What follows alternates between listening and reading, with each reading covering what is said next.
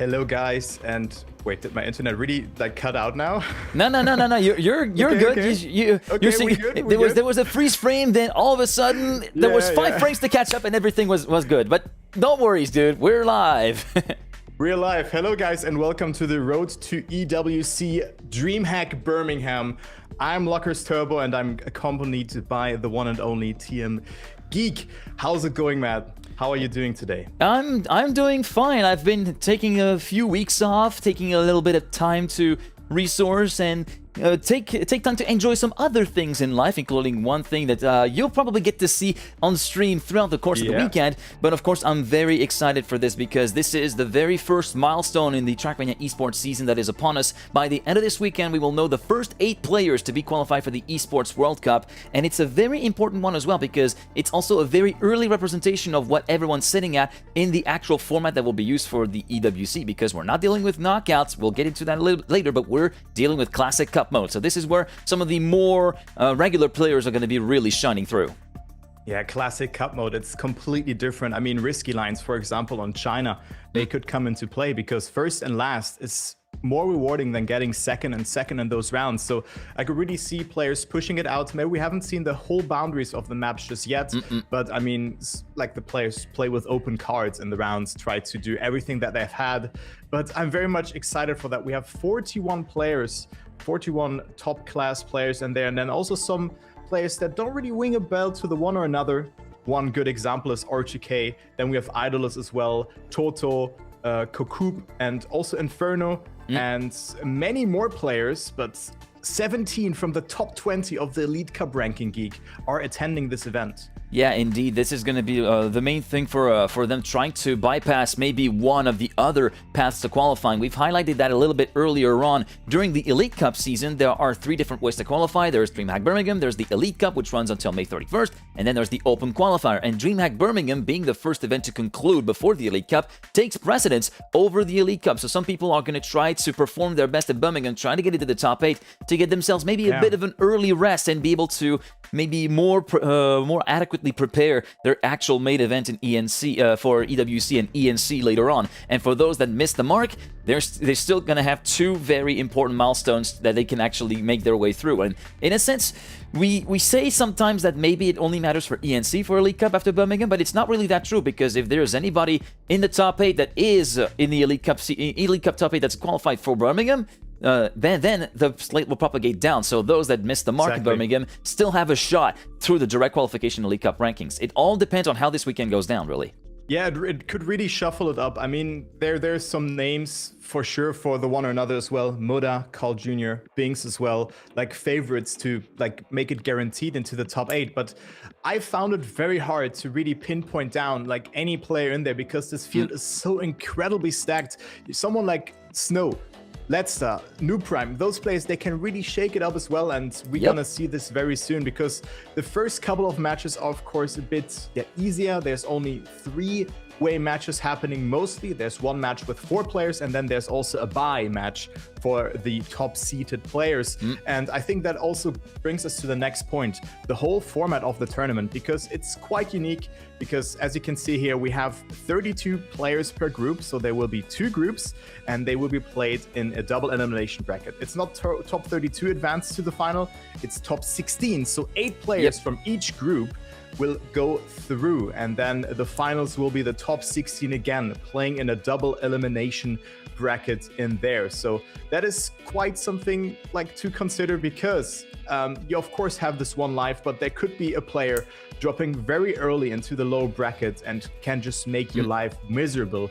And especially for Group B, which will be played after Group A today, Group B looked very, very stacked to me. For me, the group of death here in this scenario. That is true. We had a look at the lineup, and yeah, you just look at the lineup of Group B. You can actually consult this over on the Wikipedia page as well of the tournament. And yeah, just to give you a few names from the Group B, just for those that are that have a bye round: Mata, Elcon, Bren Otak, Wazil Gwen, Carl Scrappy. Those are bye rounds and will be opponents for in round 2 for those that make it past round 1. So there's going to be already a wall that you're going to be facing against in these early proceedings of the tournament that could send you down to the lower bracket pretty easily, which means that you won't get an early rest by the end of day 1. You'd have to play through the early part of day 2, which is a pretty short day, all things considered, because it's the last few rounds of both groups in the lower bracket, and then we conclude the day with the quarterfinals of the winner bracket in the final stage of the playoffs, quote unquote. Sorry if I get a little bit long-winded, but you get the idea. Top 16 round 1 is when we end the day on Saturday, but the real crunch time is going to be the first few matches of Sunday, because we then get to determine who will go to the winner bracket final and who are the first 4 to be qualified, and then it's all eyes on the lower bracket to see who will join them as well. Yeah, exactly. I mean, the top 8 kind of turning point in this tournament is very important, and that is the winner bracket final, of course, that you qualify directly to, and then also the loser bracket final, and then you're like through into the top 8, and you can pack your things to the Esport World Cup in Riyadh on August 17th to 21st, where of course is a prize pool of $500,000. But don't get me wrong, here there's also a lot of money on the line. $20,000 here, $5,000 for first, $3,000, $2,100, $1,500 for the top 4. But also, most importantly, top 24 gets at least prize money as well with $200. So that's quite worthy to mention as well, because we only have 41 players in this tournament at all. Yeah, indeed. So there's going to be a lot of opportunities for some players to crack the top 24 and actually get a slice of the pie here of that 20 grand prize pool, with of course the lion's share going the way of the winner. 5 grand at stake for the winner of that tournament. And now let me show you a little bit of the intermission scene. As you can see, we are on the server and just waiting for the players to join in, basically, and make a little bit of a, well, get themselves warmed up. The match is slated to start at 14:30 Central European Time. That is 13:30 Greenwich Mean Time, or if we convert that to Trackmania Standard Time, that's COTD minus 4:30. Quick maths. Yeah, but I mean, also one thing worth considering is that the daylight saving time is hitting us this weekend. That's going to be brutal. It's hitting every part of Europe, but like it's completely different than in this way. It is in that case, it is not GMT again. It is BST, and then for the Germans or for the for you as well, it's CEST. Yeah, Central Europe, Central European Summertime. Indeed, that's will kick into effect this Sunday, which, to be honest, kind of sucks. It always sucks whenever that happens, because you always lose 1 hour of sleep. But yeah, if Spacepart mentioned it's 6 a.m. race for a few people in Birmingham, 7 a.m. for me. I mean, that's a good thing to wake up to. That way, I can still work up my energy for Birmingham Day 3. That's an important key thing. Hey, big brain. But yeah, there are some people that pointed out what you see on the screen. World record on China, 105.082. But Postito Paco, you have a glimpse of that little logo there. That's the news that dropped actually yesterday. Postito Paco, the young Hungarian driver, has signed with Virtus Pro. This is probably the bigger driver market news that we've had in a few weeks. Like, it was an insane transfer market over the first few weeks of like January, then February. Then it kind of cooled down a little bit, and now we get another insane signing like this. This is beautiful to see, and fully deserved for Postito Paco. Looking forward to see what he can do over at Virtus Pro. Yeah, I agree. Like, Postito Paco signing with a big team like that, like a very young prospect. I mean, was in the semi-final of the Trackmania World Cup in 2024, 2025. So barely missed out on 2023 alongside Lego. So very, like, a lot of potential, very fast player. And I really wonder what he can do in this weekend as well, because a lot of people like count him out, as well as someone like Wosal. When I went through the predictions of the streamers, Wosal, I didn't see him in the top 8, but like it's all about who put in a lot of practice, because someone like Scrappy hardly streamed. He is locked in, he's focused. Can he match the level though? Because he has already been playing so many competitions as well, right? He has been mainly playing competitions where he streamed, but not really being part of, like, of course, there was Red Bull Faster, where he did not make it into the offline finals. There was the big Trackmania Cup, but other than that, I really wonder how a player like Scrappy can perform as well. Yeah, this is going to be very interesting for some of the players that may have been a little bit out of sight and out of mind for some of the offline events that we had in the previous while here in Trackmania Esports. And I did see that there was a request for bracket comment. I'm just going to quickly add that. I'm faster.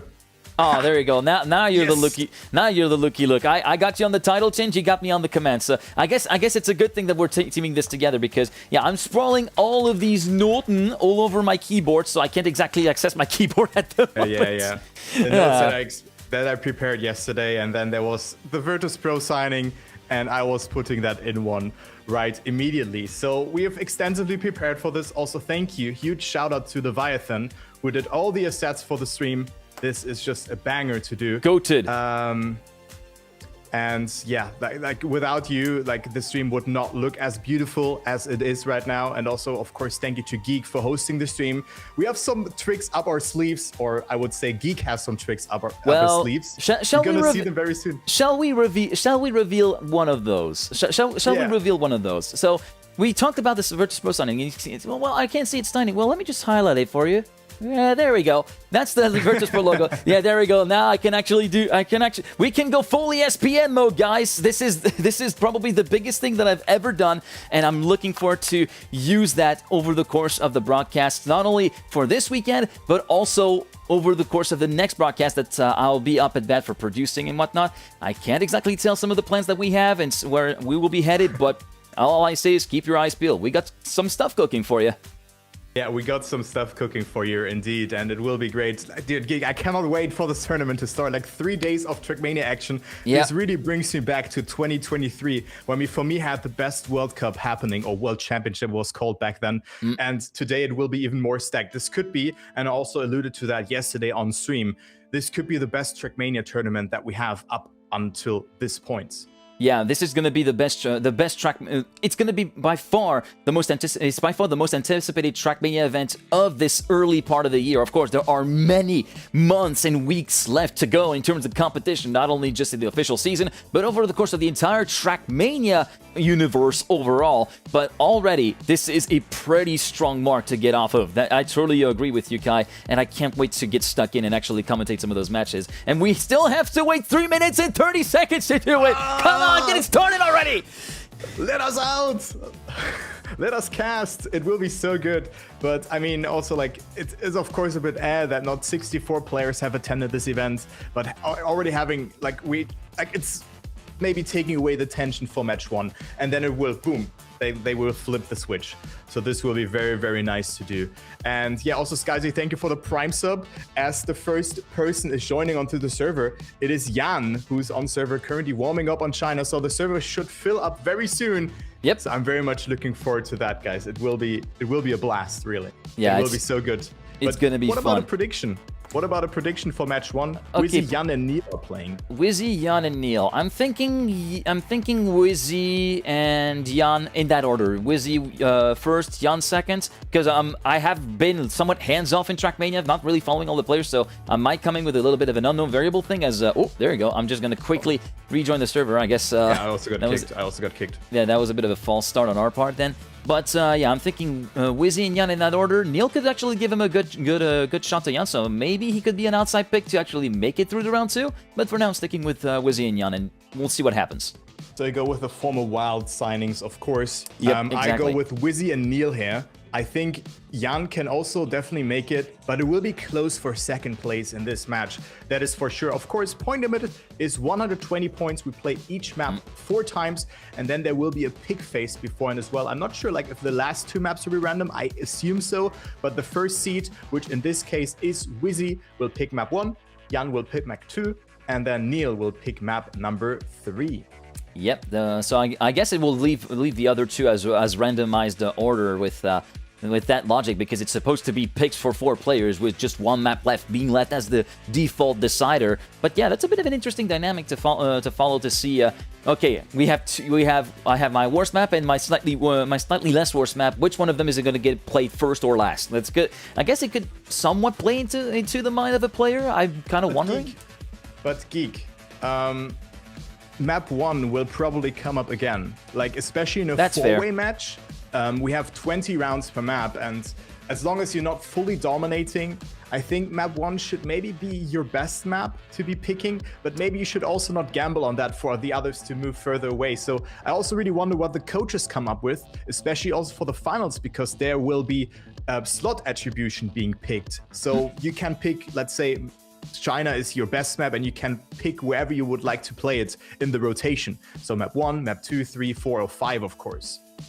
Okay, yeah, that's interesting. I thought it was still picking like first player gets map 1, then player 2 gets map 2, and so on and so forth. But if there was a slot application where whoever gets to pick first gets to pick wherever this map is placed, then that could definitely change the dynamic of the match, yeah.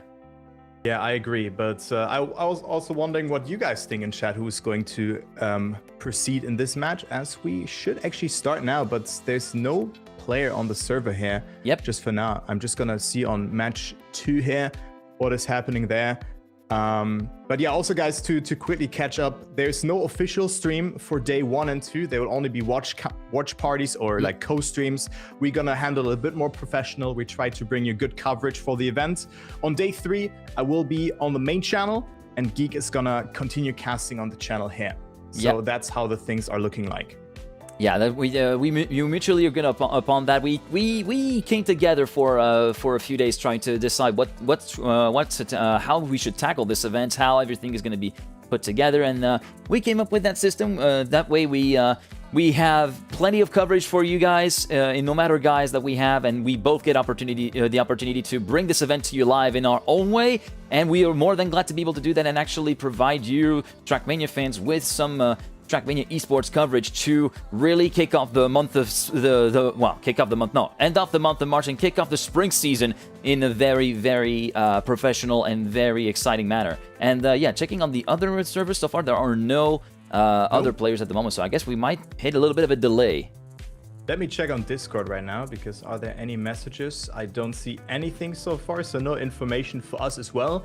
So we just have to yap a little bit, but what a great way to end this map pack as well, like with one of the most anticipated LAN events that was announced just like over a month ago. I mean, it came out of the blue kind of, but it's still good to have this kind of thing coming up. And of course, it's like mostly every like highly competitive player playing in here. Notable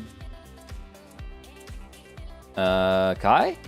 names: Tona not playing, Legu, Molle, Soldier, Azion, and then like a name who could really shake up the scene. Afi on 32nd in the ranking. Didn't really get a lot of good results in there, but Afi is not attending the LAN event. Yeah, probably maybe trying to put a bit more of a focus on the second half of the Elite Cup season, since there are still 5 events to go, and since only the best 5 results of the Elite Cup count, maybe he's trying to put his weight more behind that, trying to turn his season around. But yeah, it's definitely still surprising to see him skimp out on this road to EWC qualifier. And yeah, for some of the players that aren't participating, there are some that really shown through in the latter part of the early season, of the winter season. People like Tona with a great P4 finish on Brazil, and for me, Molle, who showed flashes of potential over on France, and then really made it work beautifully on Greece to get himself, I think it was a top 5 or a top 6 finish. I'm not exactly completely sure about that at the moment, but yeah, definitely bringing in some solid points. And Afi's not able to make it there due to working commitments. So Afi unfortunately not able to make it there, but hopefully we'll get to see more of him in action over the course of the Trackmania esports season, be it official, but of course over the course of the entire year. Yeah, but I mean, he really has to like get some very good steps in, because Afi, of course, a player that we not expect, but expect to perform well. But he was really struggling in the Elite Cup ranking so far, right? 32nd position for him so far. So it is not looking too good. Definitely not the performance that he actually wanted to have. So far, he has been only getting, like, his best position was 14th on France, 15th on China, and then like just results to forget about on Greece, Brazil, and USA, 55th, 56th, 59th, 60th, and 27th, 28th. So he really has to step up his game to have a chance to make it in there. But I mean, that could also be like important after the event. If someone like Binks qualifies, then 2nd to 9th will qualify, right? Yep. From the Elite Cup ranking. So that is very important. So one good step afterwards can really propel you up into the top 8. And that is very important to know. Yeah, it's very important to know, and this is something that we're going to be keeping we both going to keep our tabs on over the course of the year. In the meantime, I think we should take a look at some of the players that have attended, because you mentioned Snow, but there's also Glass and Charlie. The whole Zebra herd is here for BS Plus competition. They are all attending that particular event. The highest place so far in the rankings is Snow with 31st so far. But yeah, we've talked about them. They have extended their tenure to the end of 2026 with BS Plus competition. That will make it 5 years in June that they have joined the Munich-based organization. And yeah, there are players that some people tend to sleep on, but when they're on, they can do plenty of damage and they can make some pretty solid playoff runs. Maybe not top 8 contender locked in, but with an, I'd say they have an outside shot to really make it there. Yeah, I agree with that as well, especially Snow. I mean, he has been maybe the most active from the trio here of Glass, Tjalic, and Snow. He was good at the Zereda Cup 2022, of course, alongside Glass, where they got second position in there. But then 9th, 16th in the big Trackmania Cup, also a worthy result. And then he won a faster competition, the Virtual Birthday Cup 2025, and got 5th in the Magi Monday Season 4. So definitely not performances to sleep on. And then Maimo, kind of like Maimo in between the BS Plus players in here. Like, I would put him in the same roster as those players as well as someone like Worker. Like, those Frenchmen, like, they can deal a lot of damage. Yeah, they are solid outside. They're a solid outsiders pick. That's the way I qualify them. Solid outsiders pick in order to try and make some deep playoff runs, potentially have a shot in the top 8. And yeah, I mean, honestly, like the field is just pretty exquisite. You just look at the names and you're like, yeah, this is going to be good, and it's going to be good, and it's going to be getting started very soon because I did see one of the players joining. We have Wizzy on the server, guys. There he is, the Wheelman, formerly of Team Wild, of course, rocking the Waypoints game, member of the Waypoint mapping team himself. It's always cool to see Wizzy in there as well, and it seems as though his playstyle at the wheel is kind of starting to make some have some influence over some other styles. For instance, Granadi, who was we're so used to seen him do 90-degree turns left and right. I got this info. Well, I got this info like that was like a way back. I think that was back before World Cup last year. He told me, yeah, I'm finishing playing the World Cup with a 90-degree lock to lock. And then he decided to bring the whole steering ratio down to 60 degrees, so he doesn't have to turn as much, and it's a little bit more easy to correct some of these things, which is a playstyle that Wizzy has adopted since the beginning, and a playstyle that Moda has adopted as well since his transition to wheel. So maybe a little bit of a pioneer in terms of how to make the wheel somewhat more manageable, maybe physically, for some of the players. Yeah, I agree. Like, it's a complete different wheel playing style as opposed to Granadi that you rightfully mentioned. And I still remember up until this day where Muda was trying Wizzy's wheel out at the World Championship in 2023. Like, we all got it a try. I was terrible at it, but I think Muda was struggling a little bit at the start as well. So, like, it's just still incredible to me how Muda was able to improve so much. But Wizzy, player profile here. He got 7th on China and Brazil, currently 19th in the ranking. Of course, got 3rd in the Beacon Duo League as well. And then 5th, 6th in the Trackmania World Championship 2023 with Stuft, who's also attending this event. And then as of very recently, he also was 5th at the Out of the Blue tournament in Tallinn. Yeah, a tournament which I was watching from the sidelines, but yeah, it was a pretty cool tournament as well.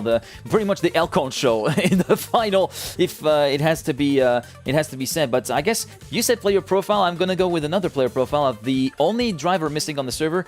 That is, of course, Neil, Indian American driver, part of Team 4 Wheels, finished top 36 on France, and in terms of other results, well, won the NCSA Duo Cup along with Carl Jr. and also with that same teammate won the first season of the America's Masters, which I had the honor to cover alongside some of the ENCSA boys. A really fun tournament that I took a lot of pleasure in covering, and also won the GDEX line that took place in Columbus, Ohio, way back in 2024. So definitely someone that you should not sleep on. And honestly, this is something that is really cool to see over the last couple of years. Some of the players from the other contingents. It's very much a Eurocentric game, Trackmania, but to see some of the players actually coming up through the ranks in the NCSA region, some people over from the other underrepresented parts maybe of Europe, such as the Baltics and whatnot, or some of the Asian contingent making their runs as well. It's really cool to see some other competitors actually bring themselves up and actually try to make themselves a viable force to be reckoned with further in the Trackmania landscape. Yeah, and guys, I have good news. Match starts in 57 seconds, and Jan is also on the server now. So Jan, of course, a player who has been very active in 2023 3. Currently stands also without a team, but there he had a really good run, then kind of like stopped playing a little bit, focusing on his study, but then he also came back in 2025, played the Comic-Con Baltic event, I think, where he got 5th, 6th in alongside with Wizzy as well. So, of course, not that good of a result, but he can be extremely fast, especially on a format like that, but currently he sits on 57th in the ranking, 31st to 32nd on France is his best result that we have seen during the Elite Cup season. But he can definitely deal some damage, and I think we're going to have a very nice battle here between Jan and Neil for the 2nd place. Wheezy is definitely the player to beat, and again, format is as follows: 120 points in cup mode. Every map is being played 4 times in 1 rotation, and then we just start off again. And also now you can see the picking phase as well. So here we go. We're starting. Yeah, we're starting, and we're going to be starting off on Brazil. We're going to be heading back to the unlimited... whoa, that was a very quick pick phase, actually. Brazil, then France, then the USA, and the random picks. China and Greece will be concluding the rotation. So USA, Brazil, France, USA, China, Greece. Your map order for the first match of the weekend. Yeah, maybe a mod can write that down if there's someone in chat, and then we can pin the comp, like just the message that we know what kind of pick order we go through. And here we go. We already got our predictions done. Of course, it's a little bit of a freer match, or like a match where it will not be high octane because it's only 3 players instead of 4 in here. But let's just see how this goes. Good luck to the players. Wizzy, Jan, and Neil fighting it out for their spot in the next round of the winner bracket. And I can tell you what, there is insane players waiting for you after that. Yeah, indeed. As we are about to get started. We don't have any countdown timers and whatnot. I guess it's until the when the players mark themselves as ready that the match will get underway. But man, I'm excited. I'm excited. There we go. Finally. I was waiting for that screen to go away and for the loading screen to actually pop up. But yeah, here we are. We're starting off on Brazil from wheels on the ground to wheels over water. We are switching over to unlimited hydroplanes multiple times on this track, and we've seen plenty of heartbreak, of course, during the Elite Cup season. This being a bit of a different setting, I feel like this is going to be more analogous to what we saw with its ancestor Surf back in the World Championship of 2023. Yeah, and Wizzy is definitely well accustomed to this map, but also got 7th position at the Elite Cup on this map. So definitely not a performance to sleep on. And here we go. Brazil as the first map. 103.765 is the world record from Elcon. And we're finally starting. DreamHack Birmingham is live. The first road to EWC and also the last road to EWC event in this case, if you maybe exclude the regional qualifiers and that. But of course, very important to hold that gear in this sector here. Neil is currently a little bit further behind. Wizzy with a good start though, finding himself 0.1 ahead, but Neil is fighting back for that 2nd position, but didn't get a clean transition here in this part. But let's see how the players are looking like here. Neil a bit wobbly over there as well, but still holding the gap here, 2.3 of a second. And it all comes down to holding your speed over this multi-style section, starting off with a drift. And then we have also a part that has been used on Surf in the World Championship 2023 map. This part was also quite similar in there, but currently it's a nice fight between Jan and Neil here for that 2nd place. And we go into the water, or over the water, because you don't actually have water wheels on this part here. One more time, and Neil gets watery wheels, so he will be out on the fight for 2nd place. Wizzy will take the 10-pointer. Jan will get 6, and Neil is still able to finish, but he needs to be careful. The finish time is only 10 seconds. He might not. No, he won't make it. He will not make it. 1 second left. Yeah, he was not even going to be able to make the corner with the actual respawns that he was hitting with. So that's an unfortunate way to start the match. It's a good thing that it actually happens early though, because if you get hit with a no points score around later in the game, it's so much more painful to actually recover from compared to an early one like Neil just had. As we go through round number 2 out of 4 here on this first rotation of Brazil. Here we go along with Neil again, giving us a good overview of what's happening up front. So far everybody makes it through just fine. It's Jan and Wizzy first and second with a 1/10 of a second of clearance for Jan against his former teammate. Going over the first glider part, we attack very much on the inside before the long braking until the right-hander before the end of that glider. Now sector 3, Jan still leading by about 1/10 of a second. then Wizzy in hot pursuit. Neil a bit further behind, around 3/10 to 4/10 down compared to the leading duo as we go back with Wizzy, who's right within the bumper of Jan's car. Going on to the final reactor part. Jan with a bit of a different setup manages to make it work somehow, and we see a bit of a slowdown for Jan. Wizzy is able to take advantage of that and move over into the lead. Can Jan try to snipe him? No. Ooh, we went a little bit too far over the sand, over the shore for Wizzy, but he did manage to keep it somewhat sedate and manages to cross the finish line with another 10-pointer in the bag. Neil does reach the finish line and goes for the first 4 points of his match. Meanwhile, Wizzy gets the provisional match record with a 104.430. Yeah, very good tournament record. I really like that here with the overlay as well. Just 0.7 away from the world record. But Jan also with a great showing there up until the ending, where he lost a bit of control there, and Wizzy just had a much better ending sector here. But now look at the start from Neil, but he doesn't really accumulate as much speed, and I think lost the gear in exchange as well. So he's now half a second behind Jan and Wizzy in this round. But Wizzy with a great showing so far here. 2 out of 2 wins in the first 2 rounds, and he can make it even 3 because he's 0.3 ahead of his former teammate Jan here, who is sitting at 12 points, so not too bad. But you also at some point, of course, want to get those 10 points for your name, because Neil is pushing it as well, but also didn't really get a good round here at all. So it will be another round where we have a close battle that is developing in the ending, because the gaps are as is, half a second, and then half a second up until the 3rd position as well. And Wizzy's going to win it here again with a 104.6, a bit slower. Jan getting 2nd and Neil on 3rd, 1 second behind. Solely cannot match the pace so far from the others here in this match, Geek. Yeah, so far Neil having a little bit of a diesel-like start. It's taking him a little bit of time to get himself into the groove and not really feeling it. And oh, come on, guys. You know it's Neil F1, not Neil F2. I know, but it's not really warranted. Come on, just give him a little bit of time to warm up. Come on, guys. All right, in the meantime, round number 4 is underway, so that's the last round of this rotation here on Brazil. Wizzy having a bit of an appalling start, though. Will fall back half a second down, and that is going to be a big opportunity for Jan to get himself a 10-pointer, and for Neil to get even bigger points. Currently sitting in P2, but he's going to try to get 4 extra points compared to the 6 he currently has in the back. But watch out for Wizzy. You saw his ghost actually pop up in the perspective of Neil there over the first glider.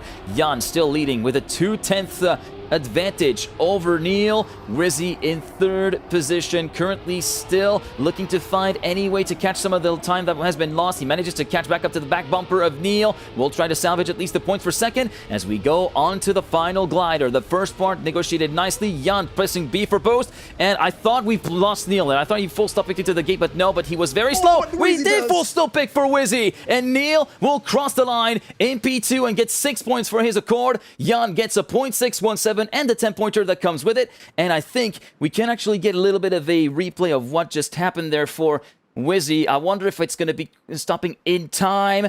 Let's see. He took the gate right there. You saw what happened there. He went a little bit too far on the inside. No slid. And in a similar fashion to what we saw actually Otak suffer from in the Brazil KO round in the Elite Cup, actually. Yeah, but I really have to say I'm still flushed how Wizzy was able to get into the finish 3 seconds after this insane crash. He was able to just get his momentum going and still finish the round effortlessly. So very good to see that there from Wizzy, but of course only 4 points in this round. Huge round for Jan though, with 1st, 2nd, and 2nd position. He's just 6 points behind Wizzy here, and then Neil of course is 14 points away, but now Wizzy crashed the start, has to go for the safe way, so this is a huge opportunity now for Neil to come back into this match. He needs to get this 1st position. Of course the point number is 120, but let's just see how this run here is developing, as Neil has the best start of things. Maybe he did not feel that comfortable on Brazil, and France is his ballpark here. As we can see, he has a good start, but Jan coming back with good speed as well. 500ths of a second. Now the most important part of the map here, the jump into that part here. You really don't want to clip there, but also you want to accumulate as much speed as possible. And Jan clips it, so he will not have a lot of speed, and will he even make the jump? Yes, he will, but barely. he has no speed. He has no speed to work with, so that is Neil's round to lose. And of course, we have a different line in the identity here. And of course, this one resembles a map that we have seen during the Trackmania Grand League as well. But let's firstly see if Neil goes for the risky line. No, he does not, because he can go right, left, or right, left in the end. But Neil takes it safe and drives it to the finish as the first person. Jan is behind, and Wizzy, after that mistake, is not able to reach the finish line though. Yeah, that's a 0 point that is actually going to be tightening the field quite a bit. It's kind of like rebalancing and reshuffling the whole field. Now 10 points behind, still suffers from that early no score, but still, like that's a pretty solid outcome if you're Neil or if you're Jan, because now everybody gets a shot at P1 as we go into round number 2 out of 4 here on France, following along with the American driver from Team 4 Wheels, currently on the back bumper of Jan, but you saw his car be a little bit too far out wide for the German driver formerly of Team Wild, and he's completely stuck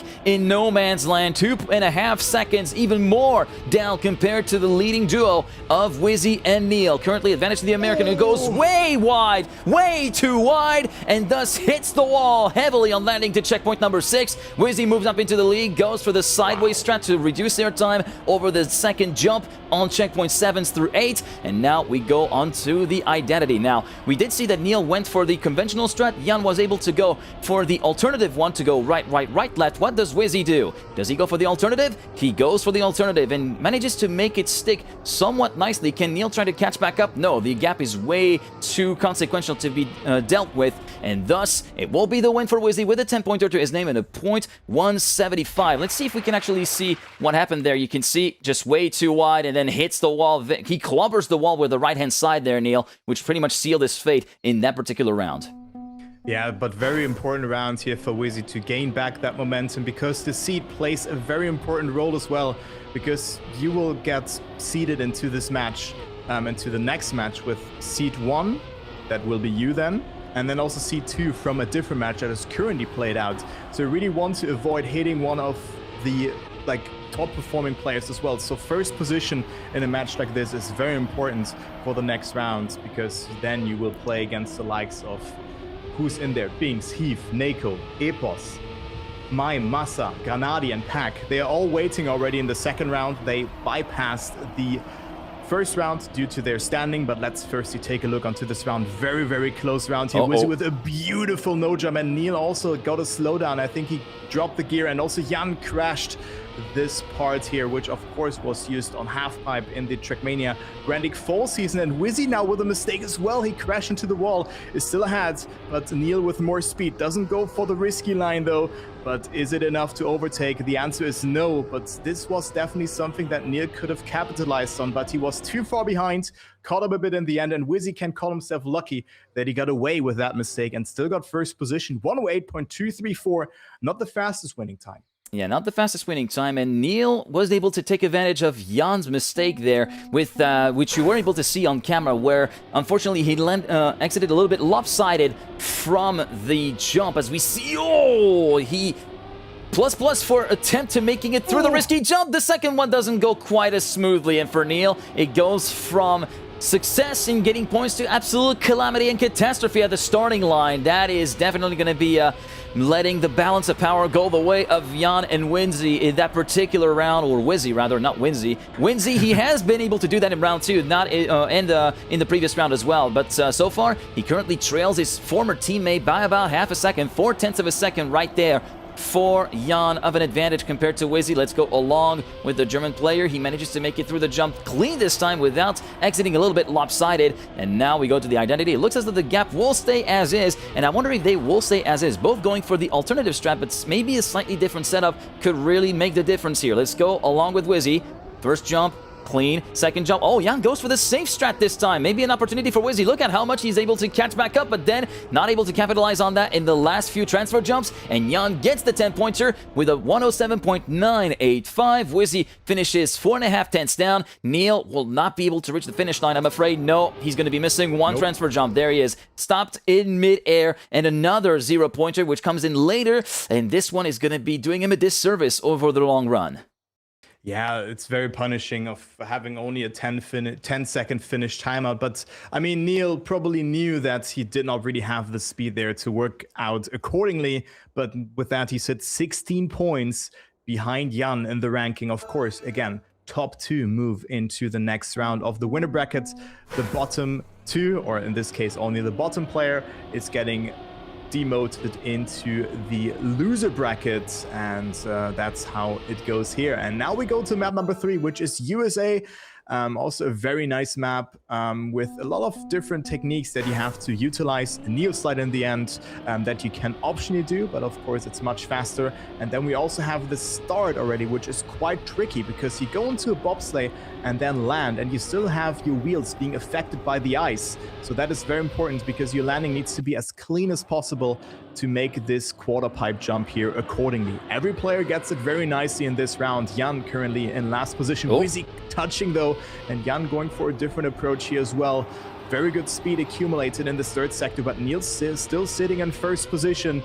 Looking good for him so far, but there's still a lot of track to be cleared, especially this repetitive slide where you really need to set up nicely for the ice here to stay as little as possible and set up for this dirt flick that you need to do. And Jan is coming closer here. It is very good, and Jan will even go for the overtake. Not the best airtime reduction there from Neil, and it's now Jan into the lead, but he also crashes there into the wall. So Neil with a free 10-pointer here if he nails the Neo slides in the end, and this looks very good and controlled, and it will be Neil winning the first round.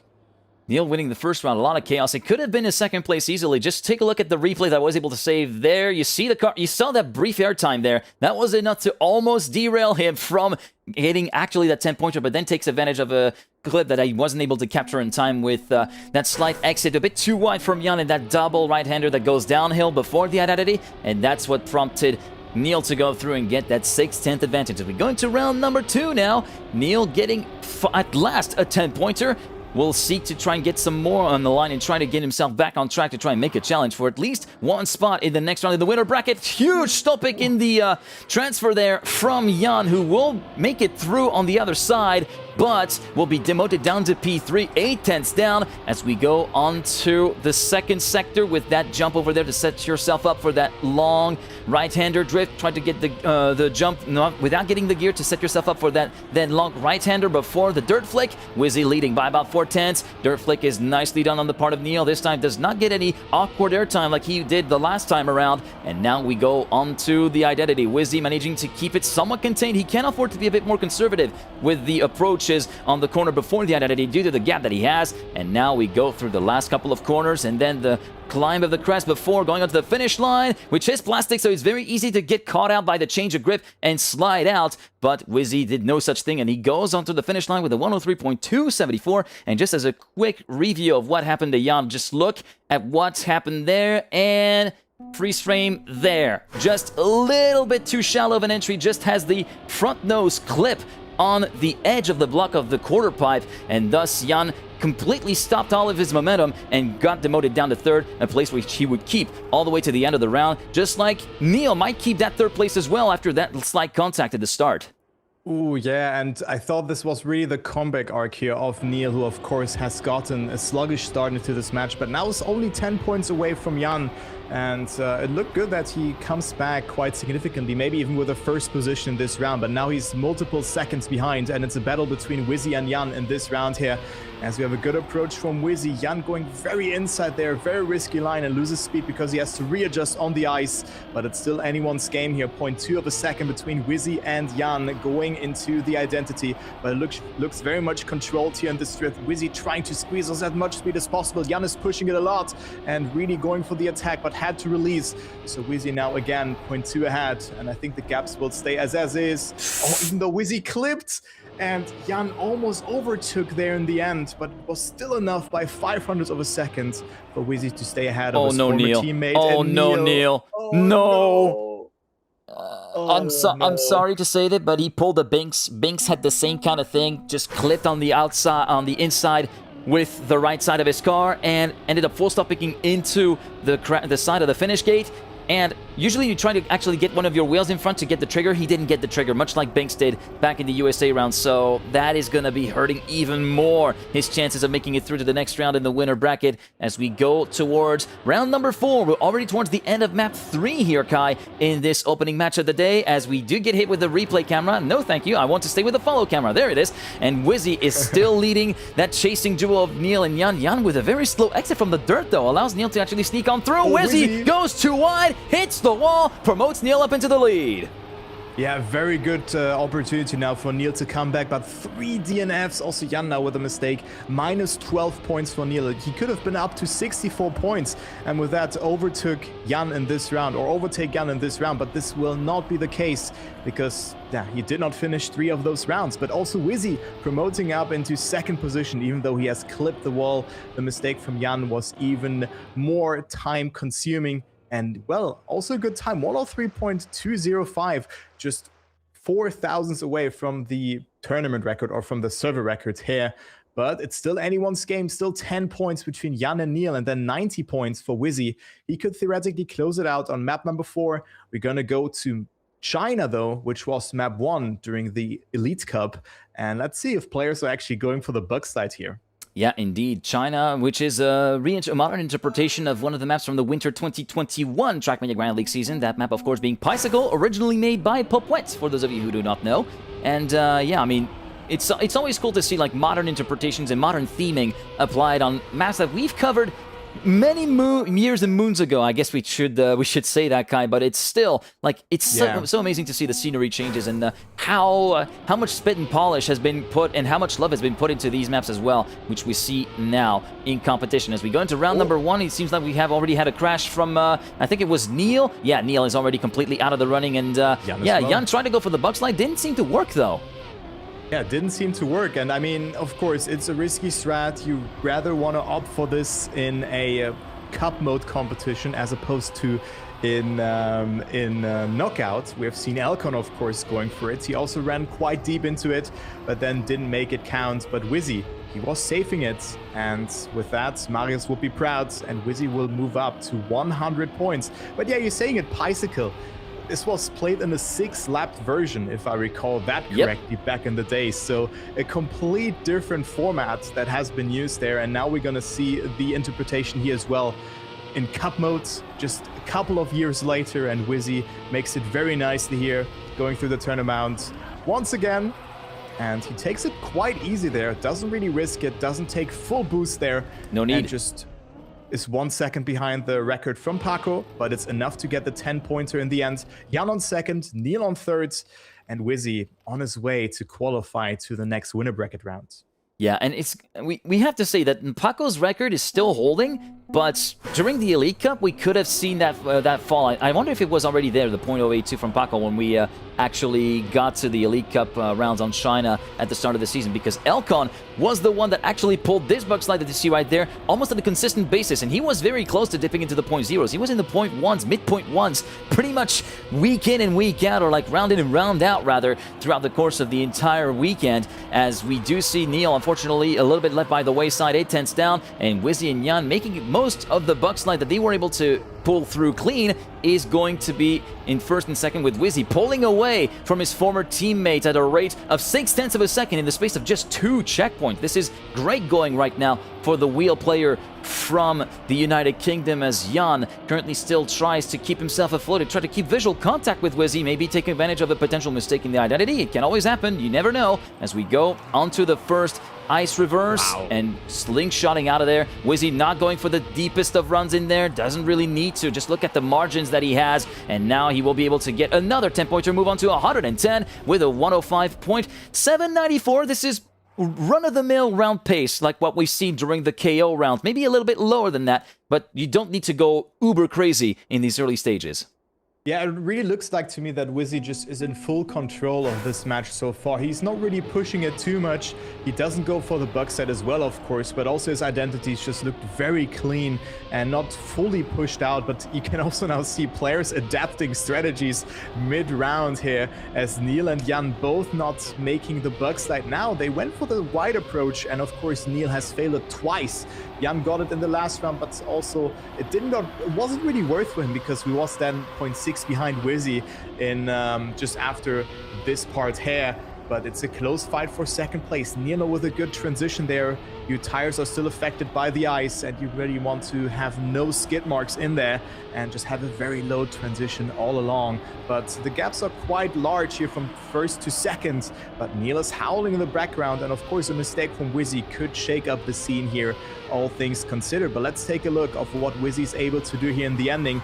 This looks very good, but again, not fully overcommitting there, just wants to make it into finals mode. And it looks good. He's 0.5 ahead, not going for a lot of speed. Jan has also failed it a little bit, or did not really push it too much.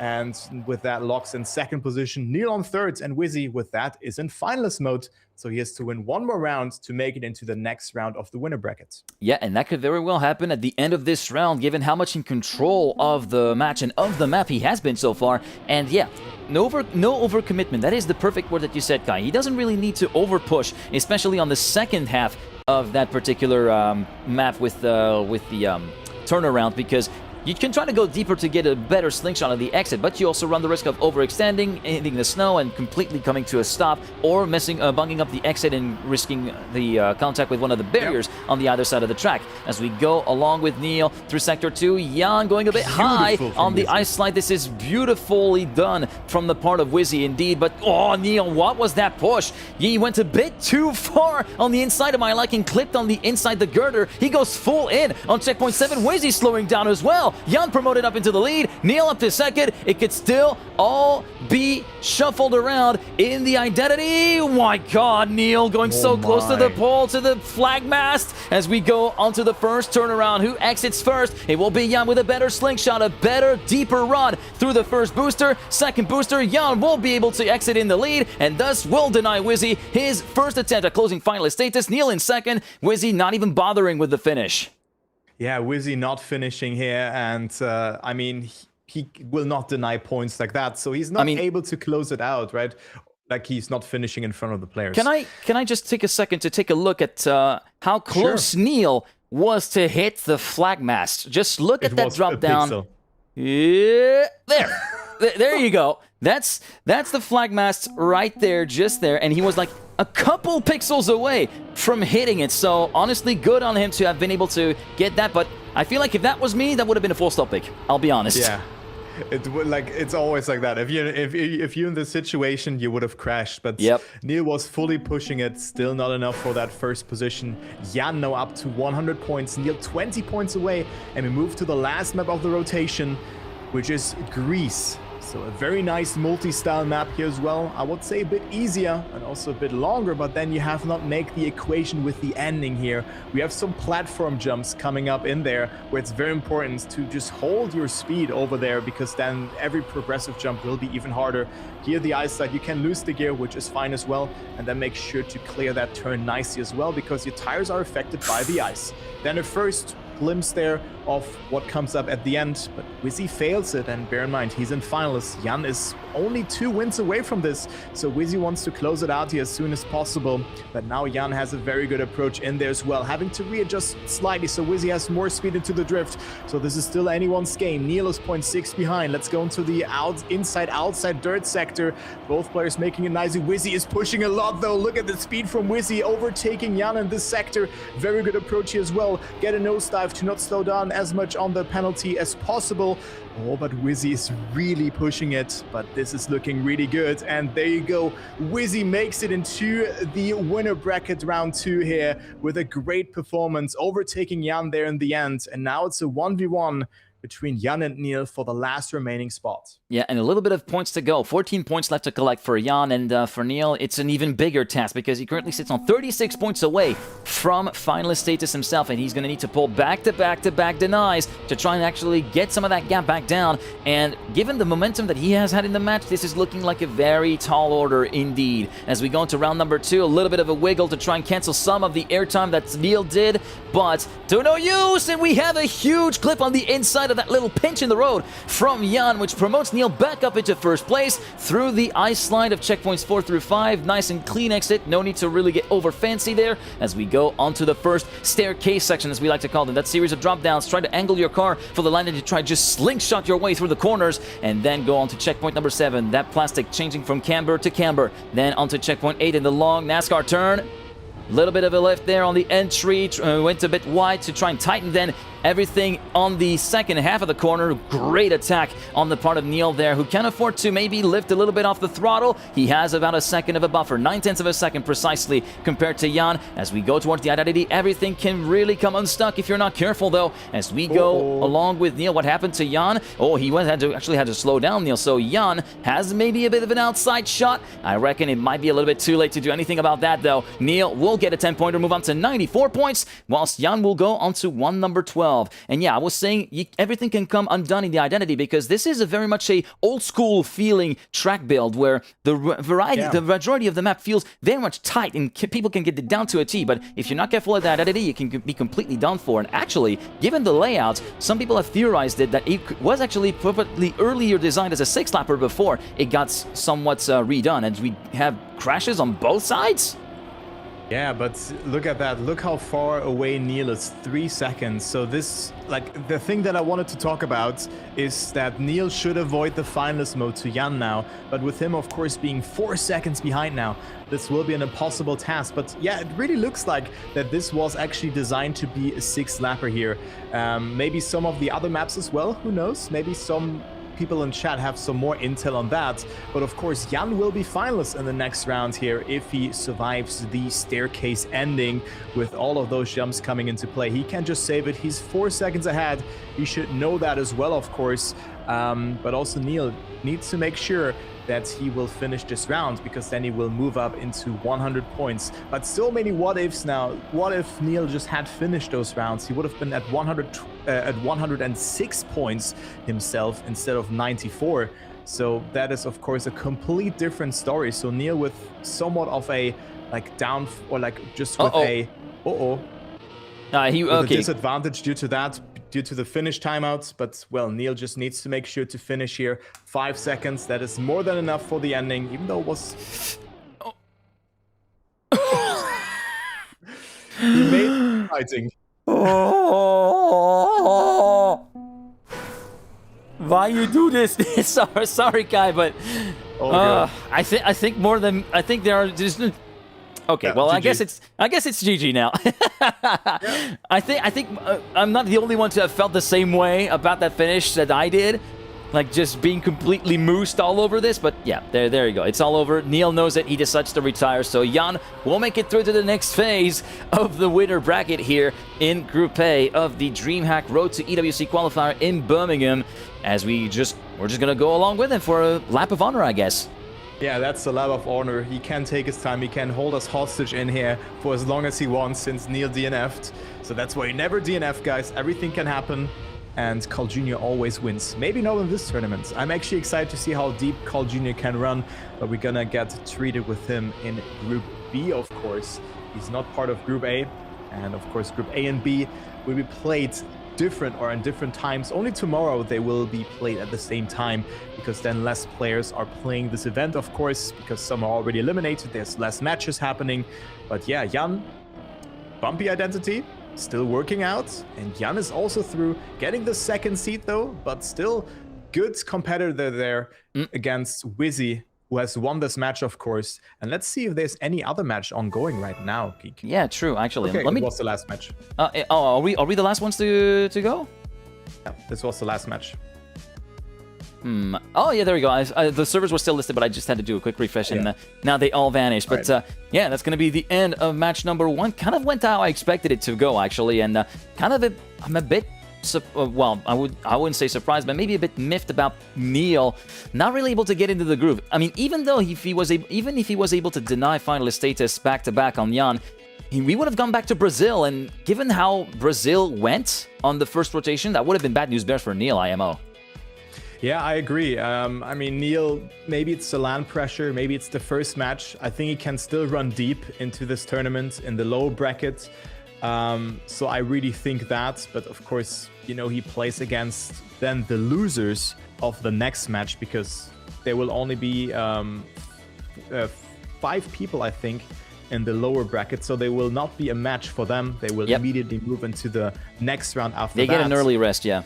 Yeah, they get an early rest. So maybe Neil can figure out his nerves, because like not finishing the first round, that really does something to you. That is for sure. That is not a good way to start off things. Indeed, as we are going to be getting some of the matches that have been populated. In terms of the other match results, I can tell that Paco and Tween, just like kind of as predicted, Paco and Tween went through. Archike gets sent down to lower, so he will get an early break as well.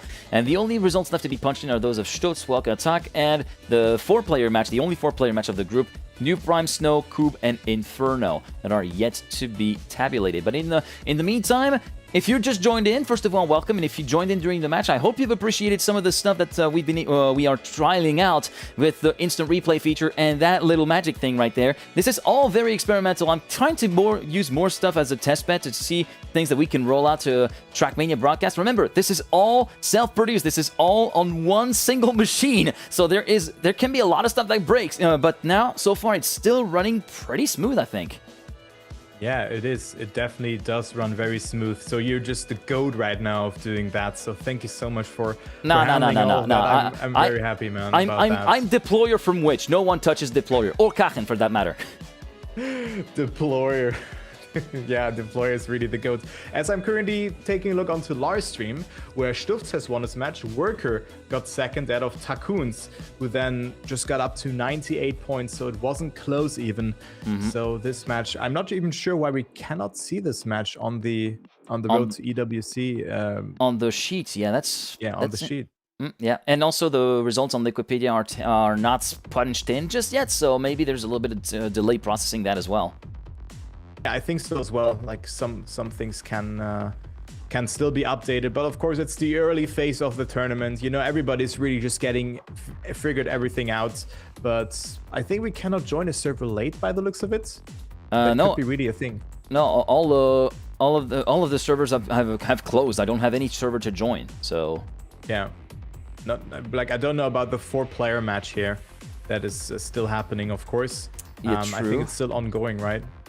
Might still be ongoing. I'm trying to get some intel on that as well. Okay, what's going on? There is Spam stream. He has already concluded his match as well. The Lars stream as well. What's going on over in the other things? Yeah, it seems as though like most of the streamers that I see are kind of out of their match, unless maybe Golden Nuggets. Hang on. Golden Nugget on the other server. Maybe he is actually. I think I see that. Yeah. Well, I see 144 P's worth of Golden Nugget, because yeah, Twitch decided to do a number on me. New Prime has won his match. It looks as though I can't see stuff. It looks as though my browser has died. I think it's Snow who's on finalist status now.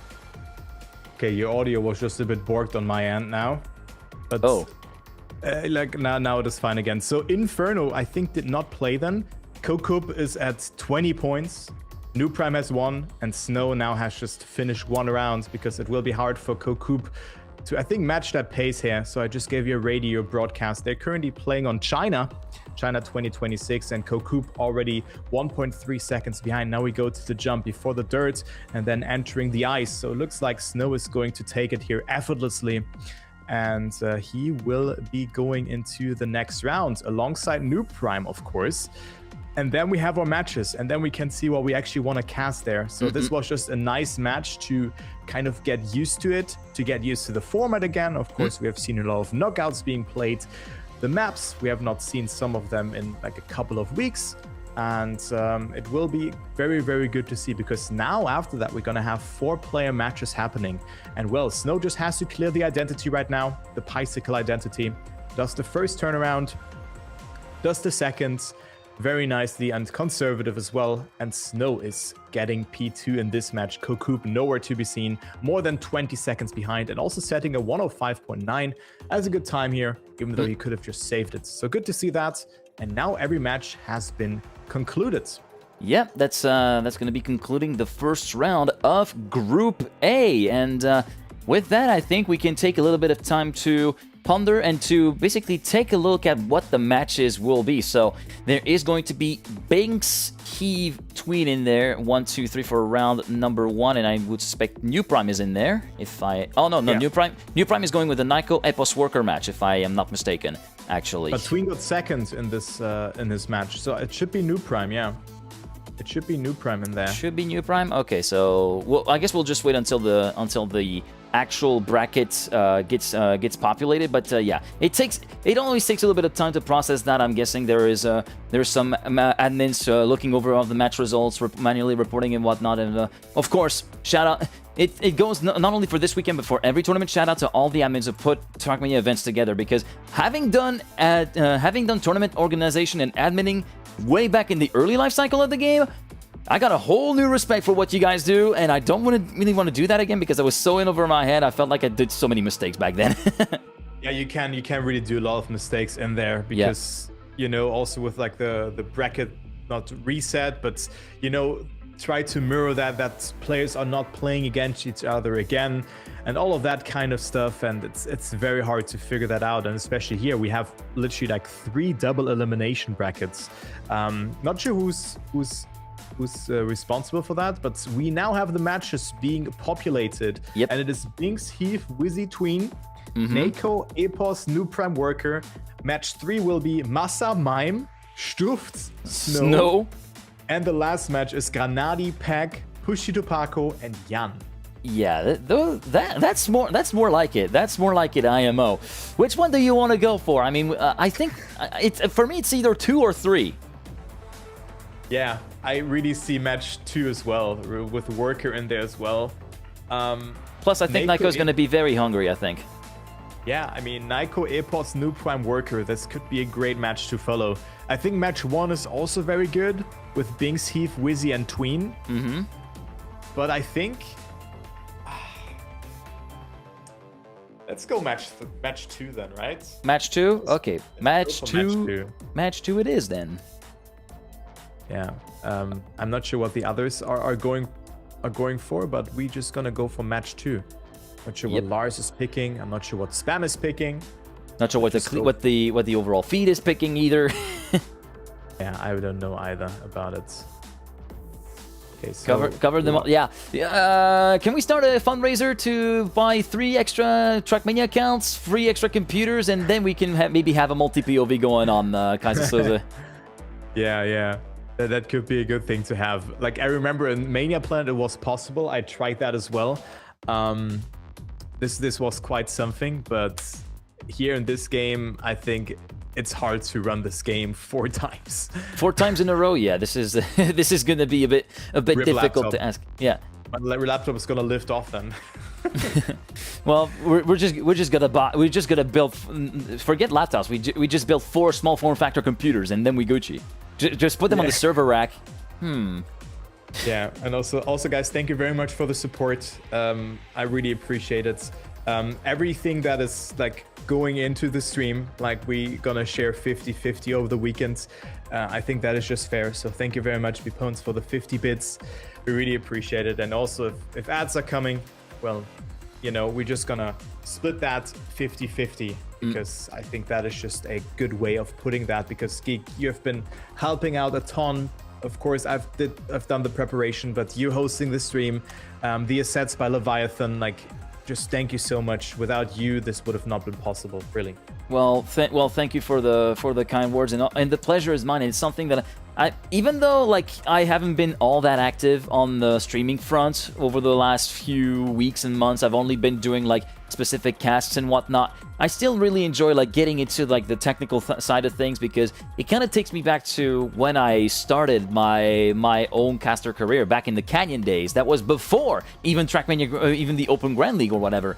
Because first few casts that I did with the Smurf Cups and then Canyon Endurance Premiership, this is where I got my feet wet and started to lay out the what makes a good broadcast in terms of presentation. And it's nice to see that I'm able to take that base and make it evolve and put it into what we are now witnessing today with really polished graphical presentation. The fact that we can also do stuff like the replays. Here's one more just for the sake of it, even though it's not really a particularly gratifying replay, but you get the idea. Being able to do stuff like this and being able to continue to push the envelope, and also in part it's thanks to you guys because also you guys give a shit. Sorry for the swear word. It's all good. You can curse here. You can curse as much as you like. You guys may be some of the only ones in the world who really give a shit about what I do. So I'm forever grateful for that. So thank you so much. You're just my partner in crime here at this point, and we've been in so many events. So I think it's just a good way of just starting the weekend. So huge W is indeed, and it's just been a pleasure. And we just kept things starting. We still have a lot of matches coming up today. And the first player also joining onto the server. I think there should be a 10-minute break from match to match, and I think there's even a longer break today. Maybe we can quickly talk about the schedule as well, because of course now we have the first matches that have been concluded. Now we go into the second round of the winner brackets. The loser bracket is played afterwards because it was also a bye round for the players who dropped into the loser bracket. Then there will be matches over the round 3 happening, and then there will be a small break by the looks of it, because then Group B is going to set up, and then the same procedure happens there as well with matches 1, 2, and 3 happening. And then matches 4 and 5 will be tomorrow for Group A and Group B at the same time. Yeah, that's the basic rundown of the schedule. I had to take a little quick swig there because, yeah, it's important to hydrate. It's important to hydrate even though you don't move a lot. If you yap a lot like us, then hydration becomes very important. But yeah, they're staggering the groups essentially, doing 1, 2, 3, then 1, 2, 3, and then on Sunday they make the 2 groups play simultaneously for the last 2 rounds, and then we finish the day off on Saturday with the quarterfinals of the playoffs. So top 16 round 1 essentially is the way we end on Saturday, and this is when we start to see everything kind of glum together, kind of see the cream rise to the top sort of stuff when it comes to the player levels, and yeah, lots of stuff to look forward to, really. Yeah, really, there's a lot of stuff, and I think it's also just a very unique way of just hosting a tournament. You theoretically have 2 lives in this one, because there will be a bracket reset happening if you reach the top 8. But firstly, reaching the top 8 is really difficult, and I think like after this round, I think then players are already. Let me think.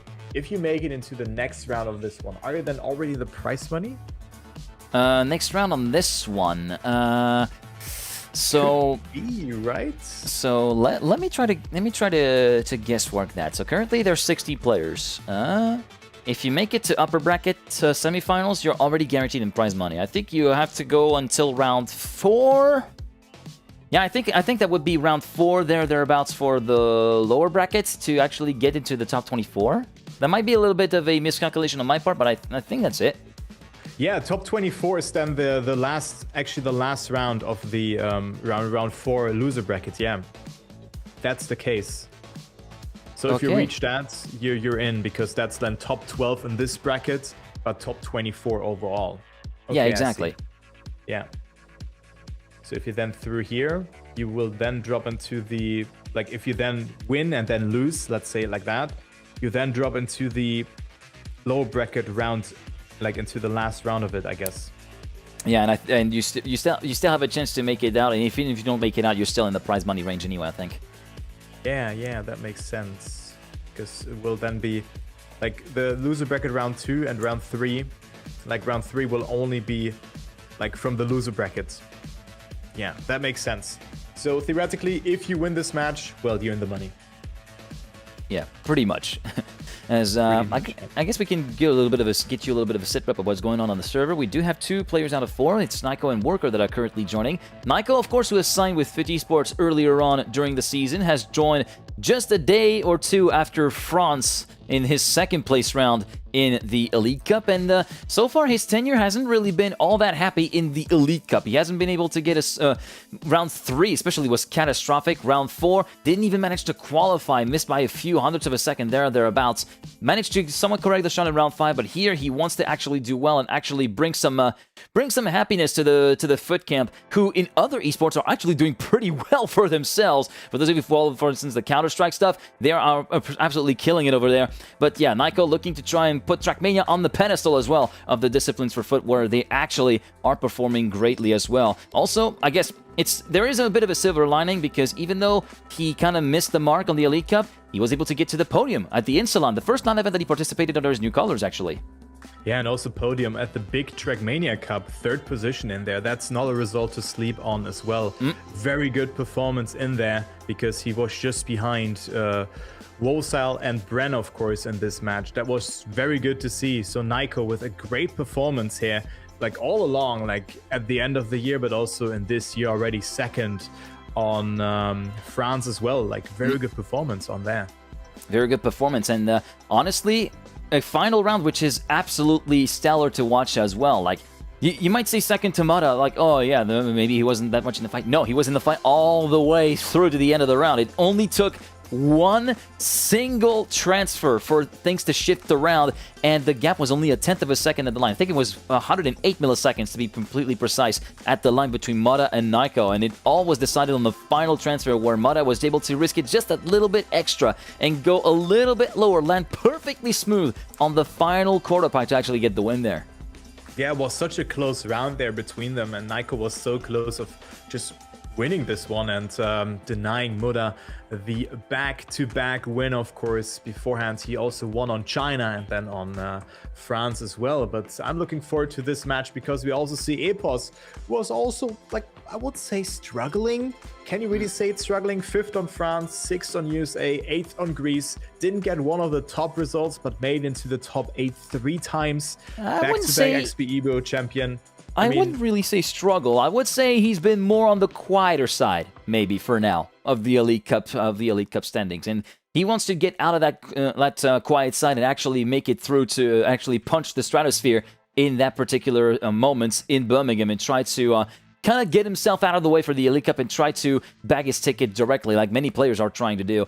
But yeah, the Team Liquid signing definitely had a bit of a, I'd say it's a decent season, all things considered. He didn't manage to get the big pointers. Base result was, I think, a top 5 on fronts, if I'm not mistaken. He might have gotten a little bit further on then after that. But yeah, he's going to be one of those that is in the wars for the EWC, but also the ENC standings, as the pick phase starts now, and it will be Nyko on duty for the first pick. Yeah, so Nyko with the first pick, then Epos. So we go by seeding here. Nyko is seed 1 in this particular order, with being 8th, of course, in the Elite Cup standings. It's China, Brazil, France, USA, and then Greece as map number 5. And we have a 4-player match now with 5 maps. Every map is being played within 4 rounds. Then there's a small warm-up to let the players load in, but it's only like marginal, like 5 seconds. And then we start off with the action. Point table is 120, and the top 2 go through into the next round of the winner bracket, and then are only 1 win away of reaching day number 2, or like actually day 3, because, well, you just then have, like, you already advanced to the playoffs then. Well, no, day 2, because the first round of the playoffs is played tomorrow. Ah, true, yeah. The very last round is played tomorrow. Yeah, you're completely right about that. The quarterfinals of the playoffs are played to conclude the day tomorrow. So it's technically still day 2, not day 3. I know some people might have wanted a bit of a extra day of rest, but that's not the way it goes. Still, you get a couple of hours. That's not bad. Yeah, that's not bad. So you don't have a complete day off tomorrow. Of course, still good to just play this one match in the evening, or as the last match. It will not be in the evening, though. It will be at 15:30 GMT and 16:30 CET. But let's firstly focus on this. Let's not jump ahead of things, because we're starting with a match here on China.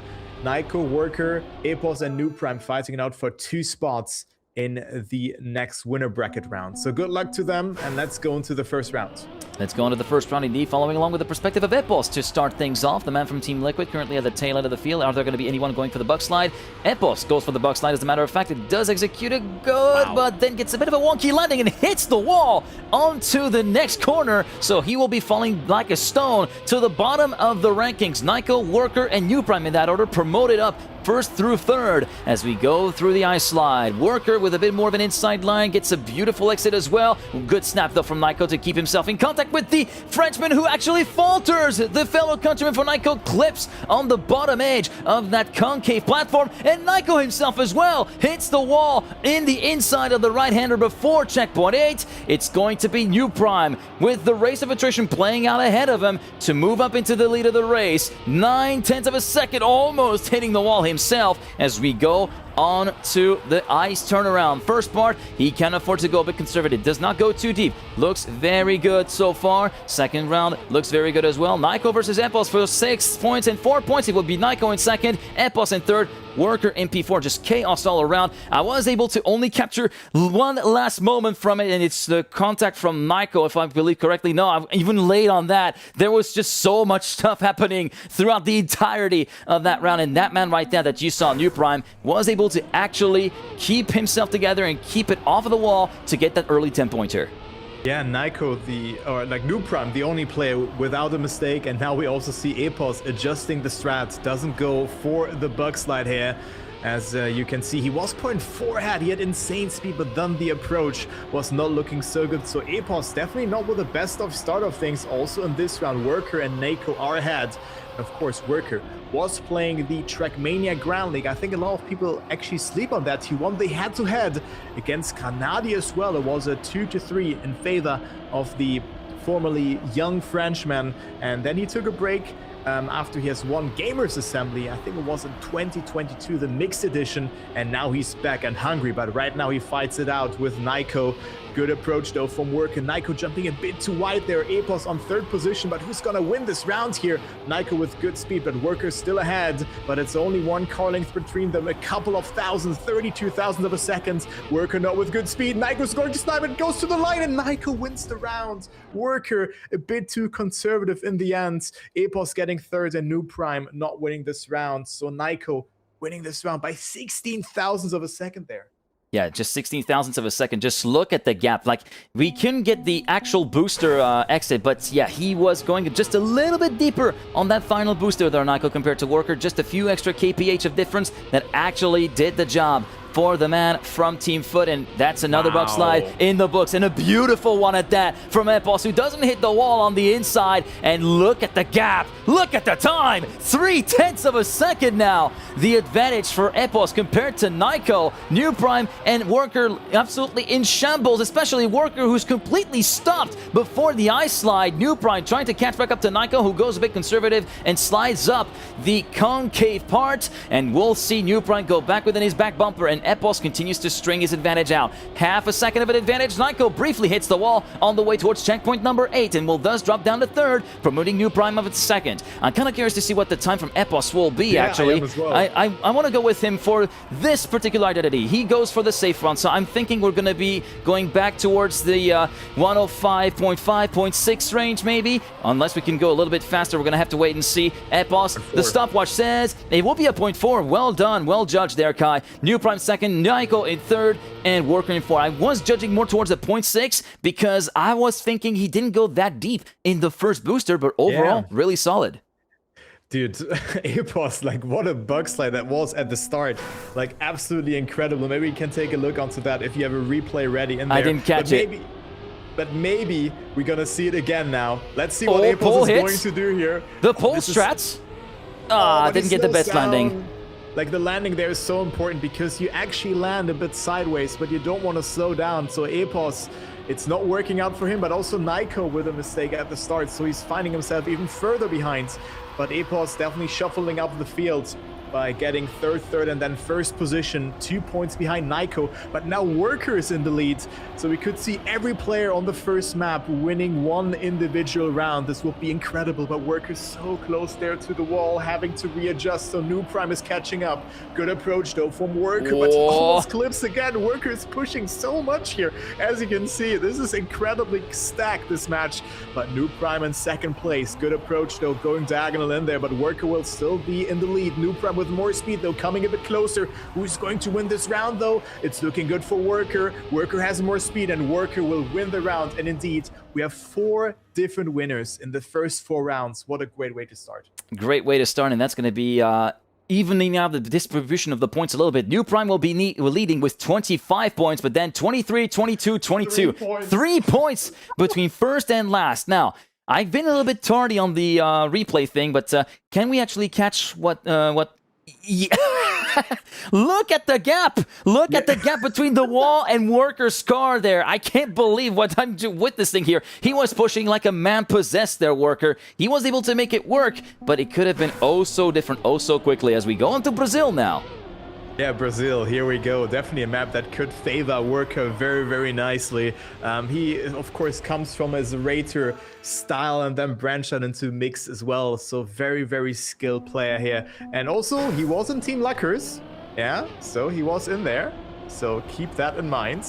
And yeah, let's see what he does here, because he definitely has a strong showing in here as we now go into the next round.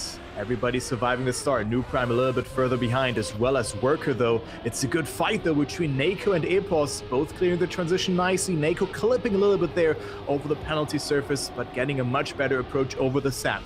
Now into the first drift we go. Epos completely losing control there, but he didn't really slow down too much.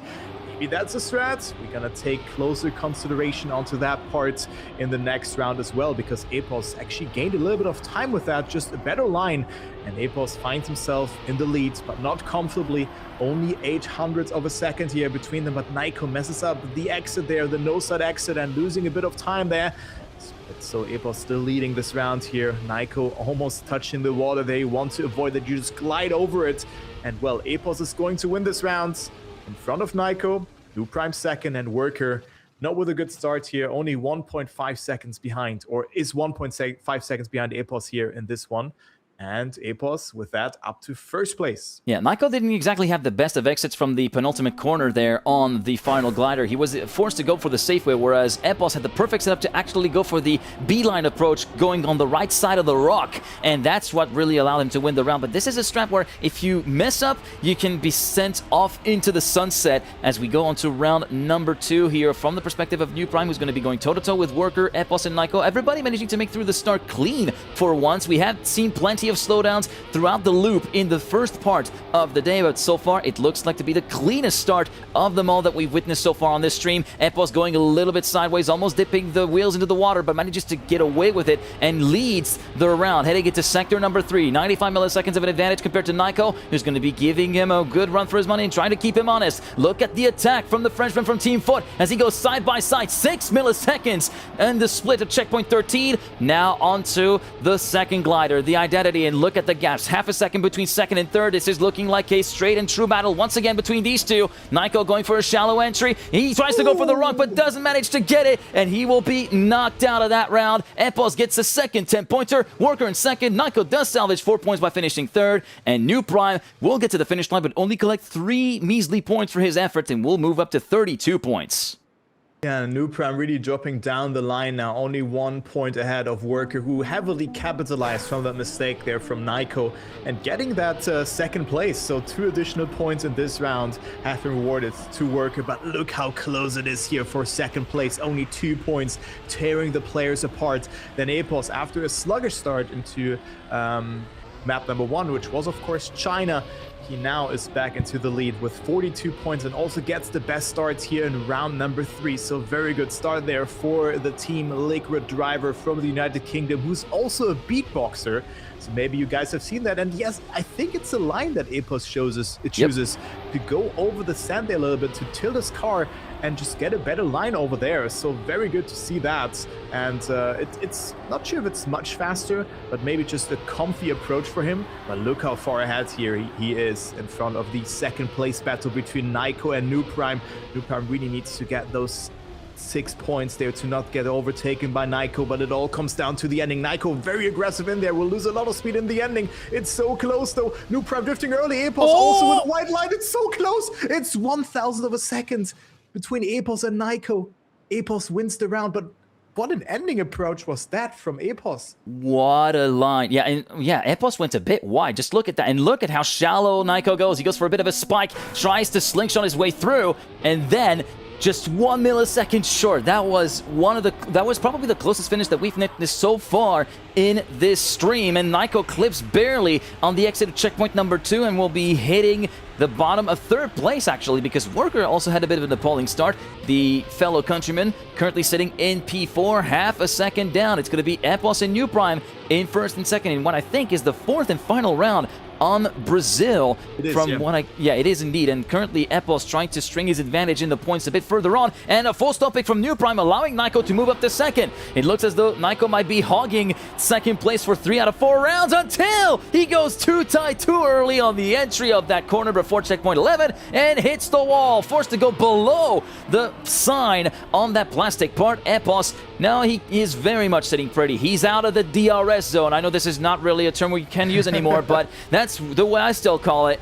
1.04 second advantage for Epos over New Prime. He's going to be able to clinch yet another 10-pointer and a .074. This is looking very, very stout. Yeah, Epos looking so fast on the first 2 maps. Of course, on China, he has made some mistakes, but now I think he has won every round on this map, if I recall that one correctly. Yeah. That could be the case. So Epos with an absolute domination here on map number 2 on Brazil. And now we go to France, but also the pace is just there. So Epos is hungry. He wants to make it a quick one today.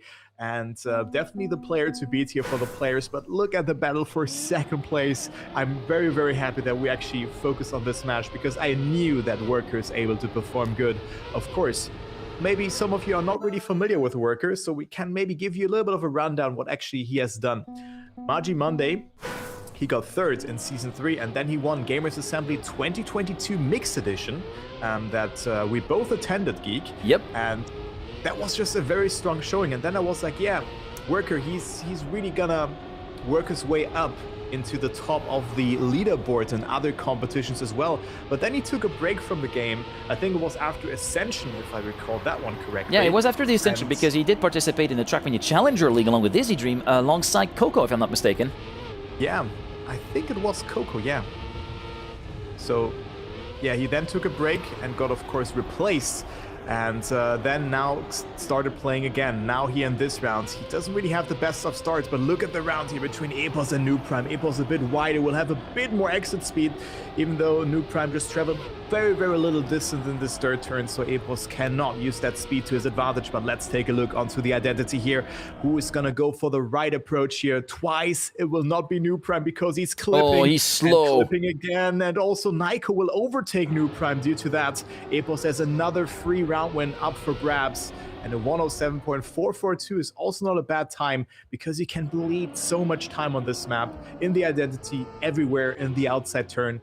It's so punishing if you just have a small adjustment that you have to do. Yeah, there are 3 main choke points that I've noted when we actually were playing this map in the Elite Cup. The first choke point is to jump onto the dirt from checkpoint 4. We've seen plenty of people come unstuck in there. Then the second big choke point is the dirt with checkpoint 6 through 7 with the 2 sets of jumps in that little divot in the dirt. And then, of course, the identity with the transfers from one side to the other of the track. As we go into round number 2, will be Worker with a bit of a slow start. 3 tenths down compared to the leading trio of Nyko, Epos and New Prime in no particular order, even though it's Nyko leading. I suspect these positions are going to be continuing to shuffle, checkpoint through checkpoint and corner through corner. Epos currently sitting in third place, 50 milliseconds behind the Nyko New Prime duo, and Nyko for the second round in a row goes a bit too wide on the entry and hits the wall very dramatically with the right rear, and thus will be left out of the running for the big points. New Prime with a bit of a sideways landing, lopsided as ever, and will be dropping down to second place, dropping a lot of speed in the matter. And look at who is there to pick up the spoils. It's Worker trying to move up one more position and grab it 2 extra points as we go on to the identity again. Let's go from the overhead camera, and Worker has a slowdown in the first transfer, so New Prime is standing to benefit from that. So does Nyko, maybe. He's a bit far behind. He will be able to snatch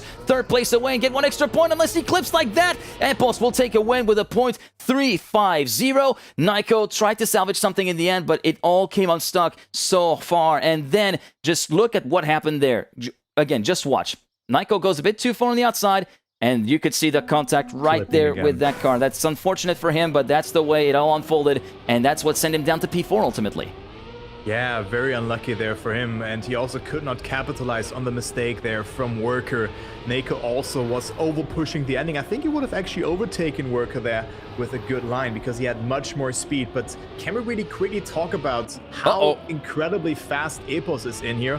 Well, Nyko's out, as well as New Prime in this round, so both having the same crash. 6 round wins in a row. It looked like a very close match after China, but Epos is just excelling himself into the next round here, but now he crashes as well. So this is Worker's shot. Yeah, one could say cast his curse, but of course it's a bit and well, I mean, Epos is coming back because Worker also clipped the transition.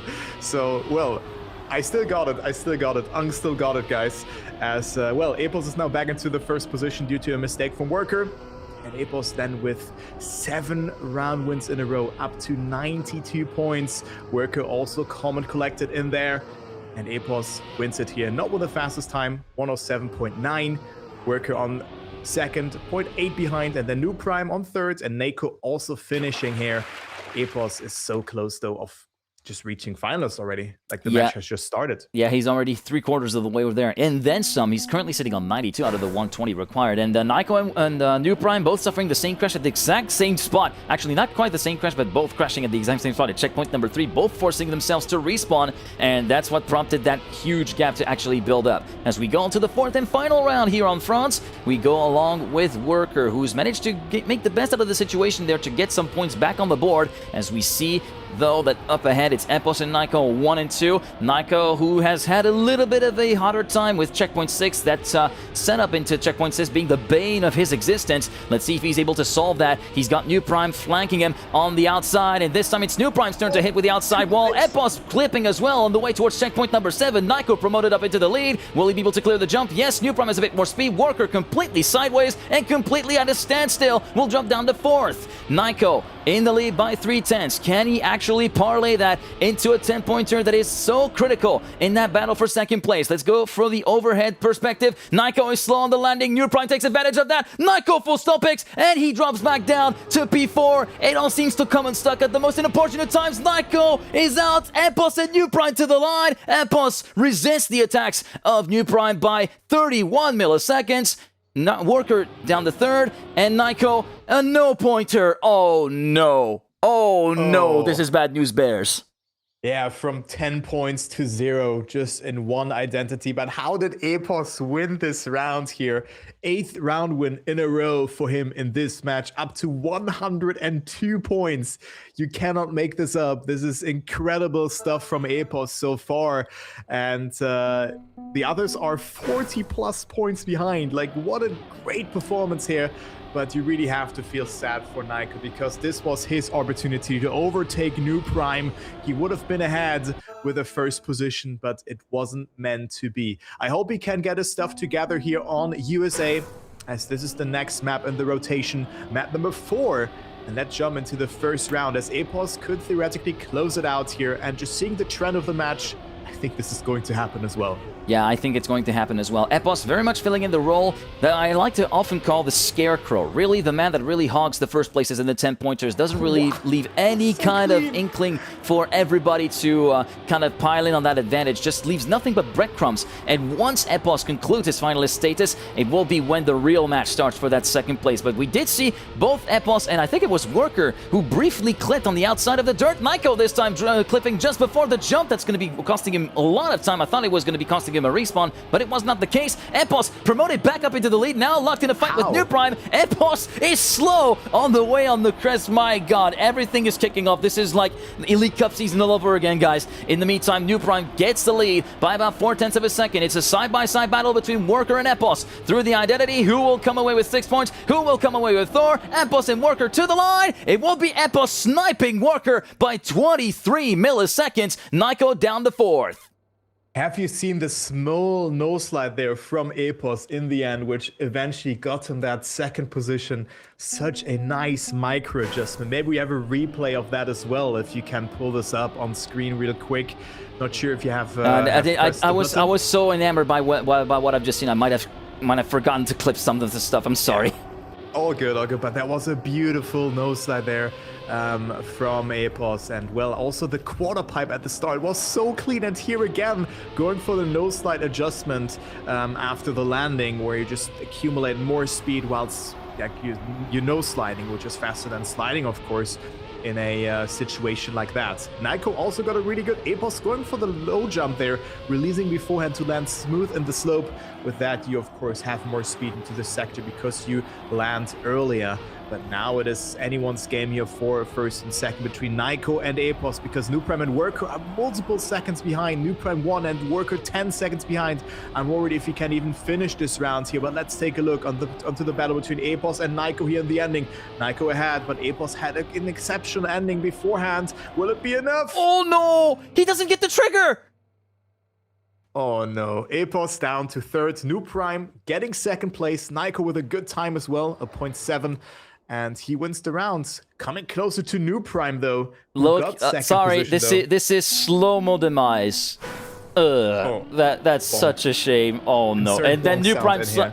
And then New Prime dropping by like he sees someone at a lay-by stopped on the Autobahn. That's such a shame. That's such a bad way to go, isn't it? In the meantime, going into round number 3 here on USA. This time, Worker makes the start and makes it past the bobsleigh without completely slowing down. And this is, we are overextending a little bit there on the part of Worker, so that's going to be costing him a little bit of time on the spot. And that is going to be dropping him down to P4. Nyko, who currently sits in 3rd, who won the round with a very stout time of a 0.771. He has a bit of a revenge to take on this map because you exited pretty early during the Elite Cup, finished in 48th position, if I recall correctly. He's got a lot of catching up to do. In the meantime, it's Epos and New Prime, 1st and 2nd, by about 0.2 of a second. Epos looking to try and get back on the saddle after his win streak had been put to an abrupt end by multiple mistakes earlier on in the map. New Prime trying to keep that streak away from resetting, and New Prime will be losing 2nd place provisionally compared to Nyko. Can he try to catch back up in the ending? The answer is a yes, as Nyko overextends just a little bit, went a bit too inside and counted a little bit too much airtime, and Epos lowers the mark from Nyko with a 0.726. Yeah, very good time there from Epos as well. Now activating finalist mode, whilst the others are still not even close to 100 points. Keep in mind, you activate finalist mode at 120 points. So what a great showing here from Epos. Of course, a couple of mistakes here and there, but of course you still want to just get situated in a LAN atmosphere. You know, it's a different setup that you play on. You have limited warm-up. It's completely different than playing at home. But Epos with an exceptional showing here so far in this match gives us an outlook what he's capable of doing in the next round as well. But here we go into this round. Red name attached to Epos. It means that he has to win 1 more round, and then the match for the 2nd place has officially started, with Worker of course dropping a bit behind in the last couple of rounds. But look at the speed here from Epos in this round as well. I think he wants to beat his time even that he was driving last round. 0.7 is already very fast, only 20.3 away from Gwent's world record, but the others are not slowing down as well. Look how close this round here is, only 0.2 of a second between the players. Let's go into the identity. Good drift from Nyko and Worker as well, but Epos is still ahead by roughly 0.2 of a second here. Let's go into the Neo drift here. One more time, Epos with a no slide messes it up, doesn't get it right, and Worker wins the round. Nyko failing it. New Prime again, getting from last to second place, and Nyko is also getting denied some points to Epos, but unusual mistake there from Epos. Let's see that. He goes for a no slide there, messes up the Neo slide, which is of course a very precise input that you need to do. And well, with that, he gets into the water and will not close out this match for now. Not for now. First attempt at finalist status conclusion is denied, as we are going to be going on to Greece, the final map of the rotation here on this match. This is where a lot of things could kick off. I wonder if Epos is going to be able to close it out first round here, because it's a map where, as we said, everything can really come undone really fast if you're not careful in the final sector. Yeah, definitely. And also good round for Worker, though, to come somewhat back. Small comeback could happen, and I think this is a map that could also suit him very well there. But let's just firstly see what Epos is able to do here in this round, because I think the player to really look out for here, Mako and New Prime, like, just my gut feeling is telling me that they will be incredibly fast on this map as well. Yeah, indeed, as we are seeing along with Worker currently sitting 2/10 down, doesn't have the best of starts. Will seek to try and catch some of that time back up in the last couple of corners, in the last couple of sectors. Epos currently leading by about 74 milliseconds. Look at the setup from Nyko on the penultimate drop down. He's right within the back bumper of the man from Team Liquid. New Prime left to his own devices, 3/10 down. Epos goes a bit wide before the checkpoint number 8 turn, and now the long NASCAR turn. Just a little bit of a lift there on the way in from Nyko, trying to carry a bit more speed than Epos. So far the gap seems to have evened out. 7/10 of a second, 7,000ths of a second, moving up to 1/10 of a second now in favor of the man from Liquid, and Nyko has compromised his line into the dirt, allowing New Prime, who pushed all the way around the outside, to get back up to second place. Now we go on to the identity, the staircase section, the one where everything can come unstuck. Nyko messed up the alignment, forced to respawn directly. Worker was sent to benefit in third place. Epos will conclude his round and thus finish in P1 with a 113.587. New Prime second, Nyko down to fourth, and Worker will slot into third. Yeah, Worker not with a good performance here in this round, and as well as Nyko, both with some slight mistakes there, but Epos winning this match and is through into the next round. So GG's to him. Kind of expected before going into that, but I mean, China gave us a little bit of a different outlook. Maybe Epos was maybe risking it there and see if he can do it in a match, but of course it's a different form, like it's a different setup that you play on, so maybe that's something that he's going to work on with a bug slide that he has failed, I think, twice in the rounds itself. Then he went for the safe approach once, and then made the bug slide with an incredible time as well, where he drove the 0.4 actually. So here we go. Next round, 77, 73, and 96 points for the players. So New Prime right now looking the strongest from the fields to reach finalist mode first. Also leading this round, half a second ahead of Nyko, who's completely falling apart also in this round, hitting the outside wall there, and ascending down even further, now 2 seconds behind, and still 2 seconds ahead of Worker though. So New Prime just save the ending here. Sometimes the hardest thing to do, because this ending is so hard to do. It's like so many speed checks that coming into play, and you just need to make sure to make jump after jump. And New Prime does it very nicely, very clean ending. 113.7 is also not the slowest time when you could have just saved the rest of the run. And he's up to 106 points, so only 14 points away of reaching finalist mode. He could do it on this map and then win it on China. Yeah, indeed, and both Nyko and Worker are going to have to kind of wake up a little bit there, as they seem to have fallen by the wayside after, as you said, China, which looked very, very closely competitive.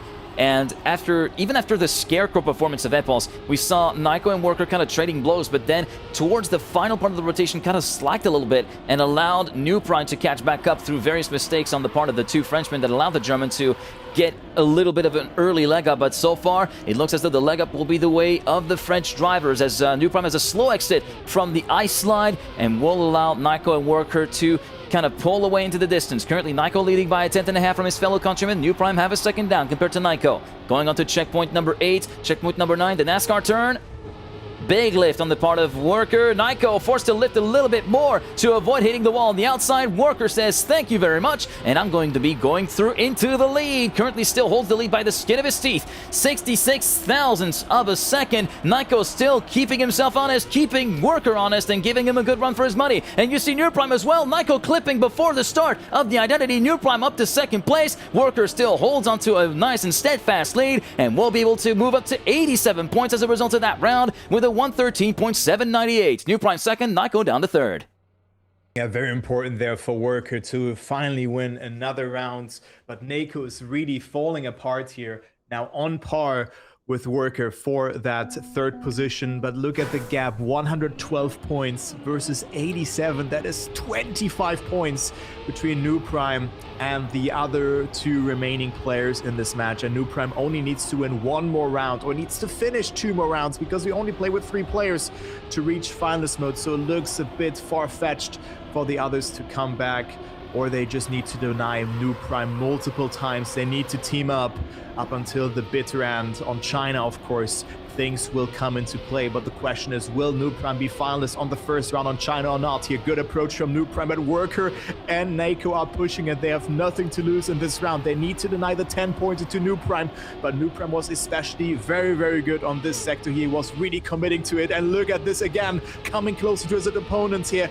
300ths of a second it is, and New Prime going into the lead here, dead even to Worker. This is an incredibly close round here, as it all comes down to the ending. It's neck and neck between them. New Prime provisionally in the lead, but Nico with a good approach here as well. New Prime with a nosedive. Worker gets it as well. Nico clipping. He will not have any speed for the identity, and it is Worker versus New Prime in this last sector here, but Worker clipping as well, and New Prime will move up into finalist mode here, and also Nico up to second place. Worker was really pushing it. Worker was pushing it, but eventually the penultimate drop down is what caused his demise. Just look at this. I wonder if it's going to be lasting enough to see that.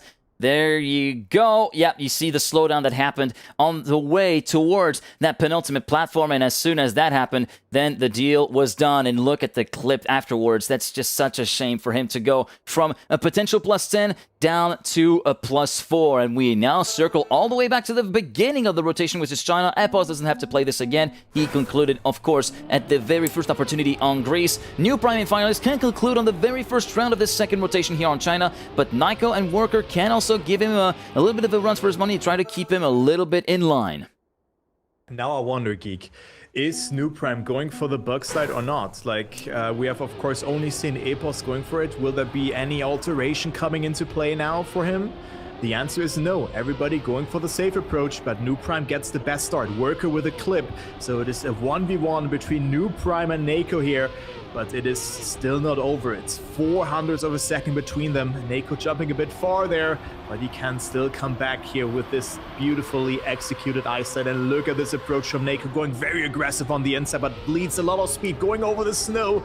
And I think this could be it, Geek. I think it is over unless New Prime fails the ending, or maybe saves a bit too much. This is looking a little bit grim indeed for both of the Frenchmen, but as I say that, New Prime looked a bit wide on the exit of the corner before checkpoint number 8, so it's still very much out to play for, but Worker needs to push. He needs to do the same kind of pushing exploits that he did back in round number 1, but it looks as though the gap might be a bit too big to really turn around. As we go on to the first ice turnaround, it's a nice slingshot exit from New Prime. We go a bit deep, maybe a bit too deep for Worker, and it is GG to New Prime, who wins the round and puts himself in second place with a 105.885. Worker and Nico have got a lot more work to do as they drop down to the lower brackets.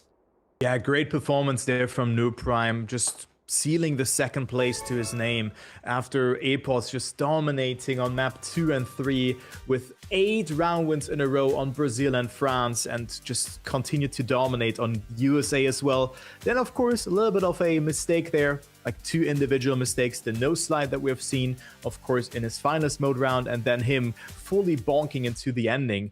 So great performance there from Epos, but still, like, could you say shaky? I think it's an overstatement. And I can also join the other servers now, actually. Yeah. So let's just go on. What server should we go? Maybe just server 1? Do we go 1 or 3? I just click server 1 now. Server I wonder 1, what's okay. happening on there. Oh my god. I couldn't connect. You couldn't connect? Yeah, too many players. Too many players. Oh. Wait, Yeah, I'm gonna leave. I'm gonna leave and you join, okay? Okay. 3, 2, 1. No, it still doesn't want me to do it. Okay. Maybe server 2 then? Well, server 3, because server 2, this was the one we were on. So server 3, too many players. Server 4, too many players. All right, well, I guess we get an early break. I'll just give you a radio broadcast then, because Biggs has won this match. And here we have Tween at 118 points, Heath at 117, and Wizzy at 100 points right now. Maybe I can also, should I maybe screen share it, or? I don't have the capture set up at the moment, I think. Yeah, maybe we're gonna do that for the second part of the group, because I can join every server now. Maybe you can shoot a message about that there's too many players. Yeah. Like I'm that. Maybe probably gonna do that because I'm just gonna do that right now. Yeah. Okay. But yeah, I mean, this round is just developing right now. Not really too much happening. Only if Wizzy really gets first position, this is important. Now we come to the identity run. Greece. Tween is right now 0.4 ahead of Wizzy, but Wizzy attacking and Tween with a mistake, and Wizzy will actually move up to 110 points. This is very important because Tween and Heath both activate finest modes, but if Wizzy wins another round, it would mean that we have a triple finest situation on Greece, actually, because this will then be the last round of the final round. So Wizzy now has to win another round here. I'm frantically clicking. I don't think you can hear it, but I'm doing frantic clicking noises at the moment, trying to get into the server as well. Yeah, but I think the match will be over because Wizzy has made a mistake at the start. After him getting that 10-pointer, of course, he's now 1 second behind, and it's between Tween and Heave. Currently, Heave finds himself in the lead ahead of Tween, who has been reaching so many ESWC Grand Finals. I think of 3 or 4 times second position in there. I think there was 1 third position. So absolute incredible player, veteran, one could say. And he is also, of course, prepared for this event, but right now he's half a second behind Heave in this round. And Heave just has a lot of cushion to work with here in this round for the last part of the race, because he goes into the outside dirt turn on Grease, now to the jump, then we go to the penalty and into the identity one more time. Heath jumping very close though, loses a bit of control, so Tween is coming a bit closer, but only it's still 0.3 of a second between them, and Heath does survive it and sends Tween into the lower bracket as well as Wizzy. Wow. I did not expect that, actually. That is a bit of an early upset indeed, yeah. Wheezy and Tween getting sent out. Maybe Tween, I'm not quite sure about Tween because, yeah, he didn't have the best of seasons, but I feel like he's more of a LAN guy compared to anything. I mean, testament to that is being, of course, the LAN spree that he went on in 2024 with the win of the Max LAN, the win of the Gamers Assembly, 3rd place of the Big LAN race. But yeah, he putting down both Tween and Wheezy. This is a pretty big story already. Yeah, and also here we have a double final situation between Mime and Stufts. It is currently Stufts who's behind Mime, and we are already approaching the last part, and Mime closes it out. Massa has won this match. Snow was at 109 points in the end, and Stufts also down into the lower brackets. All right, let me just quickly try to see if I can get that match pulled up so I can get a bit of a Radio Le Mans style broadcast. Currently, Granadi, Pakian, and Pusito Paco are still very late. Yeah. This is looking very, very late indeed because the gap's 83, 59, 49, 53. Yeah, this is maybe a bit of a delayed start to the match, but currently Granadi well and truly far ahead of the field. Will get the round win ahead of Pac this time around with a 107.520, 2/10 clear of Pac. Jan in 3rd, Pusito Paco down to 4th, and Granadi is now 3/4 of the way towards finalists. Yep. Let me screen share it for you. I'm going to call you on Discord and mute. Yep, okay. I'm just going to screen share it for you.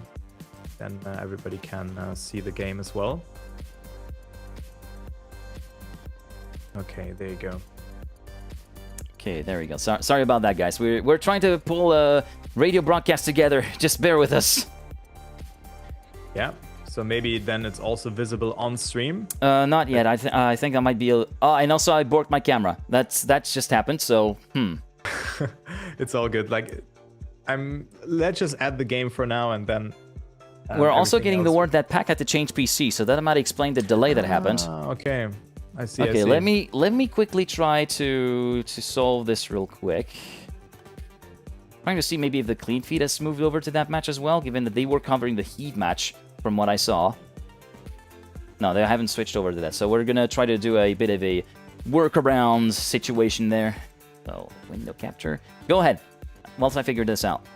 Yeah, I mean, like 3 players went for the Buck slide. Jan actually slid down on the ice. We on the first round on China. Also Pagno with a good start. It's right now Granadi versus Pusito Paco. And it's a very close fight, though, for second place here. Pac at 65 points, Paco at 56, and then Jan at 53. So it's definitely a great showing. But Granadi completely dominating this match here, up to 93 points after the first 3 maps, I suppose. So very, very good performance from the German here. And he's also going to win this round and goes up to 103 points. You should be able to see the game very soon, guys, so don't worry about it. And it is Granadi who's now in the lead. Granadi now in the lead indeed. Mile. Yeah, 103 points for him, and yeah, 6 nice score for Pac, but it's not also nice in terms of the outlook that he has compared to the rest of compared to Granadi in terms of first place, like 103 to 69. This is absolutely staggering, the gap that he has built up. And now we're going to be following along with Pusito Paco, it seems like. Is he going to try to go for the Buck slide? The answer is a yes, but he completely messes up the alignment, and thus will be hitting very harshly, though Paul on the inside. Jan also has a very, very bad landing, so Granadi in first, and Pac also takes advantage of the situation, moves up to second, a 10th and a half behind. Yeah, so very good line there from Pac here indeed, but slides out. Like, what a long slide out that was here from Pac, as Jan now is on second place and Granadi on first. So Granadi just has a free match here by the looks of it, Geek. It looks very, very much controlled for the German, as like no one is really like remotely close to him, but maybe Granadi has also then extensively prepared. But I also want to see what kind of time he's able to put onto the track, because it also didn't look that slow what he's driving here, all things considered. Yeah, indeed. So, whilst I was trying to figure out, so you said that there was a slide out for Pac, correct? And if that's the case, then yes, that's indeed what's caught Pac out during the Elite Cup, Charlotte. That was early on in the rounds. That's what caused Pac to knock out in 48th, and we didn't catch it early on in the stream. Like, we only caught the aftermath when Pac was off the side of the map and retired.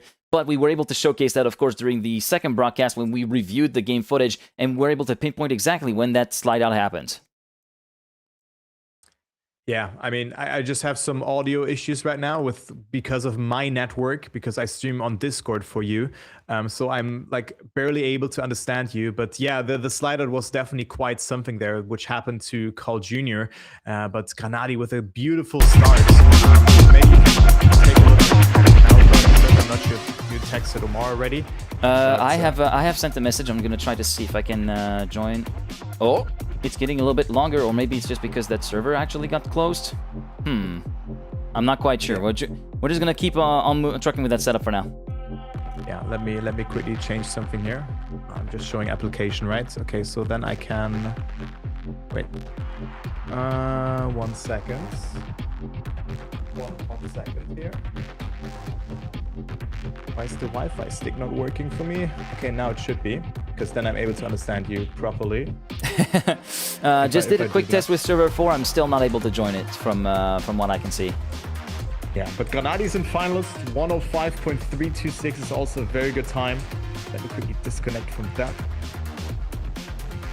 And oh yeah, true. That since there was a disconnect, and then we are losing connection with Kai. He's going to be coming back in a few seconds, guys. Do not worry, guys. There you go. He's back, and the game is back.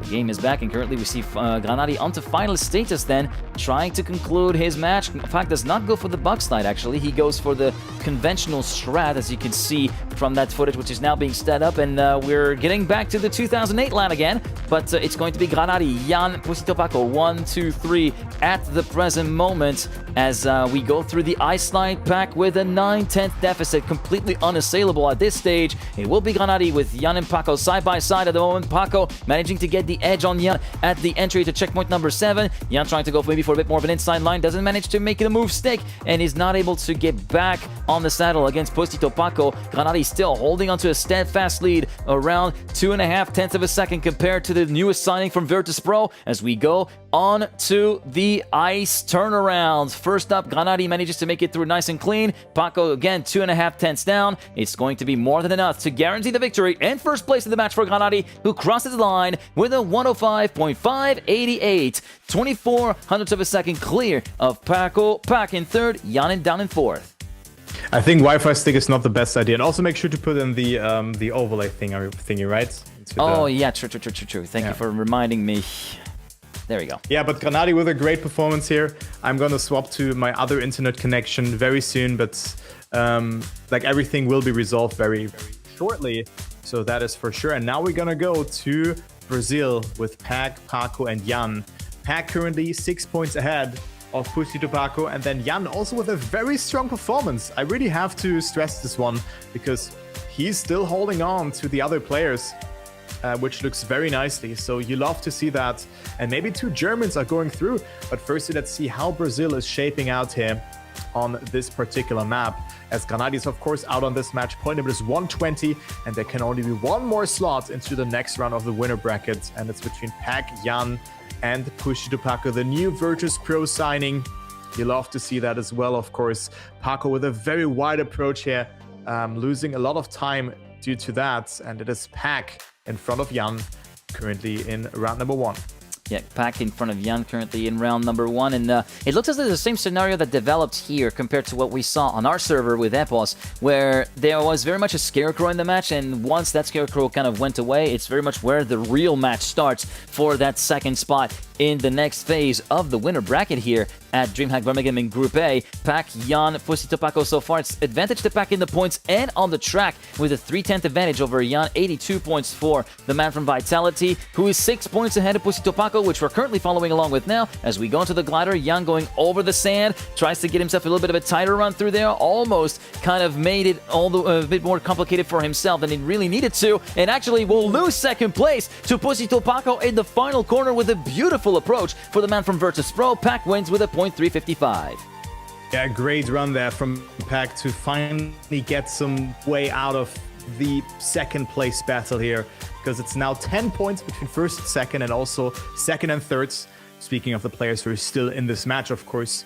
And let's go into the next round. Paco tapping the backside a bit too early, finding himself into the obstacle, and now it's a 1v1 battle between Pac and Jan in this round. Always a bit complicated to cast Paco and Pac in one match because the names are so similar. And then you also have Jan with another 3, I mean, Paco's 4 letters, but I think you get where I'm going. It like tongue twisters all the way around. But it looks like Pac is going up to 102 points in this round because he's 0.2 ahead of Jan. Very good approach from Pac as well, extending his lead to 0.3 of a second.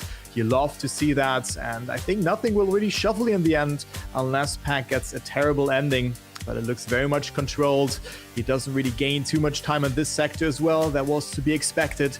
But let's see how much Jan is pushing it, because he kind of needs to get those 10 points here, but not the best exit speed here from Jan in this corner. And it is Pac again winning the round with a .348. So another good time, roughly 0.6 away from the world record, and still not AT medal on this map, by my feeling, because this AT in the campaign was really hard to get. Yeah, I haven't even gotten an AT, to be completely honest with you, and I don't think I have gotten any AT of the black maps, but yeah, Pac continuing to pile on the good performances, and this is very much the sense where he needed just the leader to get away, and then he is kind of unshackled in a sense, and he's able to realize that true potential, trying to get back into the winning ways as we go along with Pusito Paco at the exit, gets a supreme amount of speed from the loop, and actually Pac slowed down dramatically as well in the sand after those back-to-back bounces over the water, and thus the man from Vitality drops down to third, albeit some quarter of a second down. Young going to our straight line approach on that particular part of the reactor before checkpoint number 10. Paco, Jan first and second in that order. Pac managing to get back within the back bumper of Jan as we go up the plastic quarter pipe. Paco still leading quite handily by almost 0.2 of a second, but look at the gap that Jan has able to shrunk back down. He's able to go almost toe-to-toe with Paco in the dirt, but then on the entry into the water, Paco just streaks away and will put an end to the streak of round wins that Pac started to a little bit ago, and it will be the Hungarian driver from Virtus Pro winning with a .255, another strong time as well. Jan in second, 0.3 down, just ahead of Pac. Yeah, Pac really pushing there in the ending, but it wasn't enough to overtake any of the players. So Jan and Paco with some good points in this round. And let's move on into the last round on this map. Pac had 106 points, so at least 2 rounds away of reaching that finest mode. So let's take a look of how this is going. And for the people who might have joined in as of very recently, Geek is not able to join the server for whatever reason. We tried to resolve that problem, so that's why I'm screen sharing on Discord, and that's what you're seeing right now. So you see Geek streaming my my game from Discord whilst he's streaming on my Twitch channel. There's so much shenanigans going on, guys. There's so much stuff. Yeah, it's way too dank, isn't it? But here we go. Pac in the lead, 0.2 ahead of Pushy to Paco. Of course, the newest signing in the scene here, joining Virtus Pro. And he is not too far away from Pac in this round. Let's see what he can do in the ending. On the other hand, Jan is 1.5 seconds away from the others, and Paco with a good effort here, pushing a lot. Oh my god, almost hitting the rocks there, but it's not enough to overtake. But what a good time there as well. A new tournament record from Pac as well. What a good push though from Paco. How close was he to the rocks though? That was a bit closer to than I would have probably liked if I was playing, but yeah, I mean, this was great pushes on either side. Imagine driving a 0.2 and you would end up third. That's the way it went in that particular round for the others. As we go on to Greece for the others in this instance, it is Jan, of course. 116 points for Pac, who will reach finalist status no matter what, as long as he finishes that round, as he sits on 116. Then we got 102 points for Paco and 88 points for Jan, who is kind of stumbling a little bit there. Yeah, he definitely is. I mean, he was 20 points away from Pac. Now it is 28. Oh, this will be very hard because both players also here could theoretically reach finalist mode. You know, Pac is only 1 finish away, Paco 2 victories away. But most importantly, if Pac just finishes this round, well, he has 1 free finalist round up for grabs. And let's see how this one is looking like. Will this be enough for Pac to reach it?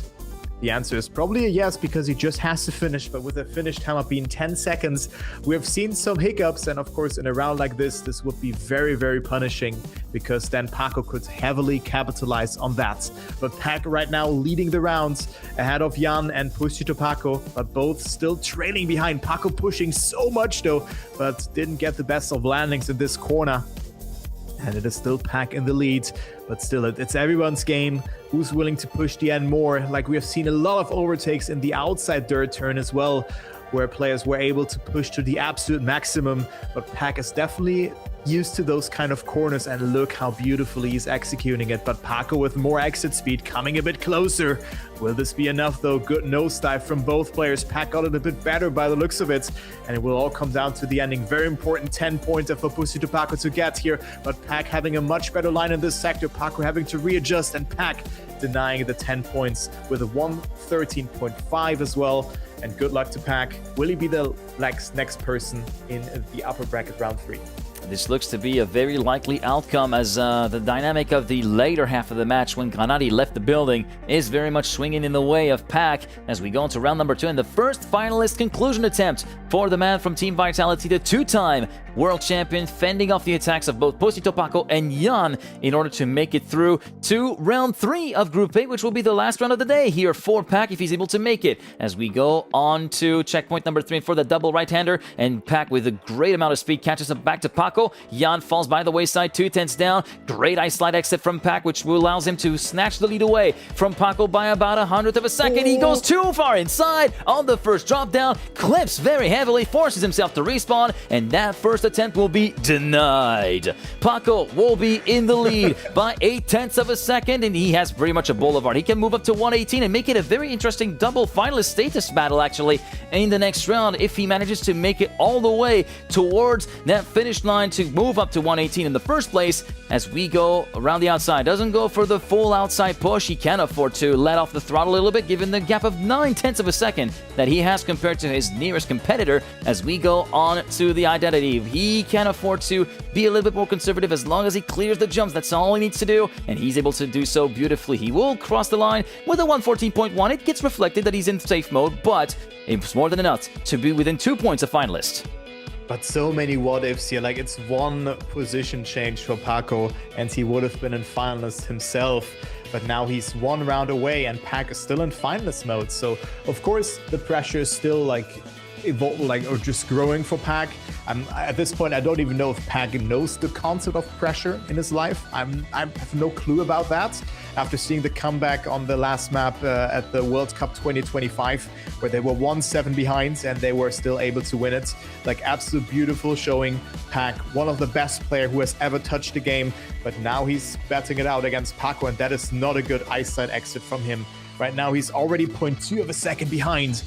But it's still everyone's game here. Pac really pushing it, and he's tightening the gap just a little, 700ths of a second, but Paco could force a double final situation. And would you say that this is the first real upset if Pac drops into the lower brackets? Because against like a player like Paco, I think they're worse players to drop out from. But Paco seems to be ready. He fights back, but this all comes down to the ending here. Of course, Pac is still behind by roughly 0.1 of a second. And let's see what is happening here. Pac with a good approach. Paco with more speed. He's really pushing it though. Good approach there as well. Pac is coming closer. Will it be enough? Pac with good speed, but Paco survives it so nicely as well. And we have a double final situation. I feel like to answer your question, if I would consider this as an upset, I think I would, because Pac, no offense to Paco, but Pac is really one of those that had a bit of has a bit of a late bloom in the season of the Elite Cup. He was only able to get a top 4 finish on this very map. The rest has been setback after setback after setback, and he is really one of those to look out for because he is hungry and he wants to actually get himself directly in there to try and go into the EWC, maybe trying to avoid the Elite Cup outright after the calamity that has befallen him earlier on in the season. And he's trying it for the third time of asking here on this round 2 matchup as we go along with Jan, who gives us a good overview. Now switching up with Pac with the first drop down. It will be Paco and Pac locked together by about 30 milliseconds, but a much better exit from the final drop down from Paco to move up into the lead by a 10.5. Currently going on to checkpoint number 8. We go very aggressive on the side of Paco before checkpoint 9 to the NASCAR turn. Big lift for Pac, who goes almost close to hitting the apex wall, but that is beautifully executed from the man from Vitality. He extends almost to the outside in checkpoint 11. Paco still leads by just over a 10th onto the outside dirt. Great outside dirt turn from Pac, who actually goes back within the back bumper of Pusito. Paco moves into the lead by 5 milliseconds before the start of the drop downs. Here comes the staircase. Who will be able to make it through? Pac will clip on the end, and Paco sends Pac down to the lower bracket with a 113.795. Jan will finish down in 4th place with 108, and that is another big story. Back-to-back big sends down to the lower bracket very early on in day 1. But what a great fight there between Paco and Pac. In the end, Pac was really pushing the outside dirt line. Paco, with a slight mistake, having to readjust. But, well, then Pac overheating a bit there in the ending, losing control. And he is now in the lower bracket, and this will be a hard match that you face against Pac. Look at that clip right there. For certain. Look at that clip right there. That's right rear, just overhanging. This is really what did him in. He already had a bit of a worse landing going way on the outside of over on the left side, but then that clip that you see highlighted there is very much what did him in, because after that, boom, gets sent over to the right-hand side, and it is game over for Pac in the winner bracket of Group A. He has to play through the entirety of Saturday. He would have hoped to actually get a solid shot to actually make it through in the top 8 and thus only play in the final part of Saturday, but he has to play the whole day now. Yeah, he has. And what do my eyes see here? Granadi, Massa, New Prime, Heave. Heave? Binks, Epos, Mime, and then Paco. Brother. Wow. Wow. Okay. I think let's go for match 1 actually, because Match I 1? think I'm quite certain that Lars is gonna do match 2 because of Granadi That's and fair. Massa. That's fair. Yeah, that is absolute cinema, guys. Can we actually take a small break now, or is it immediately starting? I wonder. Not even yeah. sure. I wonder if they... Oh, can I join the server actually?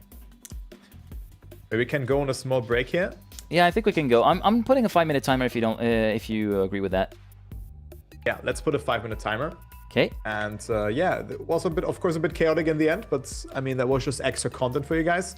And we'll be right back after a small break, so don't go anywhere. And yeah, we'll be right back. Oh, sorry, I'm still in studio mode. There you go. Stay with us.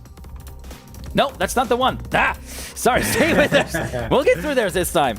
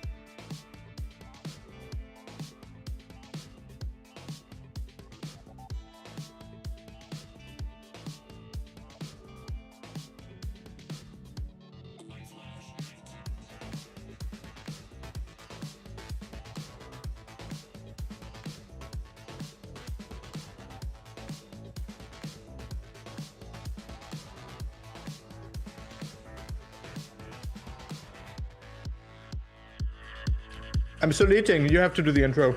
Okay, well, then I guess I'll take over. So welcome back, guys, from that little intermission. We kind of needed it. Well, we Kai got some sustenance. I didn't. I'm still glued in my chair, but I did manage to get. I did have the drink, unlike Kimi Räikkönen some years back.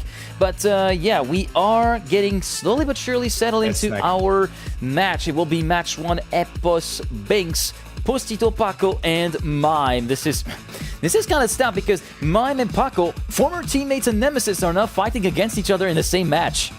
And Massa and Granadi, teammates, fighting in the same match as well. Yeah, and also, like, it's almost like TM Games Tech all over again. Like, Germany, France. That's pretty much what it is. Well, we're missing Slovakia to really be a true replica, but you get the idea. Yeah, but here we have a full international match with one Frenchman, then Epos, of course, from the United Kingdom, Mime from Poland, and Paco from Hungary, who's hungry.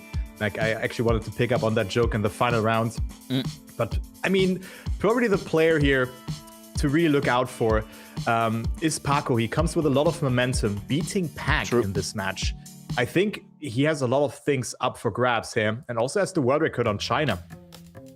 Yeah, I feel like this could be a good start if he is on China. Sorry, I'm trying to pay attention to some. What time does Group B start, chat? There's going to be a little bit of a delay after Group A is done for the setup time. The Group B is slated to start at it will be it says 18 CET, so that's 6 p.m. CET, 5 p.m. GMT, or this is much easier to do this time, COTD -1 TST. There you go. Trackmania Standard Time, guys. Remember, this is canon in 2026. Yeah. It's great. I should put this in my term paper as well, because I'm currently analyzing linguistic terms in Trackmania. Because, you know, like, language is always there to make things productive. Yeah. You know, doing a bug slide, you know, you describe something, it's very easy. And then there's some insider terms as well, like COTD -1. No one would understand that. But inside the Trackmania community, I think it's quite cool to do that. Yeah, but as I said, like, instead of, well, we're canonizing this in 2026. Trackmania Standard Time. How much time forwards or backwards compared to COTD everything is? That should be the definition in the Trackmania dictionary.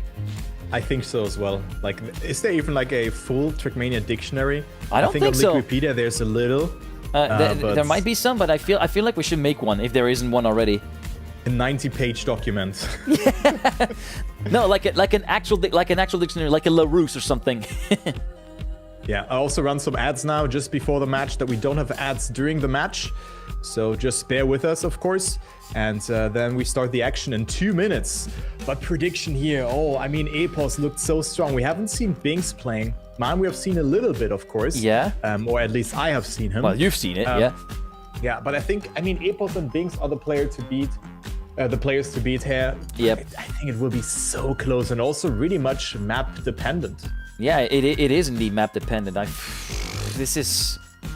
It's a coin toss. It's a coin toss for me, to be honest. If I have to pick two, Epos would make it number 1, and I feel like this is the only one I can confirm. The rest, I'm kind of waiting to see what happens there.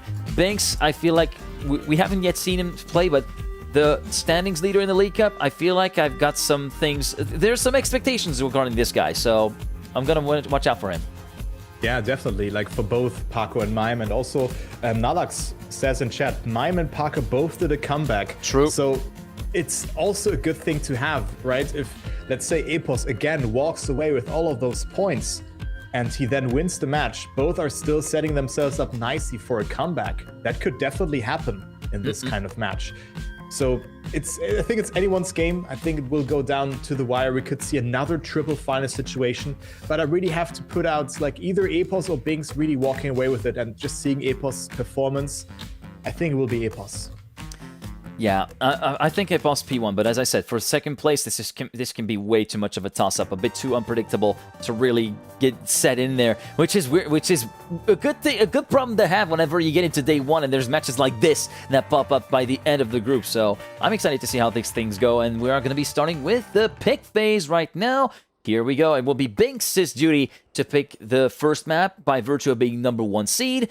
And we're going to have to wait and see what he decides to choose. Remember, these are all the 5 maps from the campaign. It will be Greece, which will be the opening map. Interestingly enough, first time that we're seeing Greece being picked up. China as a second map as picked by Epos. Mime will have the choice for map 3, which will be France. Paco has to choose between USA or Brazil. Pick your poison, Paco. We'll be waiting for Brazil, you. yeah. It will be Brazil P4 and USA P5. So Greece, China, France, Brazil, USA, your map order for the third round of matches for Group A. The 2 winners of these are straight through to the playoffs. Yeah, and they have then a long break ahead of them. Of course, being the first group played out, and then they have one match coming up very late tomorrow. The last match it will be at 15:30 their time, so almost a 24-hour break for them to get everything situated, to maybe analyze, to see what the others are doing as well. Very important as well, and see where you maybe stand. But this could also really get in the way of things, right? That certainly can also hinder your performance in this regard. But very important to win this match and don't drop into the lower bracket, because then you have to play tomorrow one more match as well. So here we go. One small warm-up, and then we start off things on map number 1, which will, of course, be Greece. Greece, a map which, of course, Binks chose for a reason. For those of you who weren't there 2 weeks ago and during the Elite Cup, this is the map where Binks broke his duck in the Elite Cup season, brought his first win of the season, and actually brought AG Global their very first win in Trackmania outright. And this is this very map as well that allowed Binks to move up into number 1 in the overall Elite Cup standings. And as you can see, currently holds the tournament record. He does take a bit of a liking to this map with a 113.304. Just a hunch. Yeah, he won the match against Granadi back in the days. I mean, it wasn't too far away. Just 2 weeks. 2 weeks ago. Yep. Yeah, 2 weeks ago was the last map in there.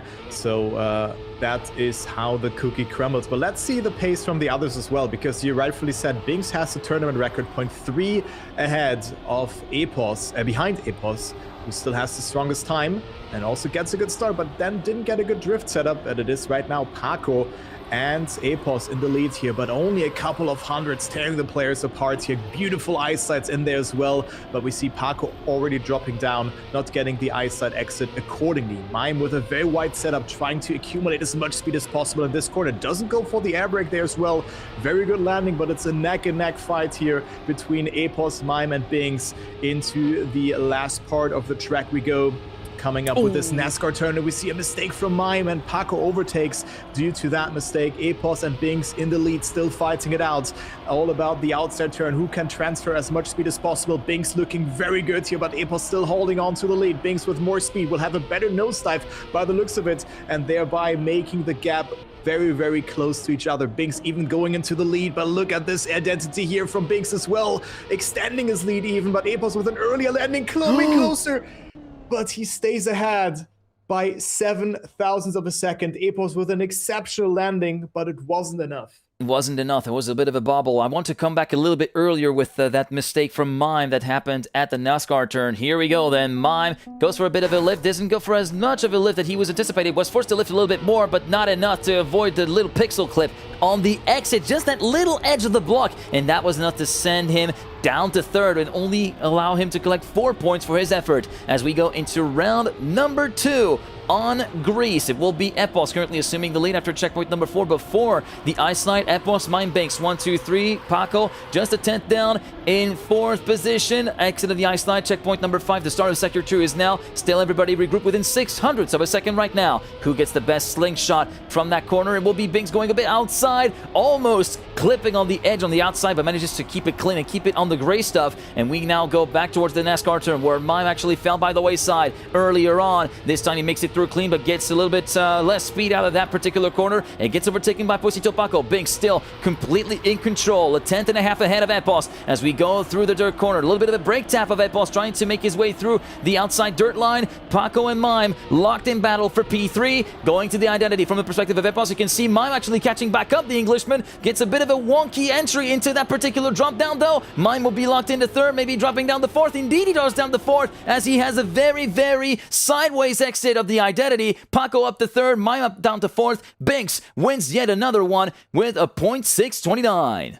And also Binks there with a very, very hectic ending there. Didn't know what to do because the ending is also very, very precise. It looks deceiving. It looks so easy, but it's so easy to mess it up if you don't get a good landing in there. So he was able to stay ahead by just a couple of hundreds there in front of Epos there. Paco and Mime both only with 7 points. So already a big lead has been acquired there from Epos towards them by 5 points, and then Binks 2 out of 2 round wins, looking very good. But this was also, I thought for a second that he's going to slide out there.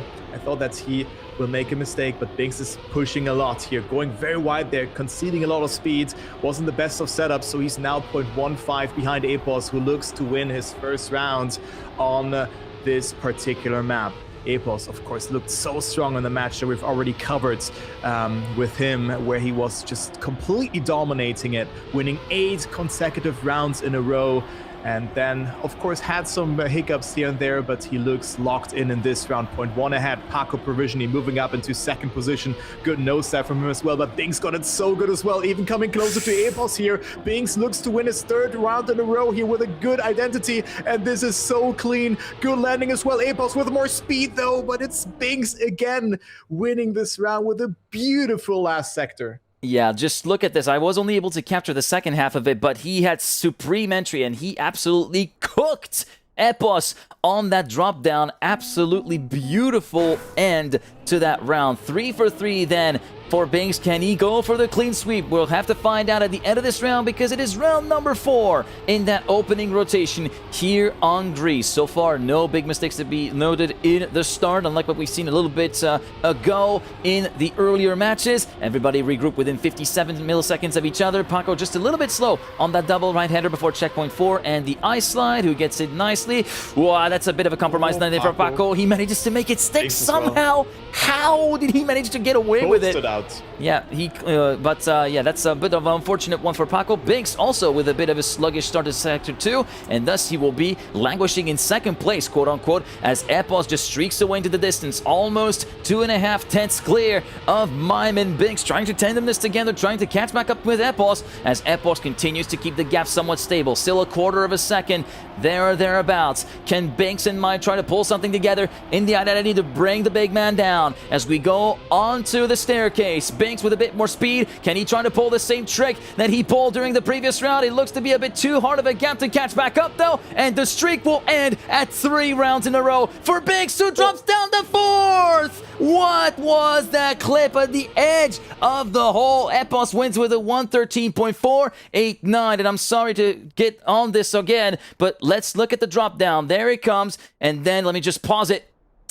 He just falls foul of that little blue ring that you see right there, that little blue outline, and then just barely hangs the left-hand side with his wheels up in the air, and that turns into a boink and drops down from 2nd to 4th in a very, very unceremonious manner. That is such a poor way to go after such a dominant first 3 rounds.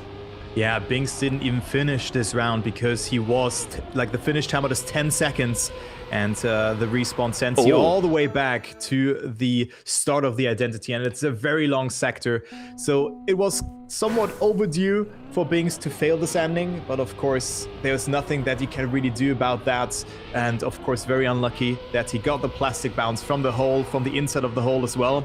As we go into the round, every player going for the bug slide here. Mime, Mime didn't go for it actually, but he's 0.7 behind, or maybe he has failed it. Failed it. Epos and Paco all got it so well though. Look at that, only 0.2 between them, but Binks is just continuing where he has stopped on map number 1, where he has won the first 3 rounds. He looks so, he doesn't look affected by this DNF because he's still in the lead. He's still 2 points ahead of Epos, but now with a mistake, and this could be the opportunity for Paco to come back to Binks here, because Epos is on 2nd. Let's see what Epos will do in the identity here, because he is very fast on all of those maps. Is he able to catch up the gap of 0.13 of a second? A bit more conservative there, so Paco will have a bit more speed into this sector, and extending 5,000 of a second, the gap stays the same.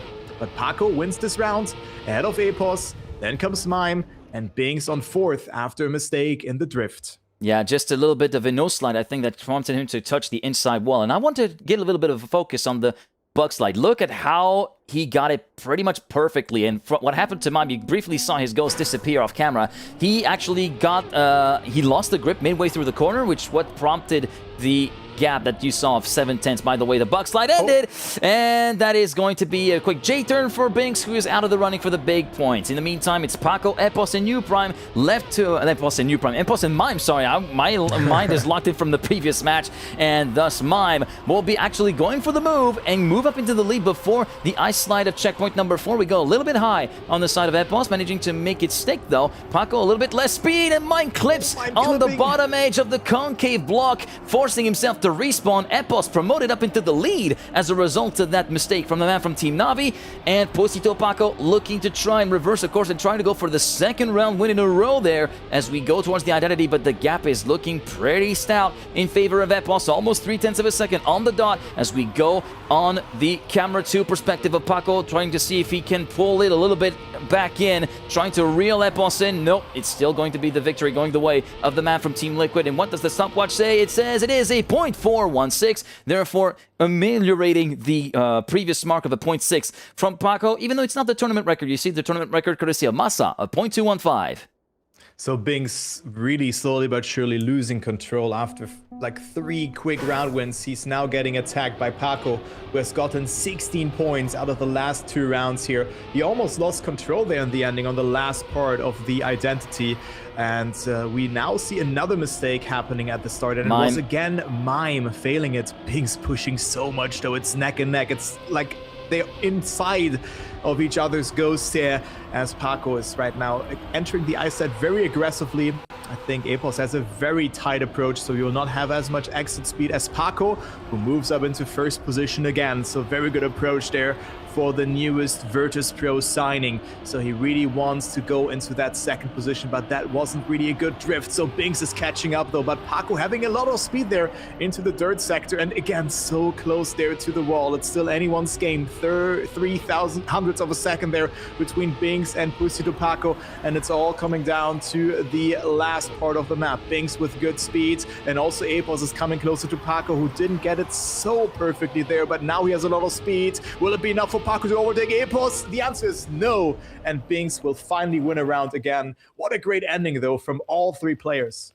Yeah, and there was a very solid round from Epos, a very solid third sector, a solid identity from Epos actually, because he was a little bit on the ways back after checkpoint 7, after the long right header into checkpoint 8 and the final dirt part of the map, but he was able to reel Paco back in so elegantly to enable himself to get back on second place. And this time, it's a big mistake again from Mime. Paco, also Epos by the wayside. There's a lot of carnage going on, Kai. Way too much carnage to my liking. And we see that Paco is now down almost 2 seconds, 1.69 seconds. Not so nice when you see that next to your name and down in 4th position. It will be Epos as a result of that very chaotic start, who will be in the lead by about 1/10.5 to 2/10 thereabouts at the next split, compared to Binks, who goes a bit low on the concave part, tries to reel Epos back in. We go on to sector number 3, which is where Epos managed to gain so much time on Pusito Paco in the previous round. Can he try to pull a little bit of a gap compared to Binks? Binks, who goes very aggressive on the dirt part, but goes a bit too aggressive at the top of the hill and hits the wall. Epos will thus have a clear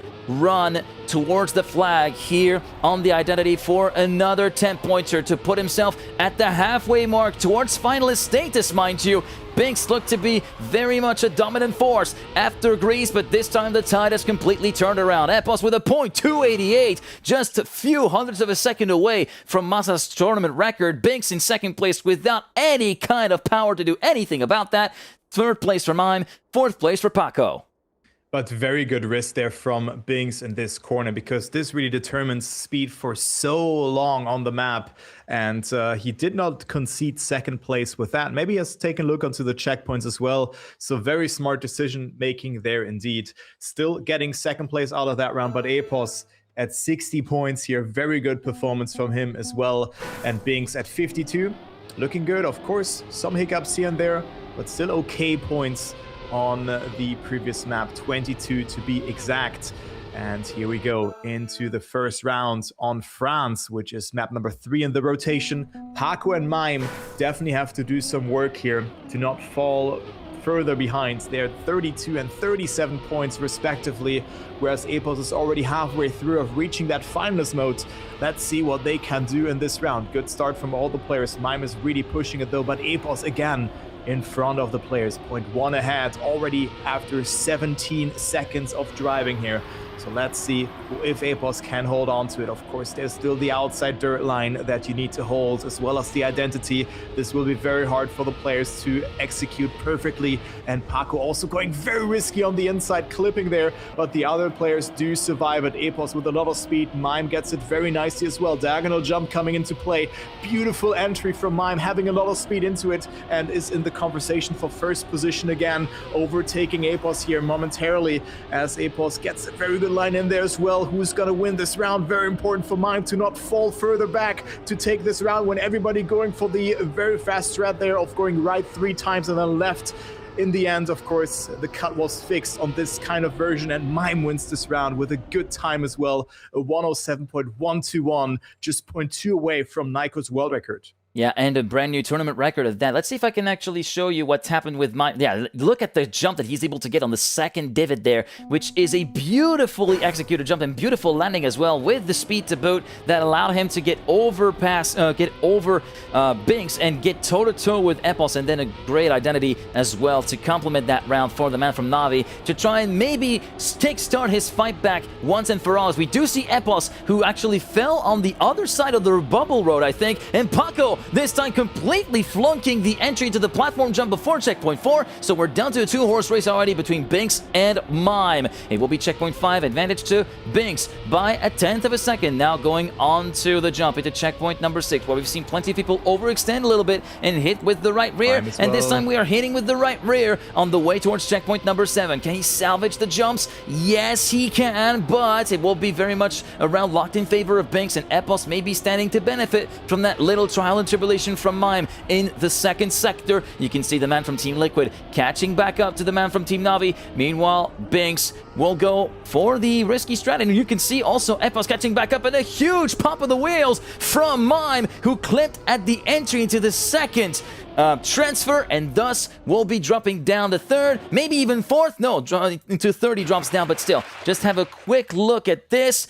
Let's see if I can pause that on the proper moment, if it's just going to cut off before. There you go. You can see he basically just clipped with the front wheels at the edge of the block, and that's what prompted the front wheels to actually be sent out of alignment, and that is going to be cutting his round short.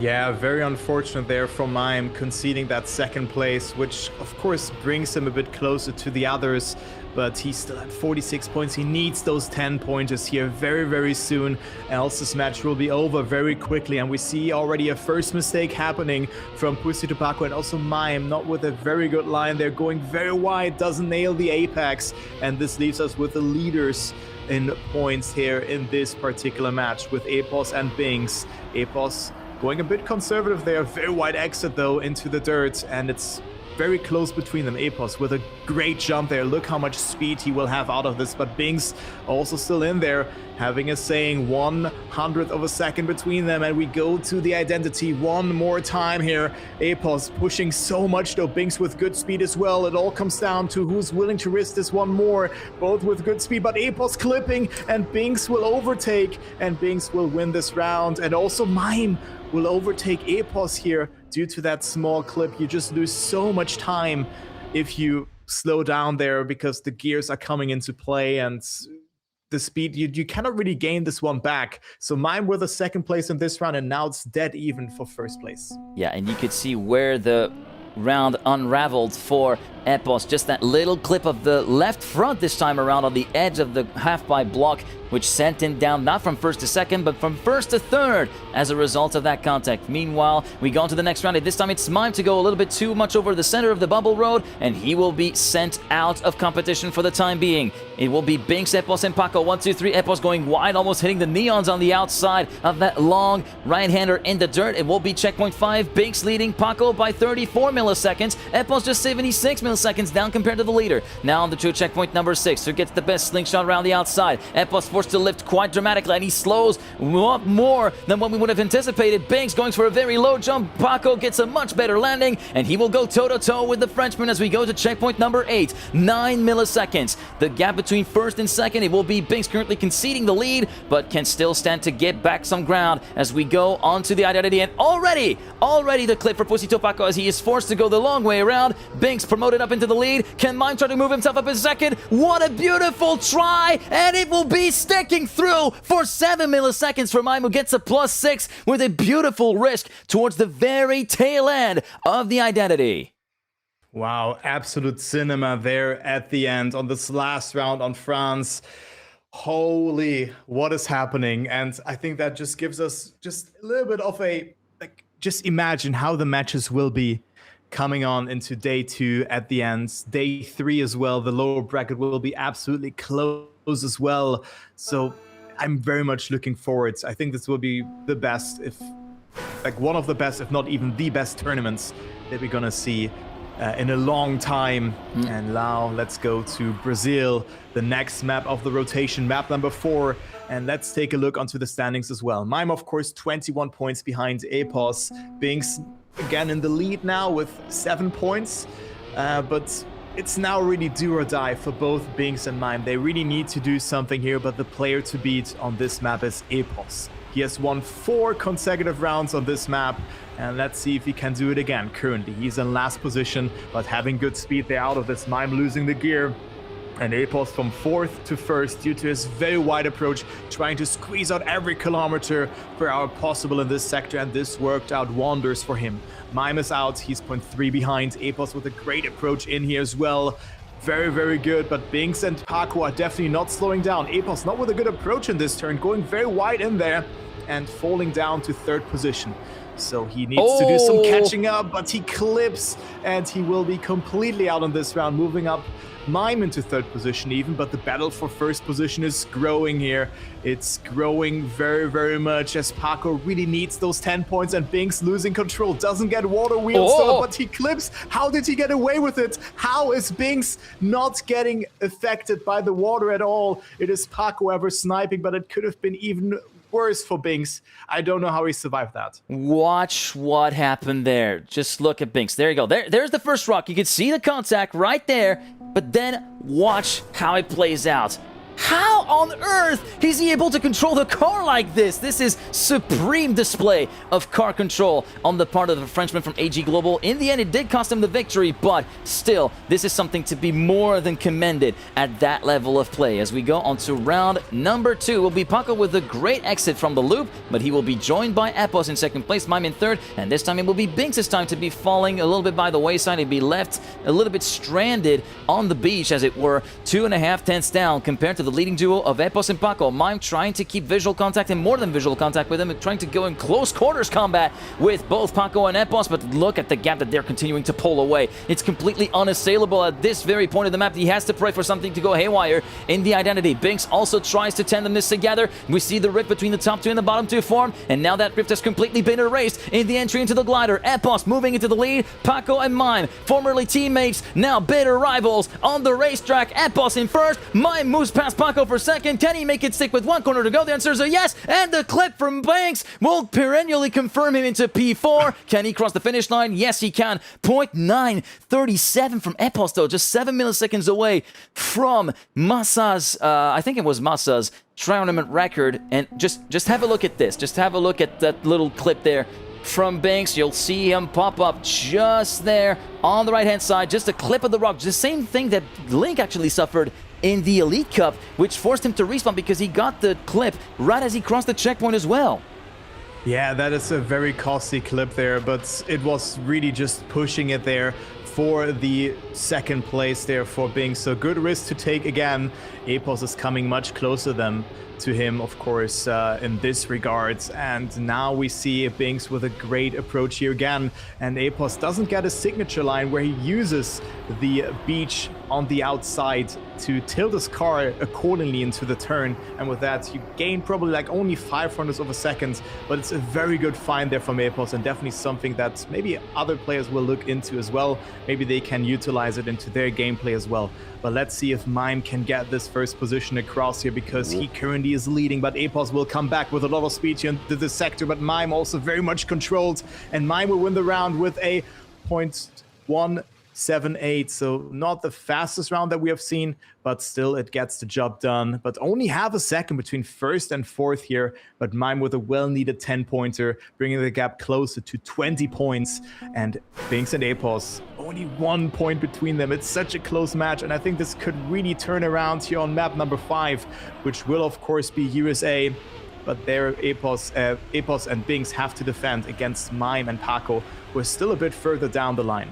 Yeah, but look at the speed that Epos was able to carry through the top of the loop. Mine kind of came to a stop almost as he tried to correct the line in the approach towards said loop in the plastic, and that will allow Epos to move up into the lead. Binks currently going toe-to-toe with Mine for second place, and Paco, having an absolute shocker of a start, will be 6 tenths down compared to the leading trio, as we see Epos with his particular glider part managing to pull a gap of a 10.5 compared to the duo of Binks and Mime, or the duel between Binks and Mime for second place. We go a bit high, maybe a bit conservative on the plastic for Epos, allowing Mime to be back within a 10th of a second of Epos's car. Binks with a great exit from the dirt part before the glider. He touches the gate, manages to make it through without flying all the way into the distance, but Mime takes advantage of the shaky setup from Binks to move up into second place. Epos will move on to 108 points. Mime in second place will move on to 84. Binks will move on to 103, and Paco on to only 70 points. He has a long way to go still. Yeah, definitely. Paco really dropping down the line on this particular map. But how did Binks get away with all of those lines? I mean, it was so shaky in the ending for him, but he was able to get it through. Of course, not enough for any significant point gain, but Epos, 108 points for him, and he could close it out on the last map of the rotation. After that, we're gonna go to Greece again, of course. And let's see what players have to cook here. Mime still in the conversation. Paco still has a longer way to go, but never count him out. Both Mime and Paco made comebacks in their respective matches. So let's see if they can make it. Let's go into round number 1 and see if they can find a round win right immediately.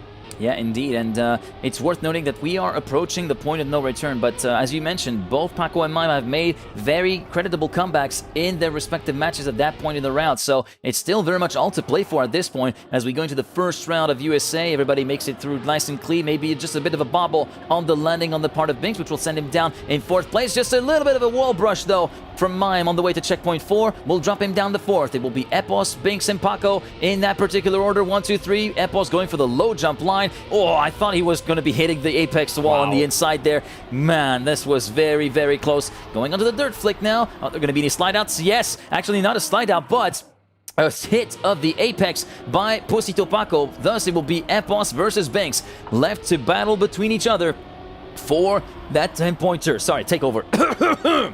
Excuse me.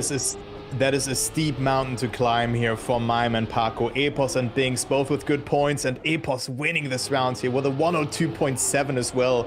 Mime, of course, has the turnaround record, still 0.08 of a second faster, but Epos now only 1 round finish away of reaching finalist mode. Binks at 109 points, and they're losing ground here. 21 points is the gap between 2nd and 3rd position.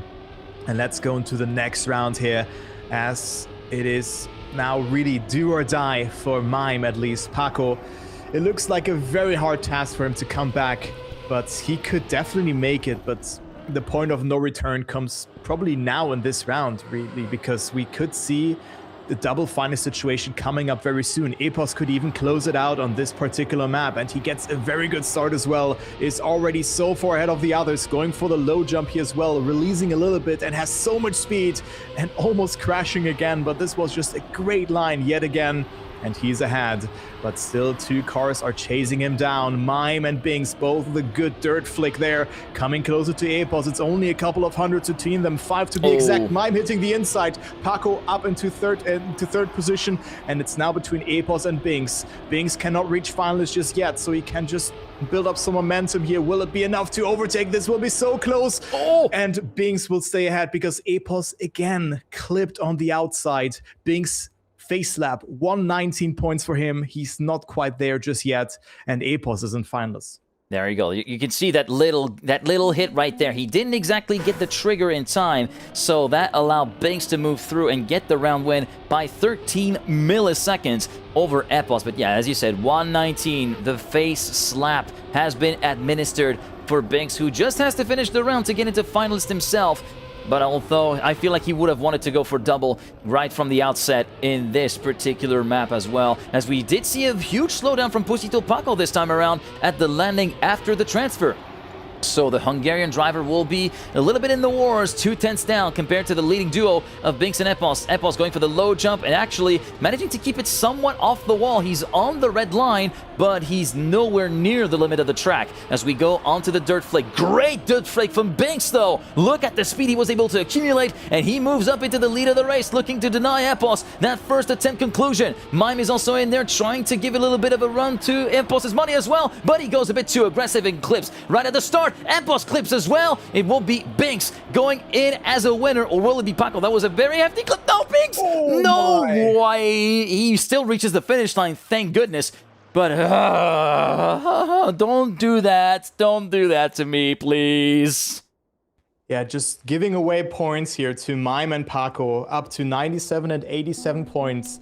That's what they were really in need of, but maybe this comes a bit too late because we have a double finalist situation now coming into play.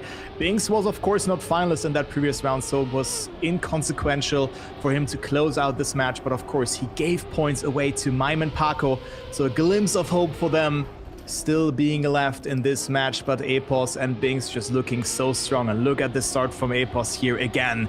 He's so far had very good approach into the dirt as well. Will have more speed than Mime and Paco from the exit here. And also with this line, he gains 0.1 of a second, going very direct in there. Wow, this is just beautifully executed from Epos yet again. But on the dirt flick, he was really struggling. He lost a lot of time there. Is he doing it again? Yes, he is. Binks coming closer, though. It's 1 car length between them, and Epos has failed the identity multiple times already in the past. But now he's so far ahead. It is 0.2 of a second. It's Epos' round to lose. Only 1 more slide to do, plus the ending transition. And Epos is going to make it. No, he's not. And Binks snipes it. Epos again struggling, and he still has to play another round. He throws it away again. And it's going to be circling back to Greece as well. Now, I might have slipped 1 or 2 seconds early. Let me see if I was able to correct the shot. Oh, I think I was. So we are going to be able to see where it all went wrong. So Epos going there, and you saw it. You saw the airtime that Epos got, and then hits the girders right there, which is not a solid block. That's actual void that you can clip through. And then Binks just slides in and gets the win lights right there. That is such a heartbreak finish for Epos, who has to contend with another rotation of Greece, but he still can conclude it in all 1 shot, so it's all good. Yeah, it's all good, but of course with that, Binks gets the first position in here, so this will leave Epos with a harder match in the next round, because I think now we just go by seeding who qualifies first.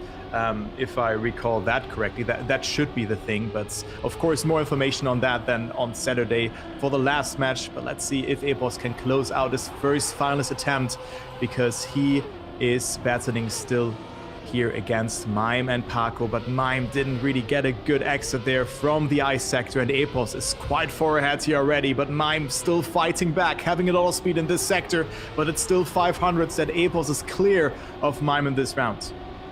Currently, Epos looking very solid. Mime, unfortunately, going a bit wide, and that's a very uncharacteristic error for Mime there on checkpoint number 9. I think that's the first time that I've seen a mistake like this. Oh, puck! And that's the worst clip to get. The one you get right as you cross the checkpoint. Right as you cross the checkpoint, that's it. It's over. It's not savable. You're forced to double respawn. And that is a bit of a saving grace for Epos because, yeah, Paco was looking very hot on the exit of checkpoints 10 through to 11. And with that, he just has to complete the staircase, and that is indeed a done deal. Epos with Binks is confirmed through to day 2, and by extension day 3, of the DreamHack Birmingham Road to EWC qualifier, and Mime and Paco have to continue their playing in the early part of Saturday to try and get into the top 16. Yeah, they can still run deep, and I'm already joining onto the other server that is currently being played out in the upper bracket. It is Granadi who already closed it out, and Massa can reach finalist mode. Here it's so close though, and Massa makes it. He had more speed than Noob Prime. Can you join the server, Geek? I'm on the server, but apparently it's empty. So, oh, okay, there we go. Now it's popped up. Hang on, there might be some shenanigans going on. Let me quickly do just met server 2. Quick resets. Server 2. Oh, I was joining the wrong server. I was on the server 1, so yeah, that one. I cannot join server 2, but I can join server 3. Okay, I mean, I'll just give you a radio broadcast here between Noob Prime, Massa, and Heave in the meantime, because Massa's in finals, but he messed it up, actually. He didn't get a good drift here before the ice sector on Greece. We also on Greece here, and it's Heave and Noob Prime, who also having good points, 103 and 109. And this is also, yeah, it's actually only the second round, so we still have plenty of rounds to be played here. But I'm not sure when Granadi actually closed out this match. It seems like he dominated this one as well. Screen share? Yeah, I'm just gonna do a screen share here real quick. Since I already have the source set up, we can work like that. Yeah. Okay. Okay, let me quickly set this up. Go ahead and do the Radio Le Mans broadcast, and I'll follow through. Yeah, Massa is coming back here quite nicely, but it's still a tough mountain to climb here for him, and also loses control in the end. And it will be Heave and Noob Prime fighting it out. It's so close, and Noob Prime has more speed. That was so important. We could see a triple final situation brewing up here very, very soon if they deny Massa again. All right, here we go then. 115 to 113. Yeah, triple finalist looking very, very much on the cards. And we are now moving on to the next round here on Greece. He versus Noob Prime versus Massa. Can he try to make it so that two Germans do not make it through the same match?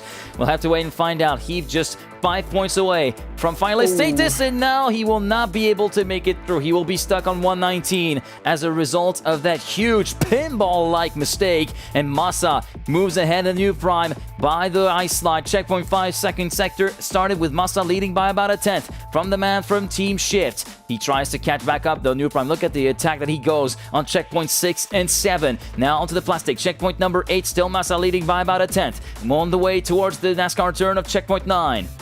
Big lift from Noob Prime, going very close to the apex on the second half of the corner. Manages to keep it nice and tidy, but the gaps are still not budging by a single hundredth of a second. Now maybe, just maybe, this could be the time for Noob Prime to strike. Trying to get something of an inkling of an opportunity to make it through. Trying to get a bit of a speed advantage. Nice slide cancel from Massa. A little bit of a speed advantage of Noob Prime on the entry to the identity. Is it enough to parlay to the win? The answer is a no. Granadi and Massa, the two big drivers, make it through to day 2 and 3 of the road to EWC.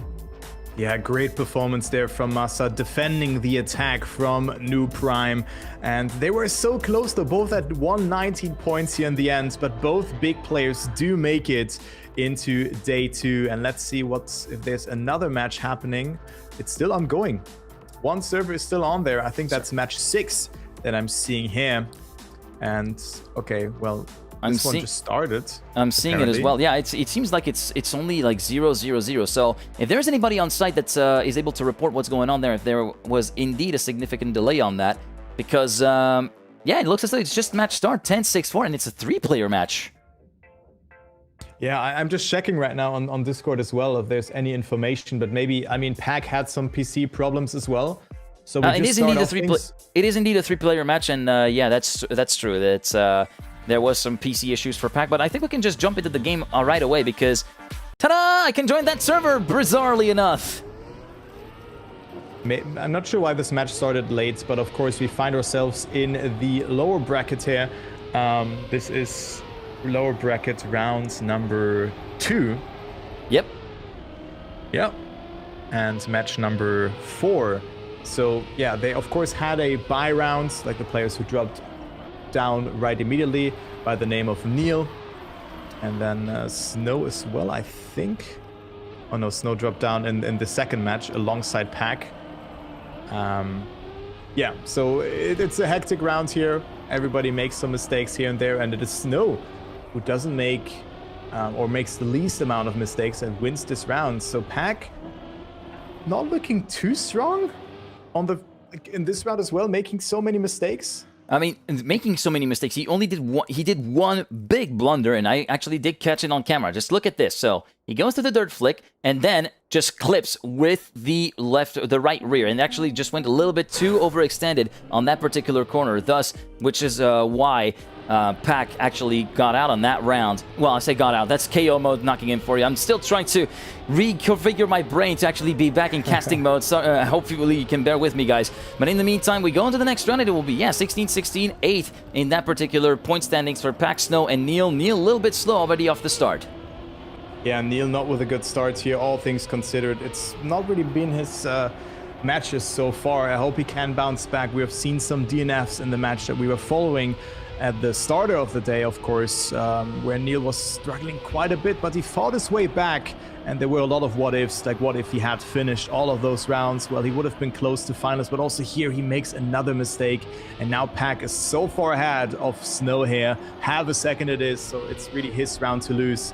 And if someone is accustomed to Neo slides and tech, it is definitely Pack, who's been a world champion on tech as well in 2018. No, was it 16? No, 16 was Kappa. 2016, that was part of our Pack 18 was Kappa, right? Yeah, true. Yeah. 18 was Kappa, and 2016, that was actually part of our player profile and our career highlights that we showed on the Elite Cup broadcast. And I like to say that there was a little bit of a parlaying of good luck when it came to Pack, because he got featured in the player profile, then he got #1 qualifier, then ended up in 4th place in the end. I don't know, maybe there's something to that. In the meantime, we go on to the next round, which I think would be the 4th round here on USA, which is the opening map for this particular matchup. Pack with a good start. Neil and Snow in hot pursuit, 2nd and 3rd. We go for a nice and low line, actually, on that particular transfer on the side of Snow. Neil down in 3rd, and I'll let you take over the rest of the round because I'll be coming back later trying to highlight something that we might not have talked about too much on this map as well. Yeah, sure, we can definitely do that, but the round looks very clear here for Pack again. He's quite far ahead and just seems to just regain control after his mistake in round number 2, where Snow was able to get the win. Now Neil overtakes him for 2nd position, sitting at 8 points. So one no finish round for Neil came into play on this first map as well.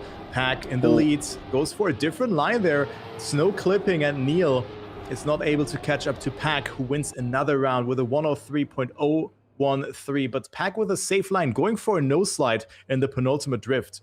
All right, let's just I wanted to show you something that we haven't talked about, and it's this part of the map right here. You might be, for those of you who might have seen this map for the first time, you might be wondering, wait, why is that particular part there? This is not there in the campaign map. Well, this is essentially prevention of a wall bang. In the campaign map, you can essentially bonk against the wall like this, get a much more direct line through that corner, which will actually yield more speed through that corner. But in terms of competitive integrity, wall bangs are not allowed. So they decided to block that off with those little sets of girders right there that you see, making wall bangs pretty much impossible, because those little bits of metal in the black against the white, those actually stick out and will actually grab your car at a moment's notice.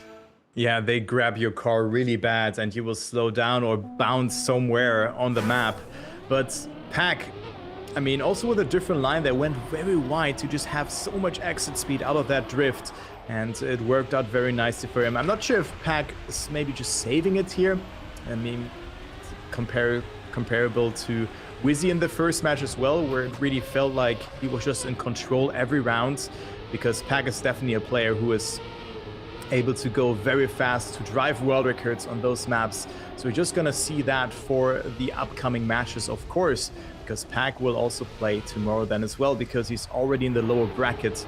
So that is for sure. But good lines there from Snow and Pack in this round. Neil already 0.3 of a second behind, but good lines from all players here considered. Neil lifting off a little bit, so extending his gap there, or it increases to 0.4 of a second.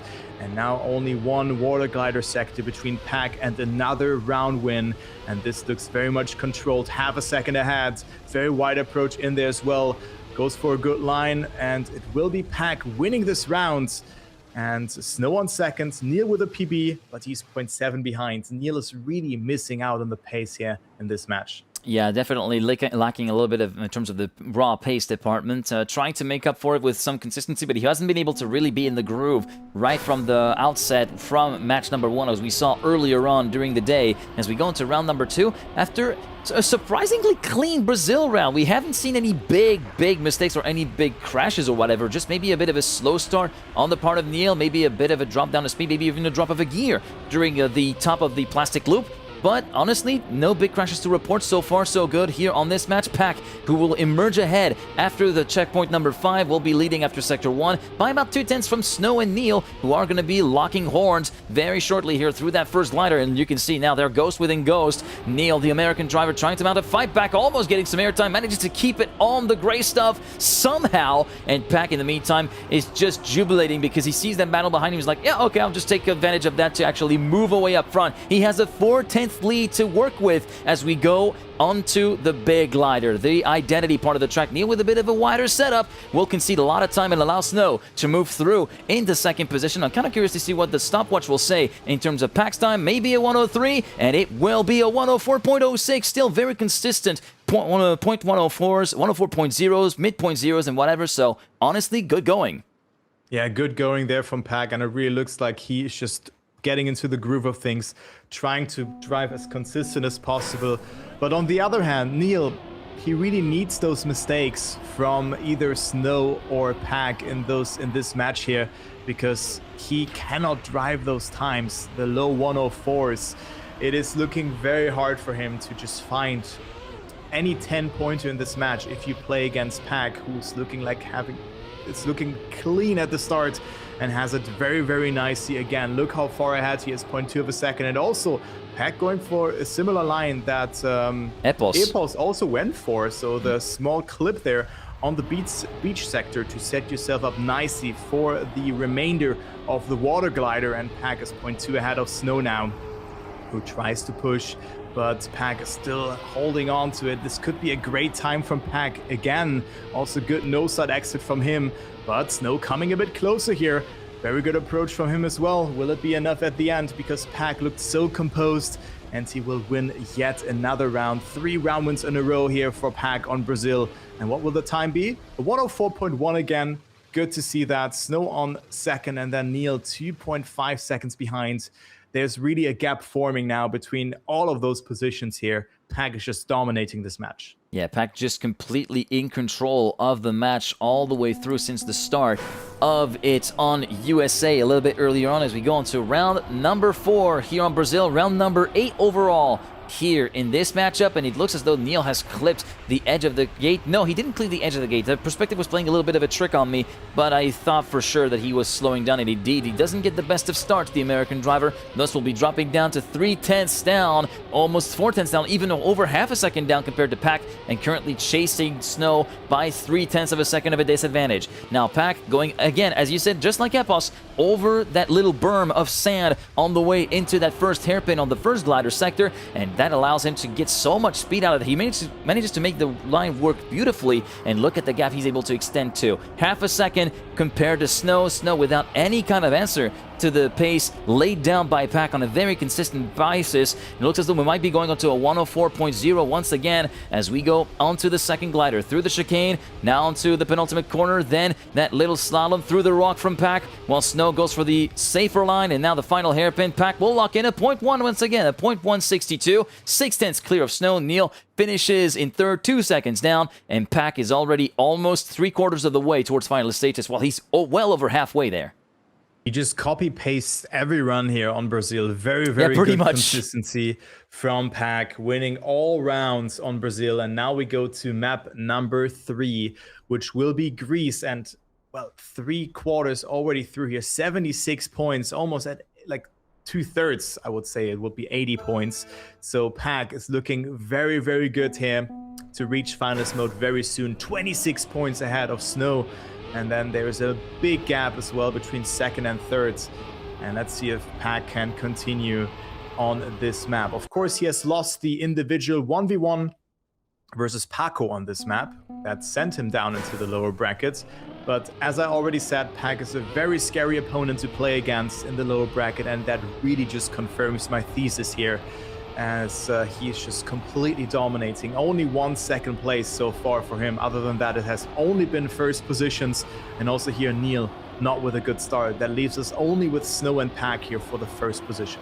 Yep, and Snow and Pack first position. It will be advantage to Pack after the ice slide by a 1/10.5 of a second, even though the exit from the ice slide wasn't that speedy from Pack, and that allowed Snow to reel him back in over the first staircase drop down, and we're down to within a 1/10 of a second, although the gap has opened back up almost as suddenly as it was shrunk down after the staircase was done. Now onto the NASCAR sector. Big lift on the entry for Pack, which does give a little bit of an accordion effect visually of the gap shrinking and growing, but overall, it is going to be advantage Pack on the way towards the dirt of sector number 3. A quarter of a second now, almost 4/10 clear of Snow, heading towards the final few corners and the big staircase drop down of the identity. We're going to be following along with the man from the United Kingdom, the 2-time world champion from Team Vitality, who's going to be negotiating those drop downs pretty sedately, and we'll be able to clock in a 113.531. I say sedately, that's not all that sedate. That's 2/10 away from the current tournament record.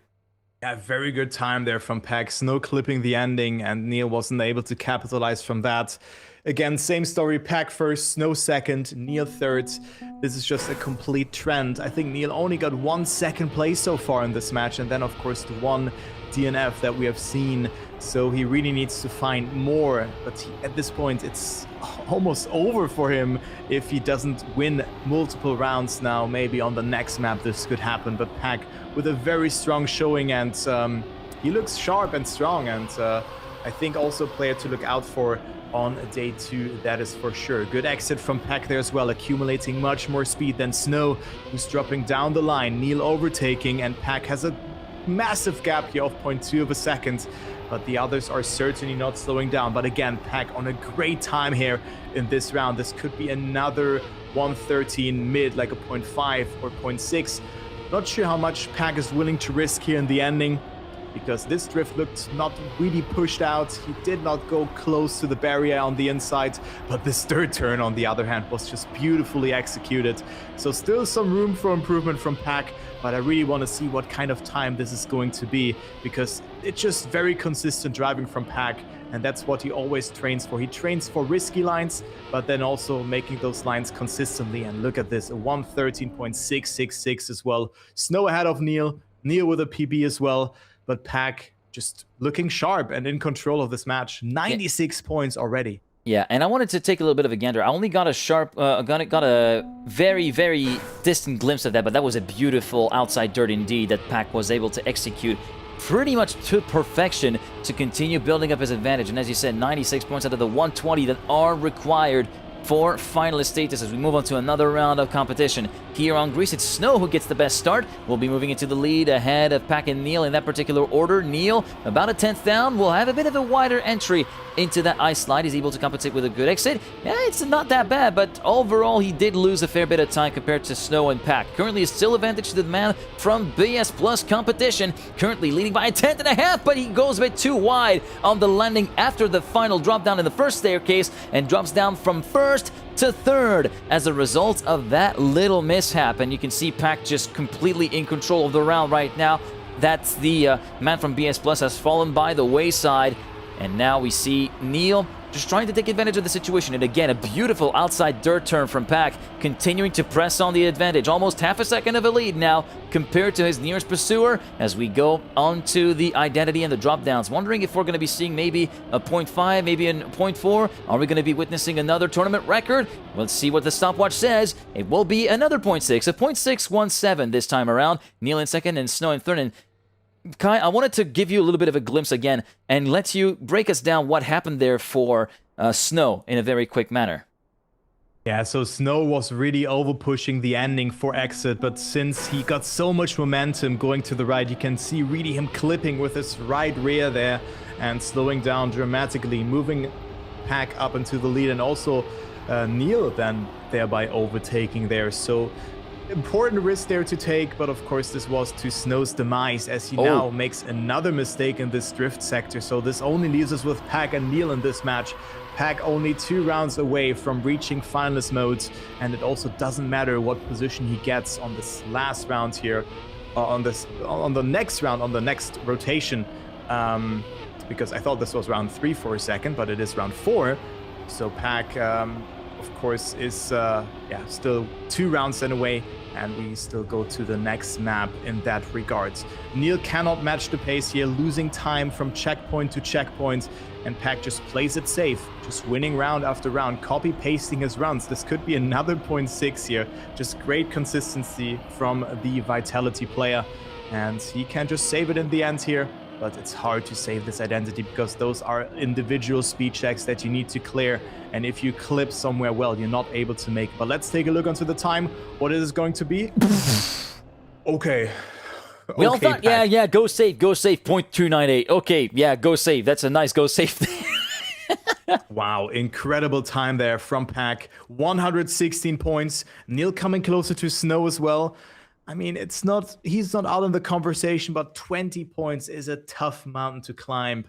And Pack, now we go to China, just needs to finish, and then he will be in finalists. Yes, indeed, just needs to finish to be in finalist. A map where Pack does have a bit of a revenge to take, because, again, we've mentioned that earlier on before. This is the map where, in round 1, Pack got caught out by the slide out in the middle of the ice from checkpoints 4 through 5, and thus got knocked down in P48. Now he has a chance to come back on the saddle and actually prove his mettle here on this map to try and prove that he is actually very much a stout player to continue to be contending with, no matter the map and no matter the scenario. As we go on to round number 1, and we already see that we're being made a liar almost immediately because of that mess up and that slight miscalculation of the approach for the butt slide that you can attempt there. Pack will drop down the last 2 seconds down compared to Snow, who's going to be holding on to the lead. Yeah, but Pack only needs to finish this round. Luckily, it doesn't really matter. Of course, he could deny some points to Snow and Neil, but also Neil's struggling here, so Pack is able to overtake him, denying some points, just seeing the rest of the map as well. Of course, he should finish this round, but Snow is 2 seconds ahead, so this leaves us with a battle between Pack and Neil here, as Neil made another mistake, 4 seconds away now from Pack, so Neil really struggling to find consistency, and it will be very hard as well to come back, because Snow now with the first position, finally after multiple rounds where Pack just won round after round after round, Snow is able to get it. And also Pack now activating finalist modes. 106.1 is the winning time, 1 second away from the world record roughly, and Pack is in finalists, so good luck to him. Snow is 40 points away, so still a lot of points to be played out for after Pack will eventually close out this match. Yep, the Scarecrow about to leave the building almost as we go into the first finalist attempt of Pack here in this round. Now let's follow along with the man from Vitality. Gets the buck slide. Snow also gets it. He gets it a lot better because look at the slowdown that Pack got with that slightly early cancel of the buck slide. A bit too early compared to where he would like to be, allowing Snow to just streak away into the lead. And this is also going to be a good omen for Neil because that enables him to get a couple more points, but also extends the run just a little bit more, keeps the dream alive for that one extra round. Going onto that convex platform, it will be, or concave platform, it will be Neil still trailing Snow by about 0.2 of a second. Snow still leading quite confidently. Pack sitting in third, looking to try and catch back up the lost time in the buck slide, trying to catch back to the back bumper of Neil. It's not going to happen so far. It looks as though the positions will stay as is, as Neil goes very close to the back bumper of Snow's car, actually. Maybe a fight back. He goes a bit deep into the booster. Does he get enough speed to parlay that into an overtake? No on the first time. The second time is also a no. it will be Snow taking his second consecutive round win with a 106.200. Neil on a .337, just 130 milliseconds down, and a .554 for Pack, who finishes in third and thus gets denied on his first attempt. But still, Pack with a great comeback there. Gained 0.6 towards his opponents, but again, the bug slide at the start. He lost the gear there, so that's very important, and now gets a nose slide at the start here. So Pack is again out of the conversation for now and crashes again, gets glued to the wall. So this just gives Snow so many points in this on this particular map, as Neil is losing ground here as well. Of course, is in second place, but he needs to find his first round win here eventually to have a saying against a very strong looking Snow, though, who is now leading by 0.3 of a second in this round. It's really Snow's round to lose. He would move up to 100 points as well. And Pack is, of course, still in this match, so not really denying some points as well due to that early mistake. And, well, I mean, let's see how this one develops. Is Pack throwing it away in the next round as well? Because we have one more round on China, and so far, the start from Pack looked not that good here, Geek. And, oh, Snow almost, I think he even clipped the Snow there, but he was still able to get away with it and wins the round here eventually.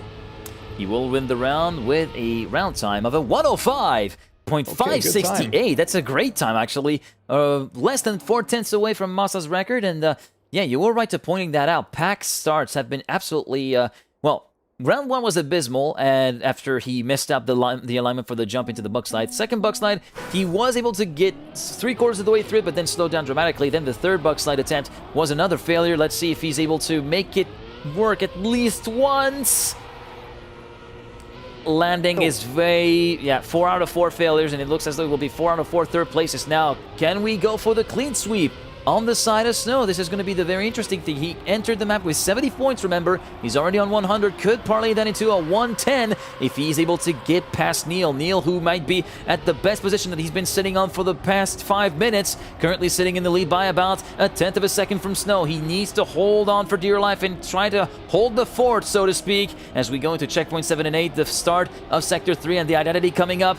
Who gets the better risk on the dirt line? A bit more outside approach for Snow, who gets so much more speed, and will parlay that into an overtake, and it looks as though it's almost a done deal unless Neil can pull a very deep run into the turnarounds. Who gets the best speed? It will be Snow getting the best speed by about 3 to 5 kilometers per hour, thereabouts. Second turnaround, Neil exits in the lead, but not enough to prevent Snow from getting back at him towards the finish and win with a 106.256. Just take a look at that. This is all it took. Just a couple of Ks difference, even more than that, 15 to 20 kilometers per hour of difference, and Snow clean sweeps China and moves from 70 points to 110. Just one round win away from finalist. Yeah, one round win away from finalists, and what a story would that be to deny Pack the first position here.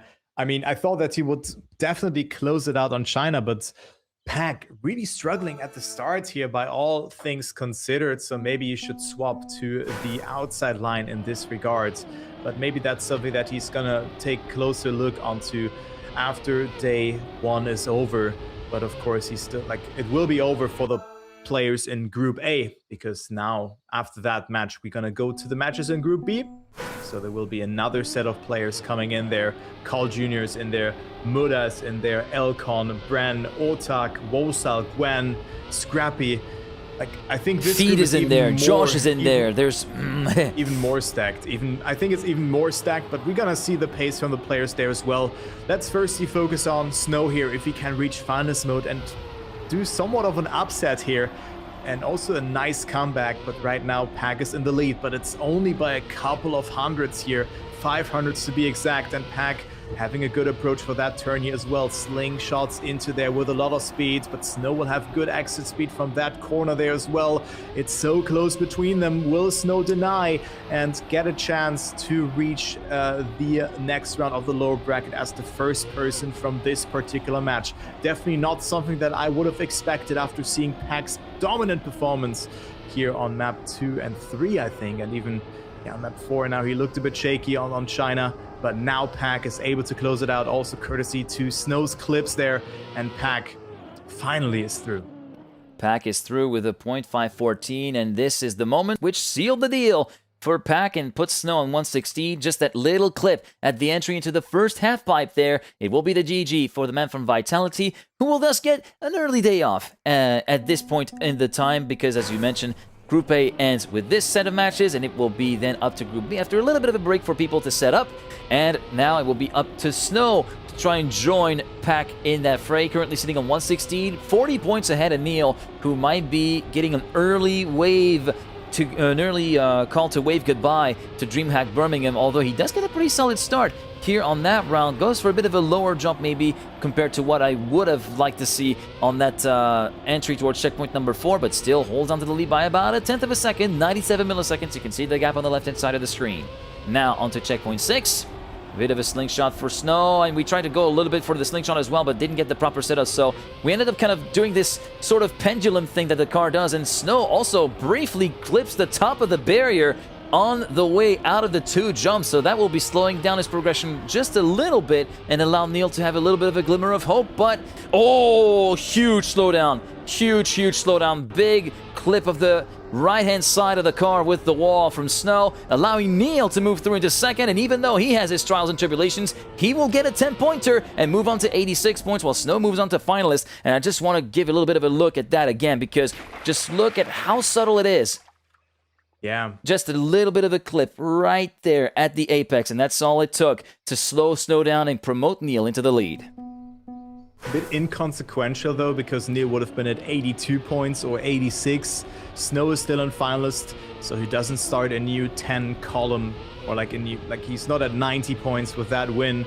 So it isn't really mattering. Neil has to win 4 rounds in a row to force one final round, but gets a great start here. It's do or die for him, else his tournament will be over. And right now he finds himself in the lead, so good start here from Neil, who has also done extensive preparation for this particular tournament.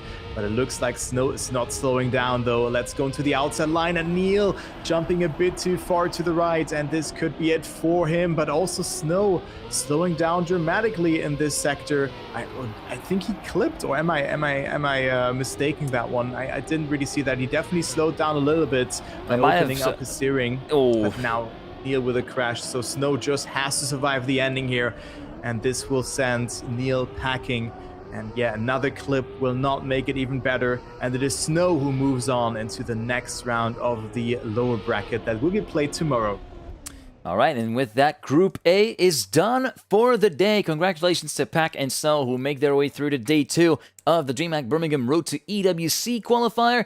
And Neil, unfortunately, with 86 points on this match, finishes 3rd and will thus have to say goodbye to DreamHack Birmingham in that particular respect. Well, I'll say goodbye to the tournament itself. Maybe he bought I'm pretty sure he purchased a 3-day ticket just to be able to participate, but also he'll be able to take in the ambiance of DreamHack Birmingham. And of course, any Trackmania event is a good way to continue socializing with people from the community, be they pro players, more casual players, tournament organizers, etc. It's always a good thing. It's always good fun to attend a Trackmania event, no matter the reach, no matter the size, really.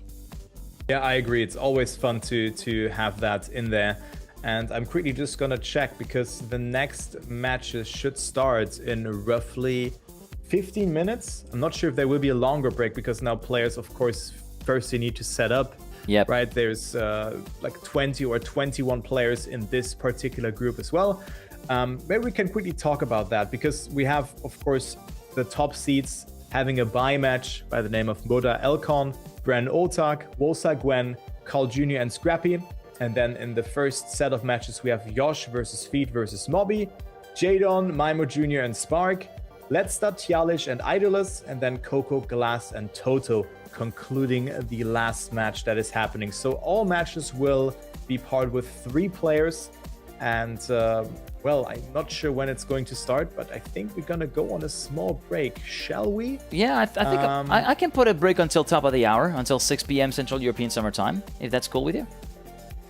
Yeah, maybe we just go for a 10-minute break just in case, but I don't have any other information as well. Well, by the looks of it, I think we should stick with top of the hour. At least that's my opinion.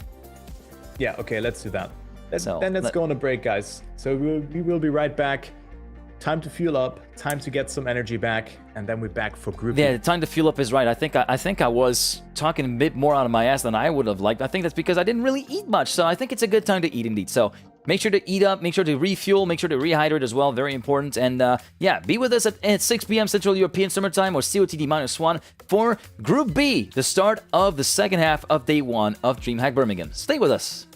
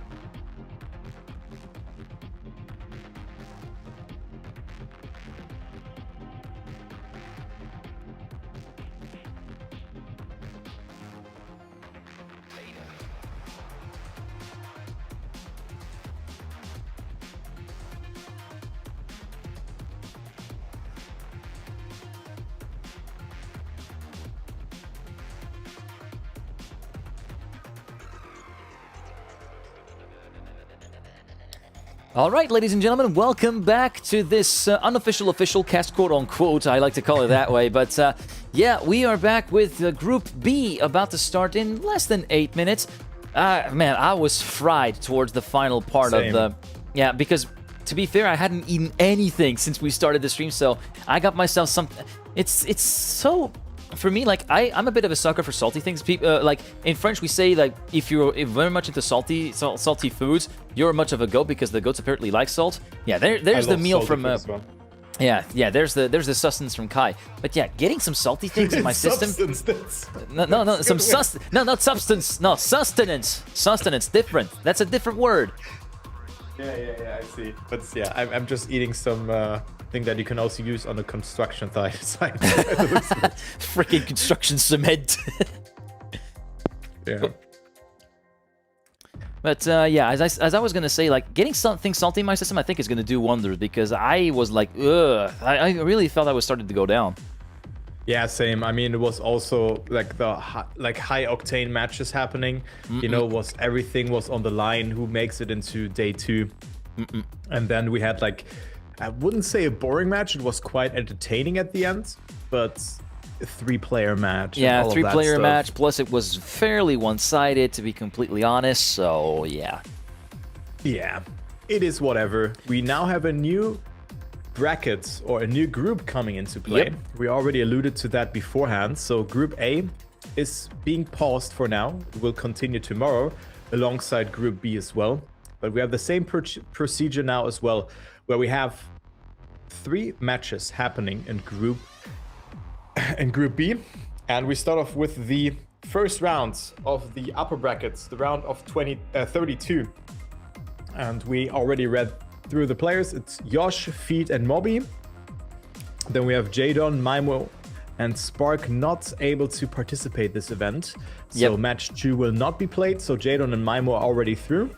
Yeah, they're in the Then we bye have round, Let's yeah. Yeah, Let's Start Tialic and Idolus, and then Coco, Glass, and Toto. So all matches are with 3 players, and they await insane players in the next round. They're just waiting to play. Moda Elcon, Bren Otak in 1 match, actually. Wosa Gwen, Carl Jr. Scrappy. Wow. That's just such a stacked group, even more stacked than Group A that we've seen. And Group A was already something to behold, but this is going to be a whole different kettle of fish altogether. Just trying to get some of my breath back. If you just joined in, first of all, welcome. I hope you will enjoy your stay. And if you were with us since the beginning of the stream, or even since the first to second or third matches, then first of all, thank you very much for joining us. And also, I hope you guys enjoyed some of the stuff, as I said, that we have been experimenting with in terms of production. It feels like very bare bones, but we do have a couple of things that we were able to implement and trial out here on this stream, namely the instant replay feature that you can see right here, where we can actually get down and dissect some of the player mistakes, which is, of course, augmented with this being, of course, the ability to draw on the screen. This is something that I've been really looking forward to testing since I got the gear required to do it a couple of days ago, and I don't know about you, Kai, but I feel like this is a great success for the first for a first rollout of all things. Yeah, I'm just flushed by the way of how precisely you can time the highlights as well, because we didn't really miss out on a lot of stuff when it comes to that. It's all down to this. It's not automated. It's all down to this, and sometimes I can miss the mark. So yeah, but it's very, very nice, and yeah, it's very good to see that. That is for sure, and also like just highlighting every. Or like the having the possibility of highlighting something in there as well makes it very accessible and just very good to watch and follow along. Really, it's so good.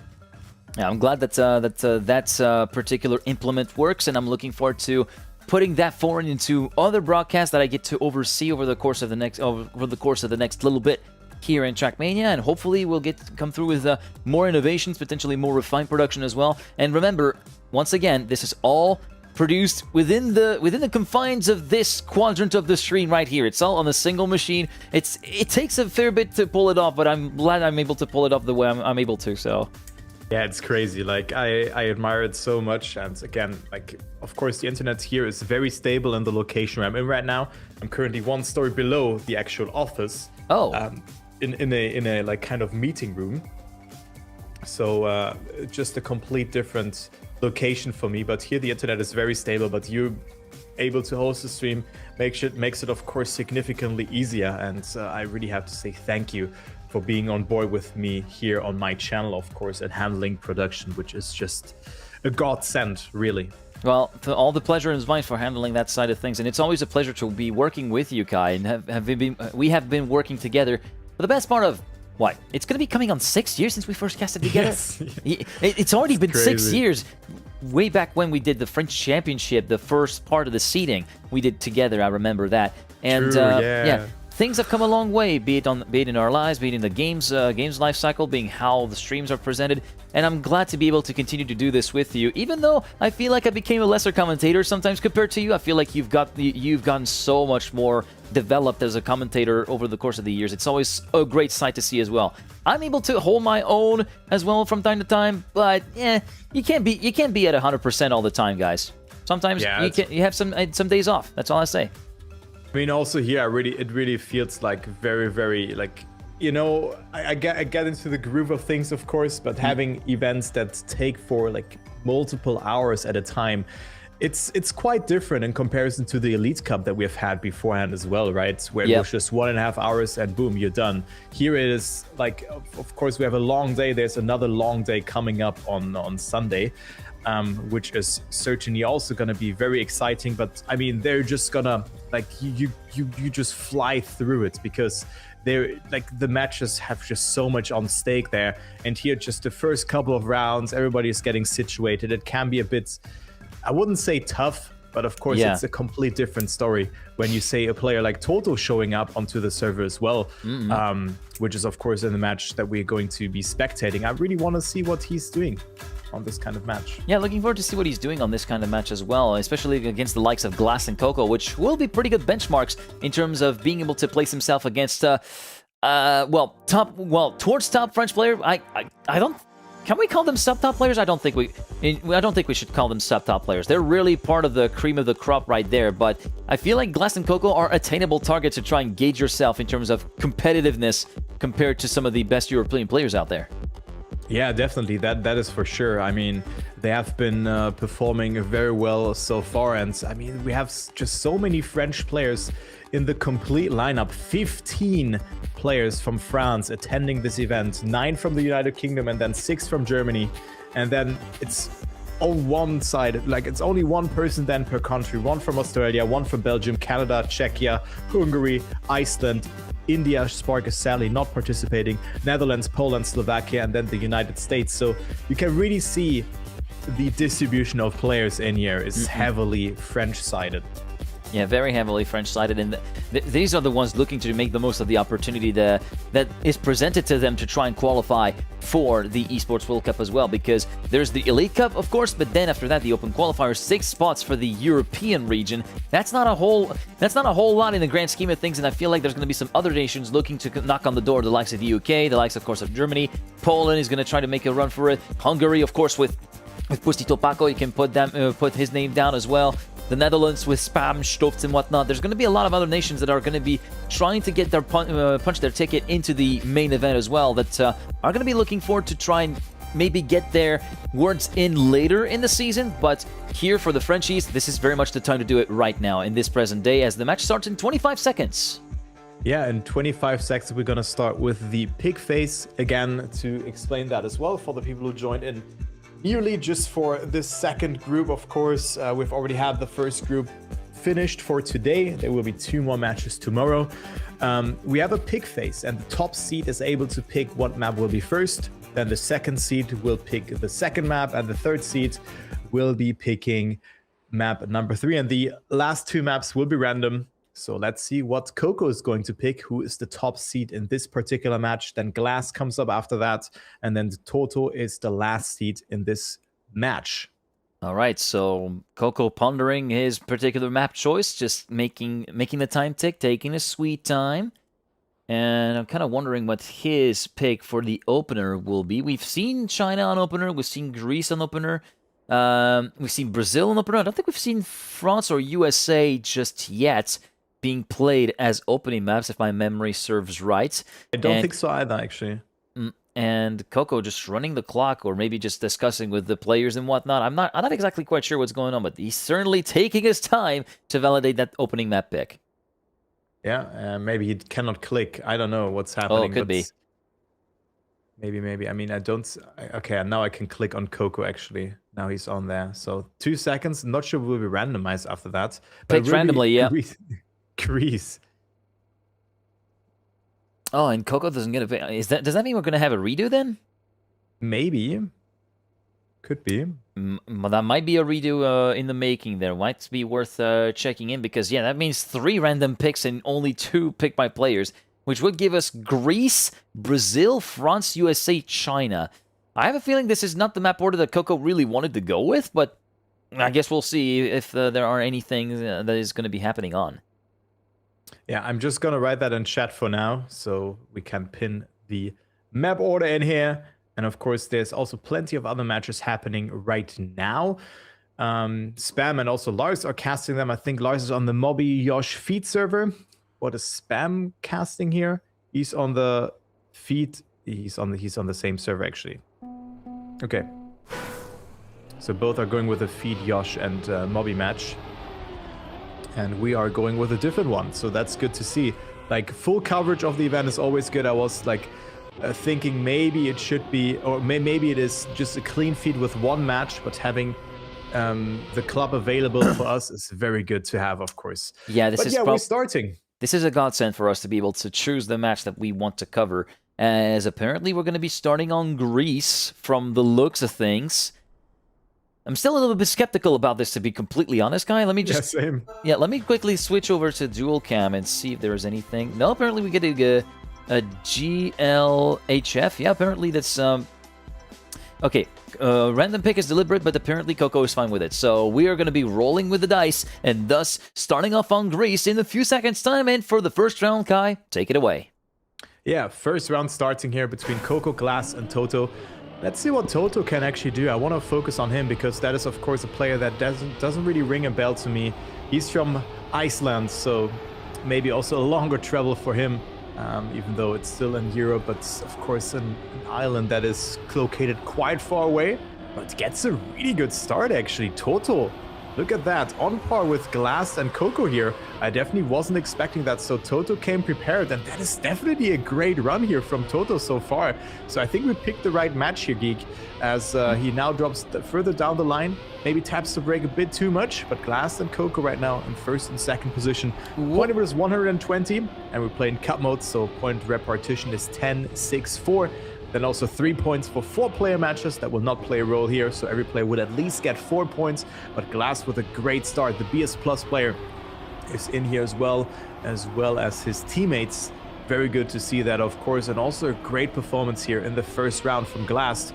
We're getting a good nosedive there as well, maybe having to oversteer a little bit too much there, but it is Coco who cannot capitalize on that. Toto also losing some ground, Glass clipping a little bit, so Coco with a good ending, but Glass with a better nosedive will give him more speed, and he wins the round with a 114.3. It looks deceiving because Pack drove 1 second faster than that. Yeah, that's true. And just a couple of things. I didn't get to trigger the replay button on those, but yeah, Coco, you all saw on the stream that he actually did a bit of a pinball into full stopping during the long NASCAR turn of checkpoint number 9, and then of course you briefly saw that clip on the outside of the first couple of drop downs in the staircase for Glass, which put him in danger of dropping down from a +10 to a +6, but he was able to keep the gap straight and true and keep the car on the road, and thus enabled him to get that 10-pointer. Unfortunately for Toto, the start from the previous round seems to be long forgotten as he finds himself 0.8 of a second down.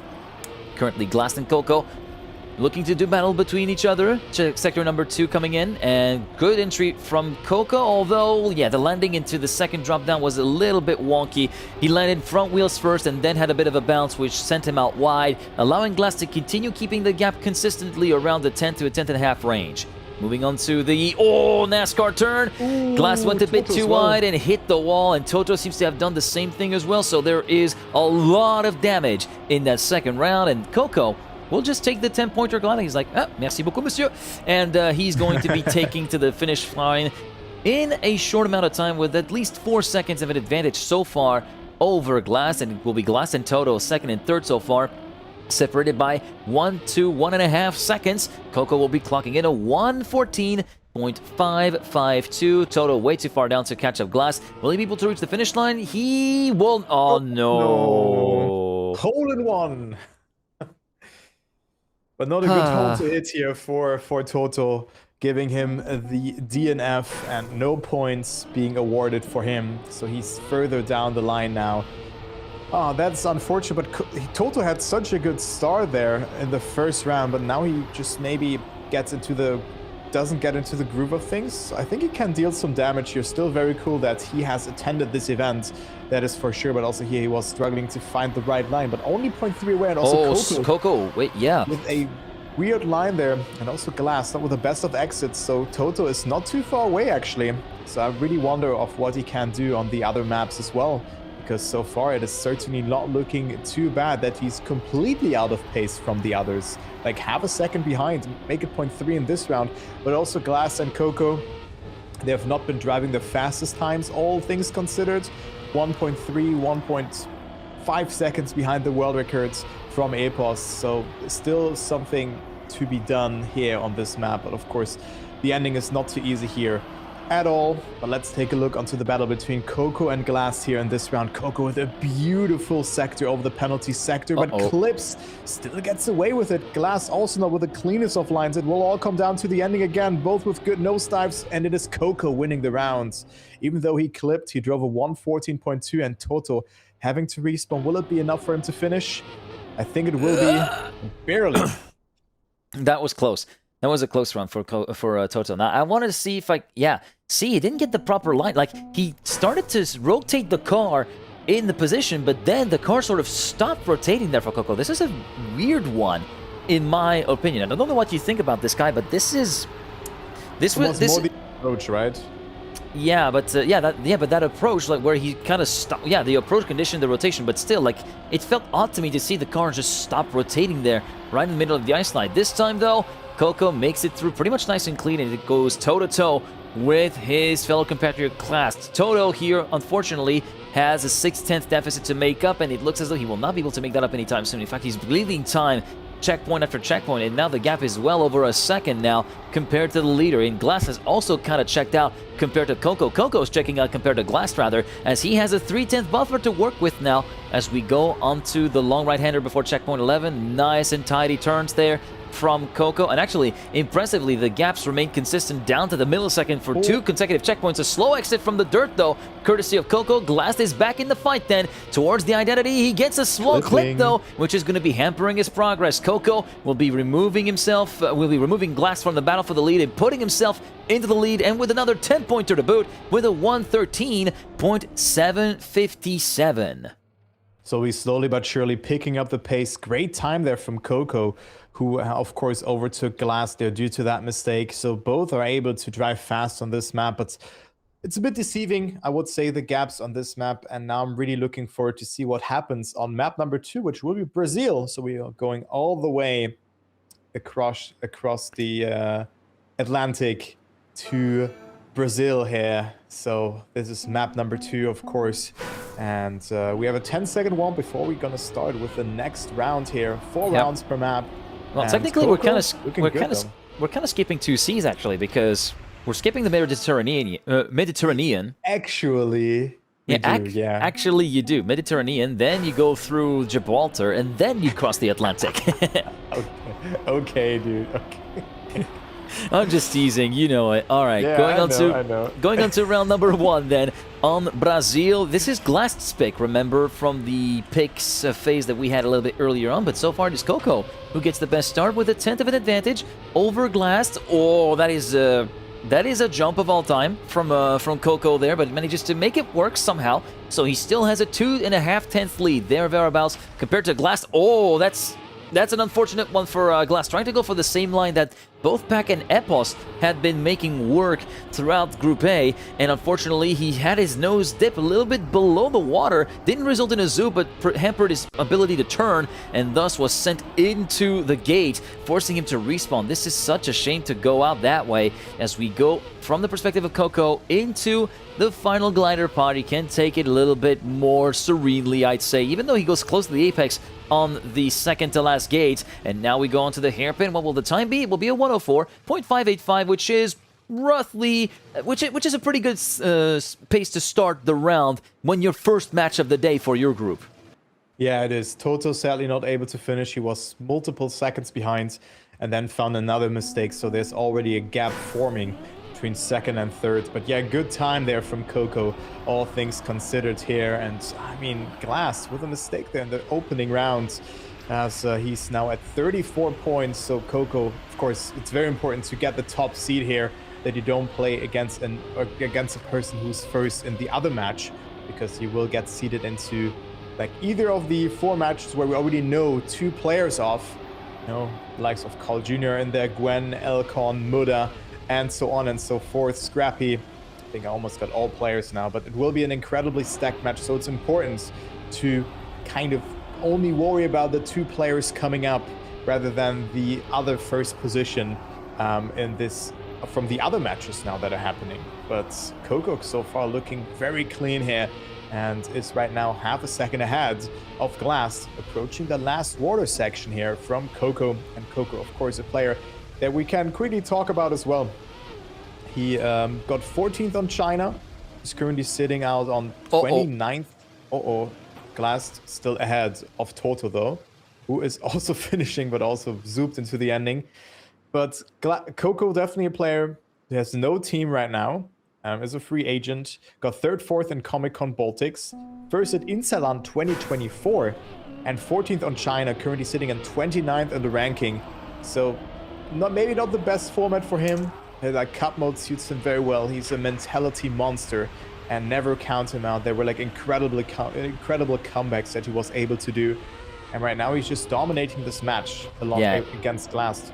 He is definitely one of those guys that in conventional LAN settings and conventional LAN formats, he is the guy that actually thrives in high-pressure situations. You can, if you followed Trackmania over the years, you know that. You know that from watching how he came back with a vengeance to actually qualify for the Ascension tournament in Montpellier. You'll know that how he actually comes back from the brink of eliminations in many different tournaments that he's attended over the years. And you mentioned Insalan 2024. He beat the crowd favorite and the hometown hero Otak in the final. Otak was slated as the favorite for that particular tournament, and Coco absolutely got in his head and managed to parlay that into the overall event win. But he will not be able to repeat a win that he had in round 1 in that second round, because Glass was there to kind of take a stance and takes a 104.557 to get himself the 10-pointer that he needs to get himself back on the saddle. Yeah, and Toto again not finishing, so now 34 points. This will be very hard for Toto to come back from. But like after round 1, I was like, yeah, he has the potential, but maybe he has to go out of his comfort zone too much. And the maps are just incredibly hard. Like, I think this will be the average experience for us playing it. So still very cool to see that Toto actually attended this event, and he tries his best to match the best players in the world here. But also in this round, he lost the gear, didn't get a good transition, is 1 second behind, and it's again between Coco and Glass, who are giving everything that they have, 12 seconds tearing them apart. Coco going for the same approach that also Epos has been choosing on this particular map, as well as Pack, both using the sand to their advantage and slowing down and getting a good setup for the drift. So good find there, and Coco now 0.1 ahead, losing a bit of time in this sector. Glass with a later no slide will not have as much speed as Coco into the last water glider sector here. But Coco commanding leads. What is Glass able to do? Is he happy with that second position? I think the answer is a yes, and Coco will also set a great time at 0.2 as well. Good times here from both players. Glass again on second, and Toto sadly able not to finish, losing control there again and getting watery wheels. 16 points, 56, and then 72. We're more than halfway through, though.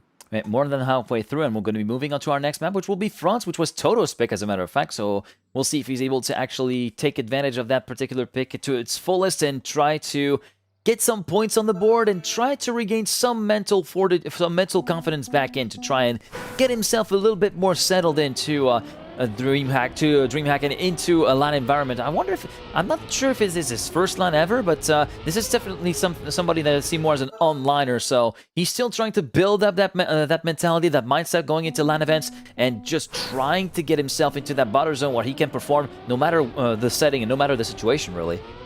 Yeah, I think so as well, but it's very good to see that some outsiders have been playing as well. Also, notably, R2K has been attending this event as well. He was part of Team Dignitas in 2006 and 2007, so like 20 years ago he played Quake and Trackmania and was even at the ESWC in 2006 and 2007, where he got second position then in the qualification for ESWC in 2008.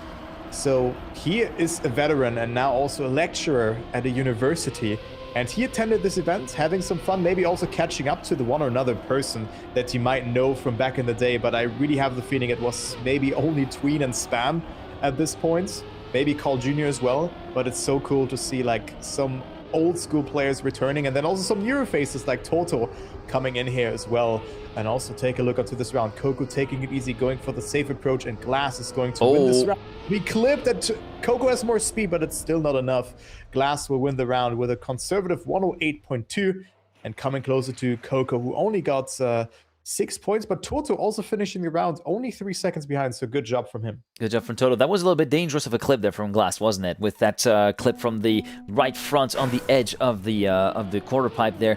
And to kind of put a period on what you were talking about, R2K, I feel like this is great to see some veterans to get back into the competitive scene, even if it's just one event. And I feel like I have a few people that I want to meet in Trackmania, a couple of the older, of the OGs. I've had the chance to meet many different people in Trackmania, be they younger, some newer profiles in the game, or some of the established legends like Carl Jr., like Carl, like Pac, and so on. There are a couple of people that I would really love to meet. One of them being R2K, and another one of those is Bergie, of course, who is part of, of course, with working with the ESL Facing Group, who is part of the organizing. I think he's like esports operations director or something. I don't exactly remember the role, but he's involved with the EWC and so on like that.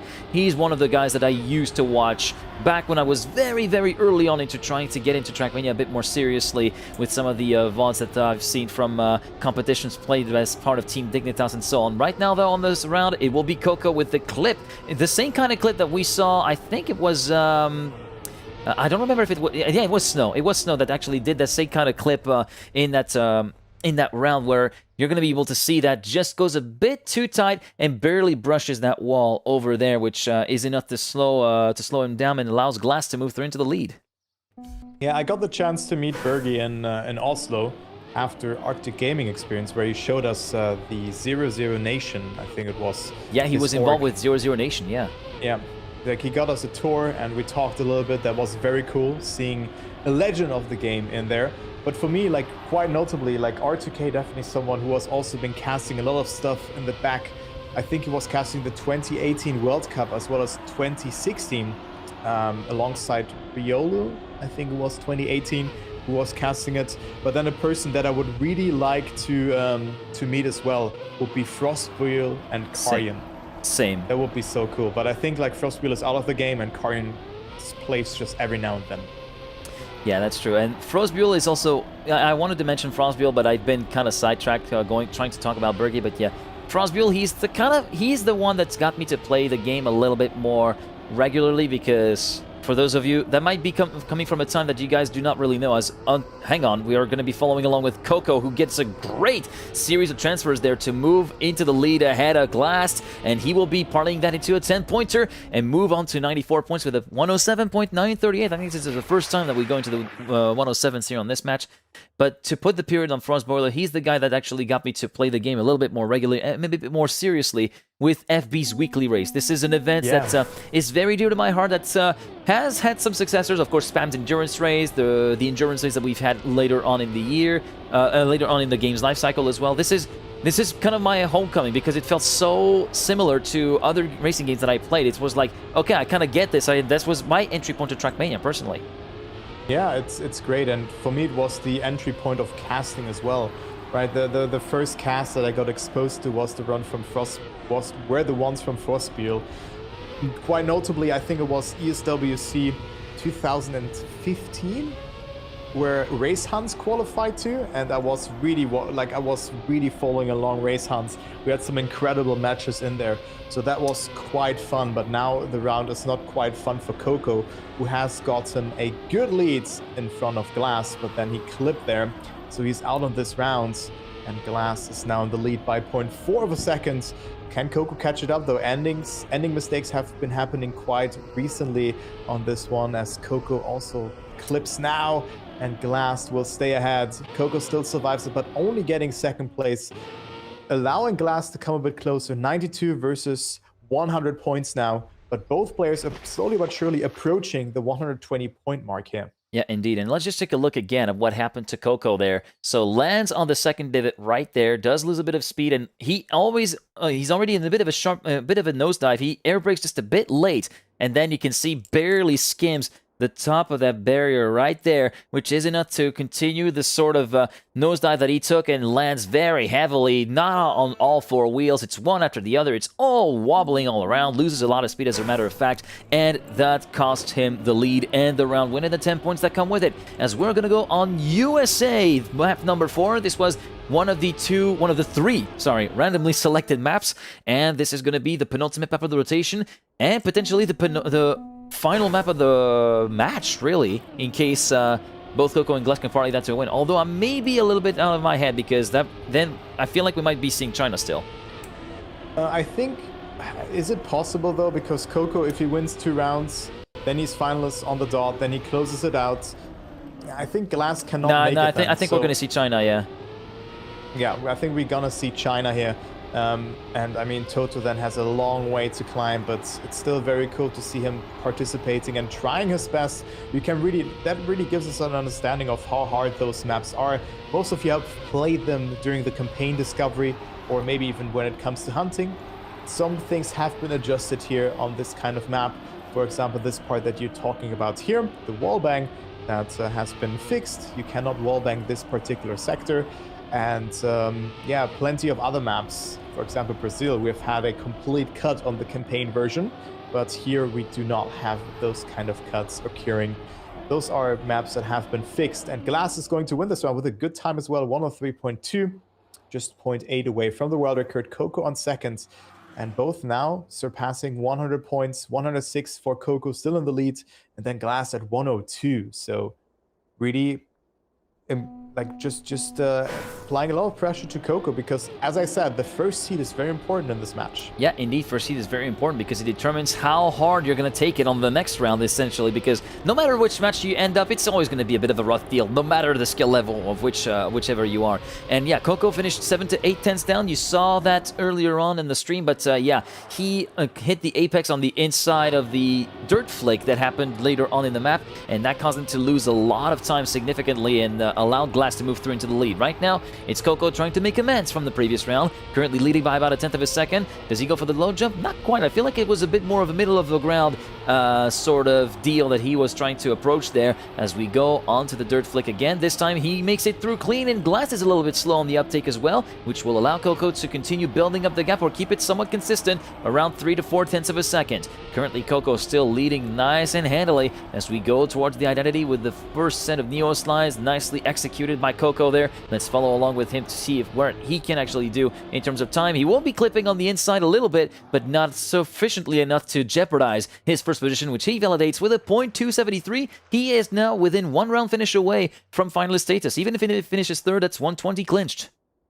Yeah, that will be finalist mode then activated for Coco, but also Glass, they're failing the end a little bit. So he had a no slide and was still able to be in front of Toto. Still needs to find his first non-third position finish here, as he is at 32 points and the others are already way beyond 100 points here. Glass still needing 2 more rounds to be in finalist mode, and I mean, Coco will be guaranteed finalist if he finishes this round, which will certainly happen because we're not on a map like Greece, where the ending respawn is so painful. Yep. You lose so much time, and you can sometimes really miss the finish if you mess up the last transition or maybe jump into the hole.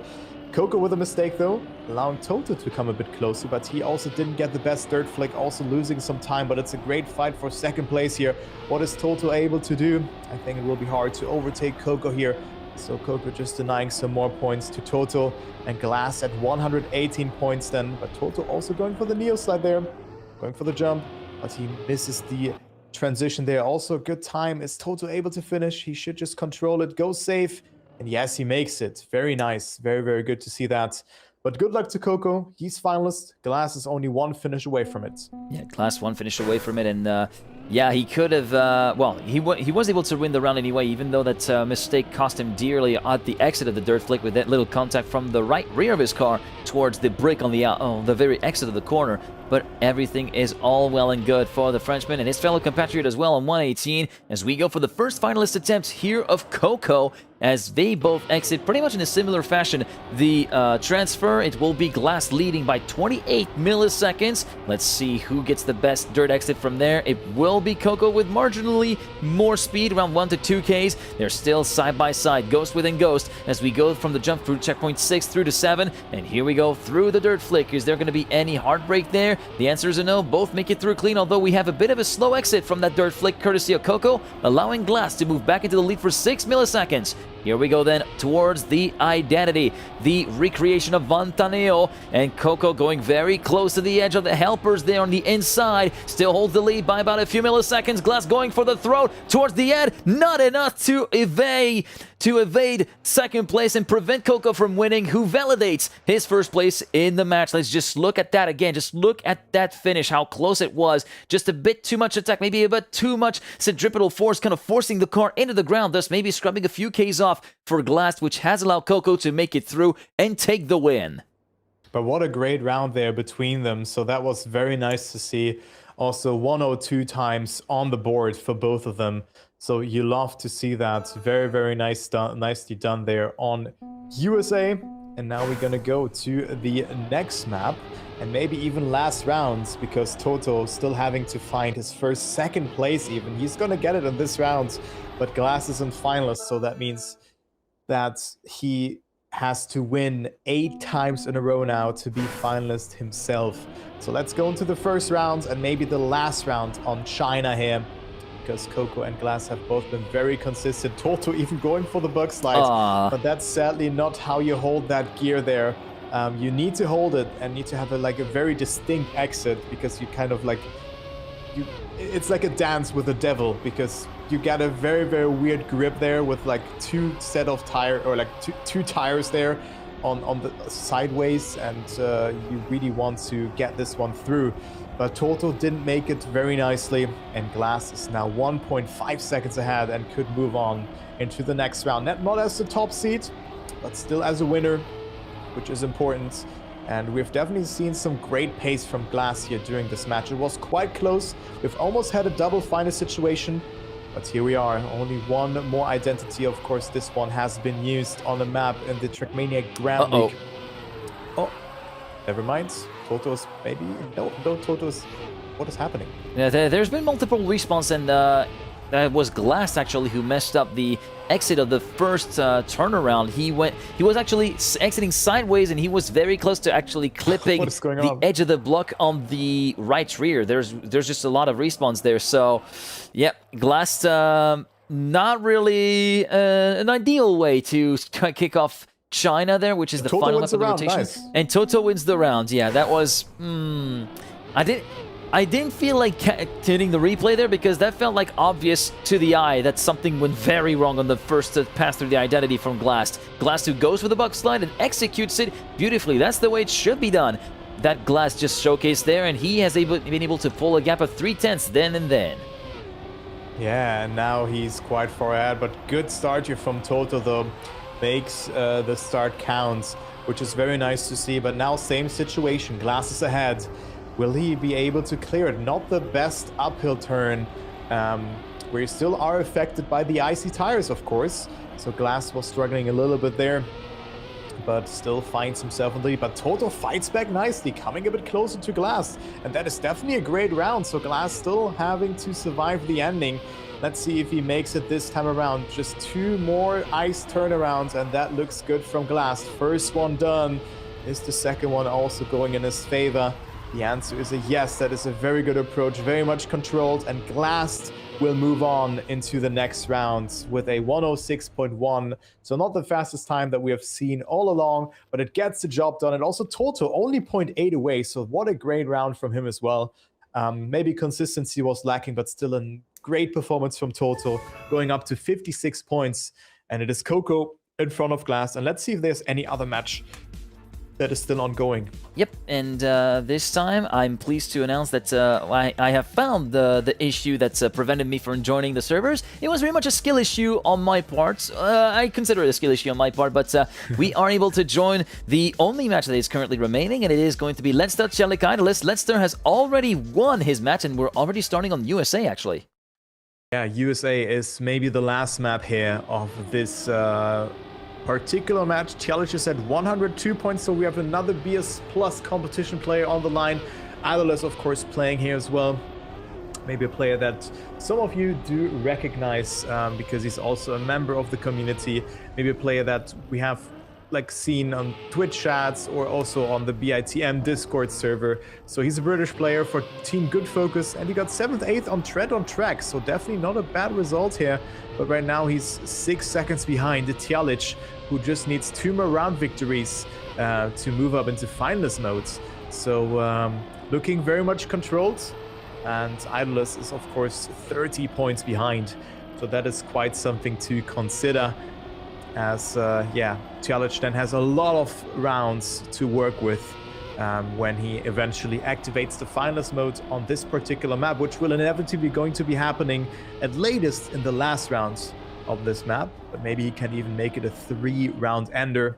Not the best ending there, clipping a little bit, and also 103.9, and that is a very costly respawn from Idolist. Yep.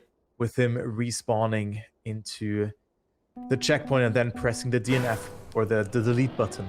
I mean, he knew. I mean, pressing the DNF button is more of a reaction to the situation he was. Like, he knew with that double respawn, it was right at the start of the identity as well. He knew that would be costing him way too much time that had already been lost beforehand, that he couldn't catch back up, and he would not be able to reach the finish line. So he opted to do for the DNF and not make the round wait too much long for the next round to get played, which is currently being played right now with Celik, of course, already pulling a second ahead of Idolist at the moment, 9/10 ahead, rather, at checkpoint number 5, starter sector number 2. Doesn't go for a super aggressive jump and a super aggressive right-hander for checkpoint number 6. All in control and in fine style for the player/manager of BS Plus competition, who joined along with Snow, Celik, Dofalt, and Dark, the organization back in 2021, back just after a stint from what it was when it was called as Team Otterworld.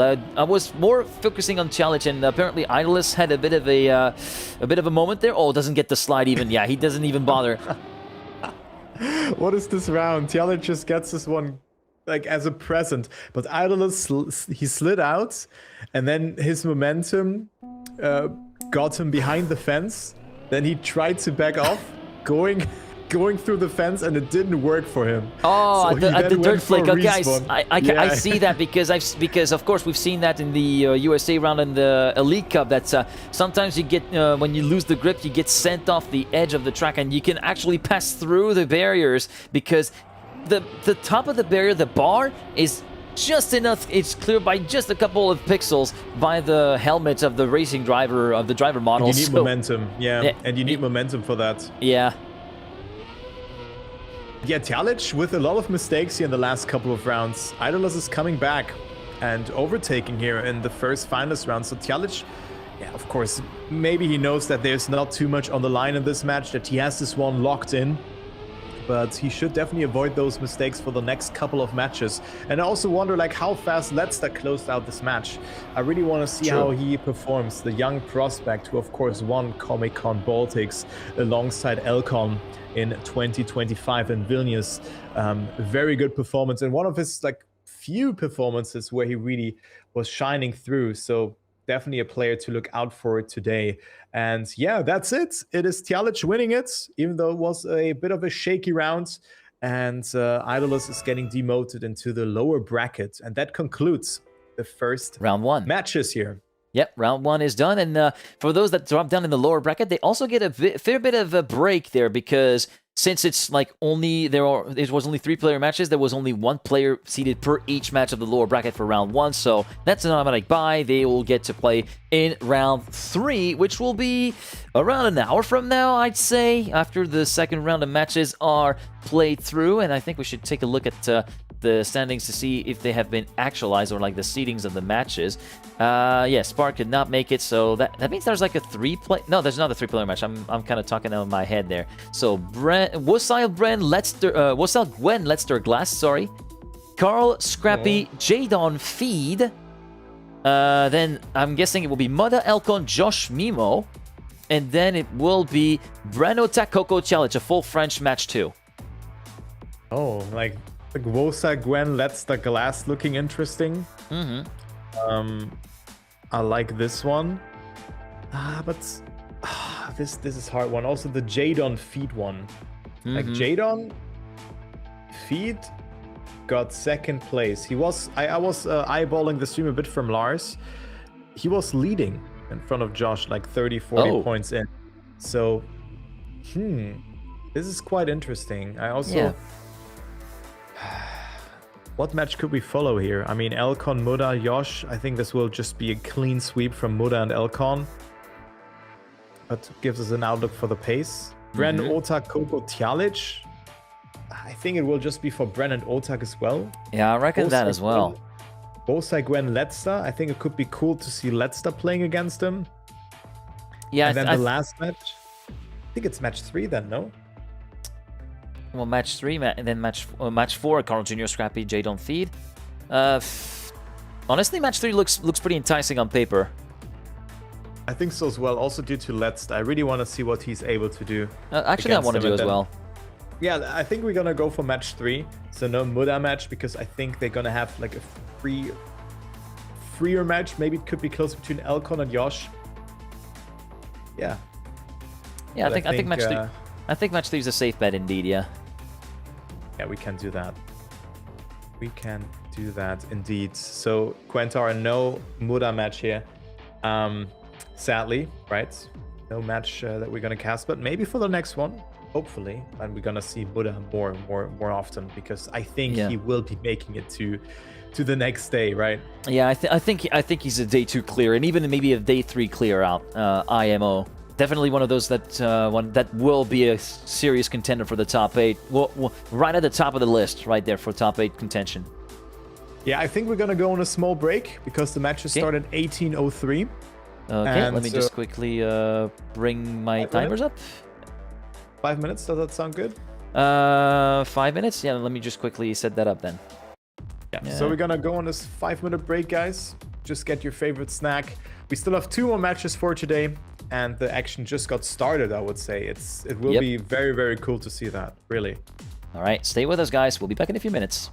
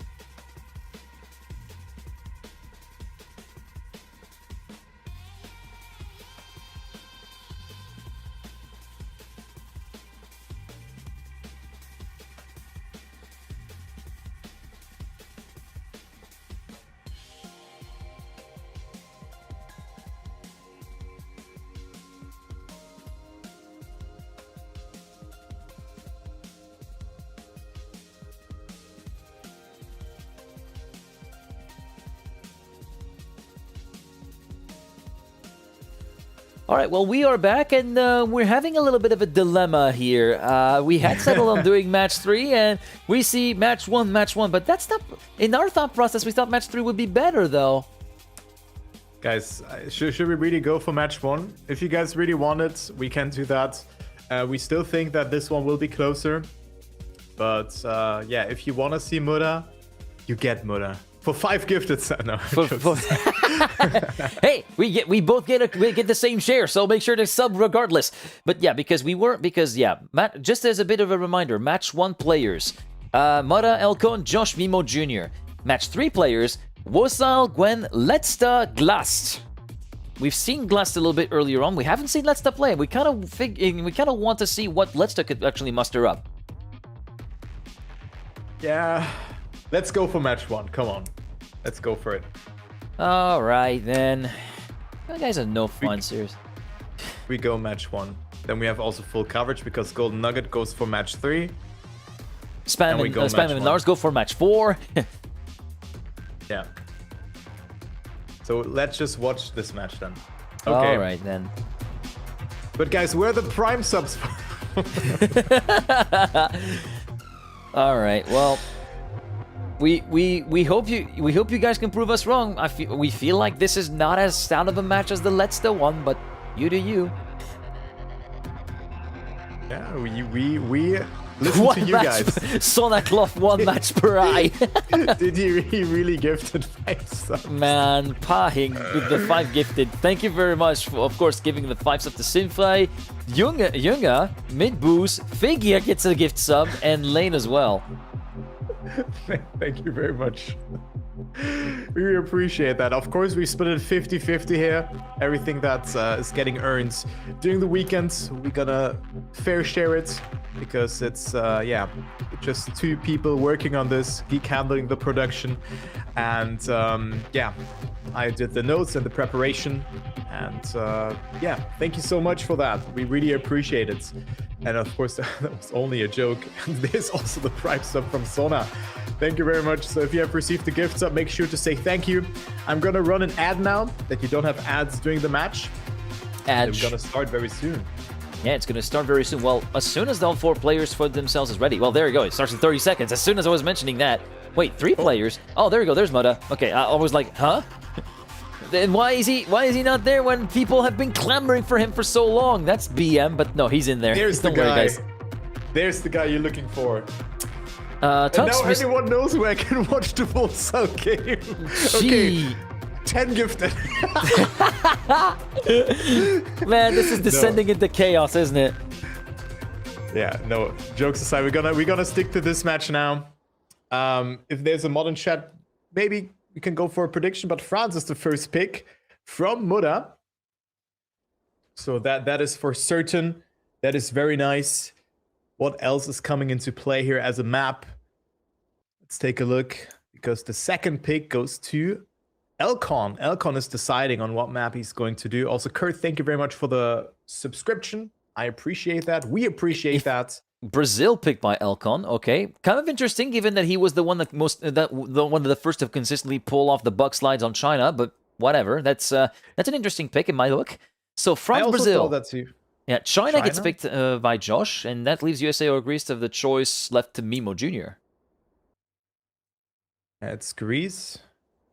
And then USA. So France, Brazil, China, Greece, USA. The map order for the second round of the winner bracket here in Group B of the DreamHack Birmingham Road to EWC qualifier. Let me quickly also do a prediction for you guys. Elkon, Muda, Josh, and then Mimo Jr. So you have time. 2 minutes to predict. There you go. Let's start a prediction. All right, Gamba, guys. The Gamba has started, and the match is due to start in a few seconds' time as everybody just gets their rounds in on China, which will come in as map 3, and we will be circling back to France. And I think it's the first time that we're seeing France as an opener, actually, as well. Yeah, I do think so as well. I think this is a map that we have usually seen as map 2, I think, or 3, 4, 5. Yeah, it's roughly 2 or 3 from the previous matches that we've seen. Yeah, so here we go. The match is starting. Again, format is as follows. We don't play a knockout. We play cup mode. And cup mode means that you collect points throughout this match. The point was 120 points. 10, 6, 4, and 3 points are awarded to the players in the respective positions. There's 4 rounds per map, 5 maps in the map pool, 1 small warm-up of 11 seconds to let players join into the map. And here we go. Muda, Josh, Maimo Jr., and Elcon fighting it out for an entry into the winner bracket round 3. The top 2 is going to make it. The bottom 2 will go down into the lower bracket. All right, here we go then. Round number 1 out of 4 here on Fronts, the opening map for this matchup between Muda, Josh, Maimo, and Elcon. Following along with the man from Team Nemesis, the young Czech driver, kind of a bit of a homecoming, so to speak, of course, with Elcon joining Nemesis. Of course, Elcon formerly a part of Team Into the Breach, but that is an unfortunate slowdown and double/triple drift that sends Elcon into the wall, as we're going to be following along with Mimo Jr. repping a very nice livery, might I add. It's going to be Josh, currently leading by just over a tenth of a second from the chasing duo of Muda and Mimo Jr. Following along with Muda right now. Josh nearly hitting the wall as he tries to go for the slingshot on the outside. Does lose a bit of time, though, compared to Muda. Muda mistakes the landing almost, but that's a bit of a wobbly landing. You saw the car wobble around on the way into the dirt, and that's going to be costing him speed and time, allowing Mimo to move up into second place. And now we see Josh leading by about 0.2 of a second. Is Mimo going to go for the old strat? He doesn't even need to, but goes for it anyway, as we did see the clip from Josh. And Josh will be dropping down to second and even third place in Turtles on the way into the final quarter pipe, final half pipe even. 108.224 from Mimo, the unexpected first round winner here on this map. Elcon third, and Josh will go without any points, forced to respawn at the very start of the half pipes. Oh yeah, very unlucky there for Josh of not finishing this round, but Maimo Jr. probably the outsider of this match, winning the first round here, also courtesy to mistakes that have happened here on this particular opening round. So nerves are setting in. Of course, this is only the first match for Elcon and Muda. They have the advantage of skipping the first match, but also it's a disadvantage because then you really have to get used to all of that kind of stuff. So this can be quite something. And also now Muda going for the nose set. You look at the speed here, making usage of the wheels. So very nicely done there from Muda, slingshotting into the lead. Very good approach. Maimo Jr. on second place, so he definitely came to play, but now hits the outside here, and it is Elcon going up into second position, as well as Josh overtaking there. And it is Muda still so far ahead, half a second ahead of the others. So let's take a look what the time it's going to be here from Muda. I think it will not be like insanely fast, but probably a 107.3, I guess. Okay, he goes for the safe strat even. So Elcon catching up quite a bit. Didn't get the most perfect jumps. Let's take a look onto the stopwatch. Muda will drive a 107.1. That was actually on par with that. He was probably on a 0.0 or even 106 if he had gone for the risky line. So good time there for Muda. Elcon getting second, Josh on third, and Maimo only with 3 points.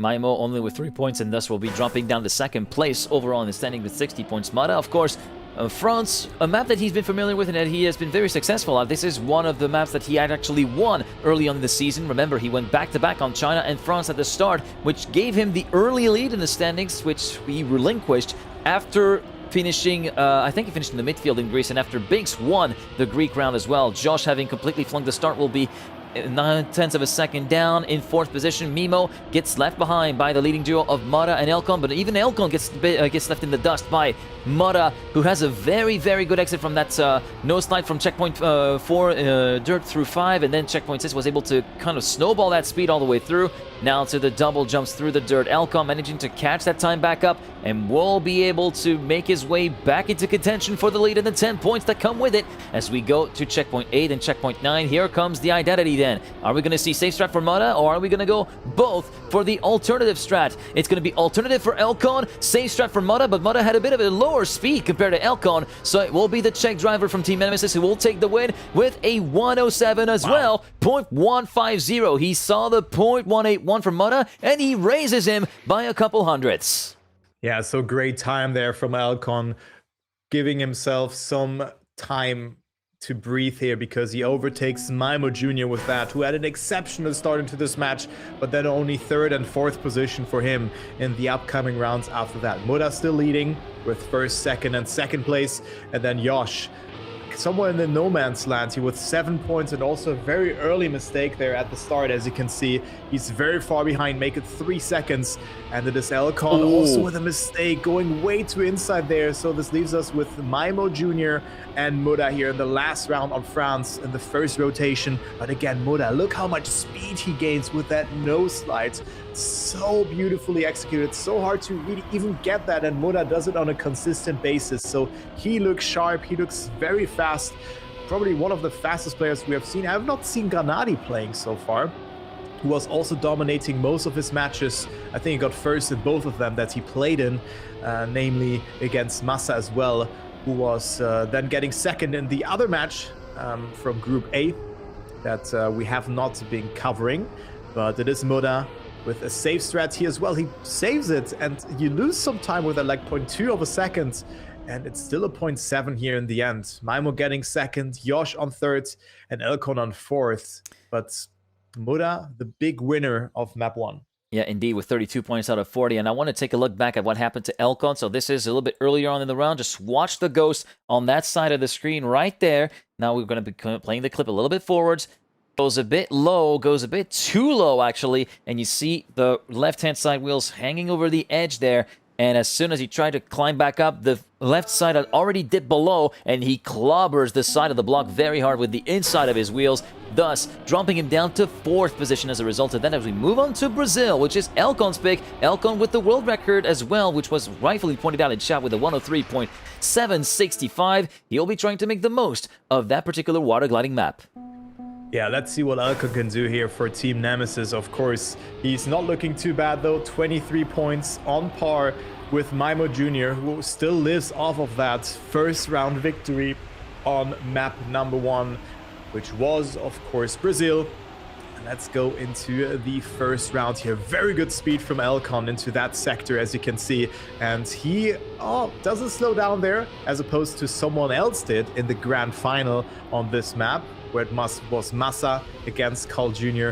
Massa got a slowdown there in this sector, but Elcon survives it, finding himself quite far ahead of the others. But look at the speed from Muda and Maimo Jr. coming back. This is a very nice round that is developing here. Also, Josh is not too far behind. My energy is coming back. The porridge really helped for that. That is a great round that we have on our screen right now. Josh clipping though, and Maimo's also out on this race. But who's gonna win this round? Will it be Muda or Elcon? Good line from Muda. Elcon with a bit more speed. Good drift setup from both players. Who's willing to take more risk in the end? Muda going outside, Elcon going inside. Good approach from Muda. Elcon with more speed, but it's not enough.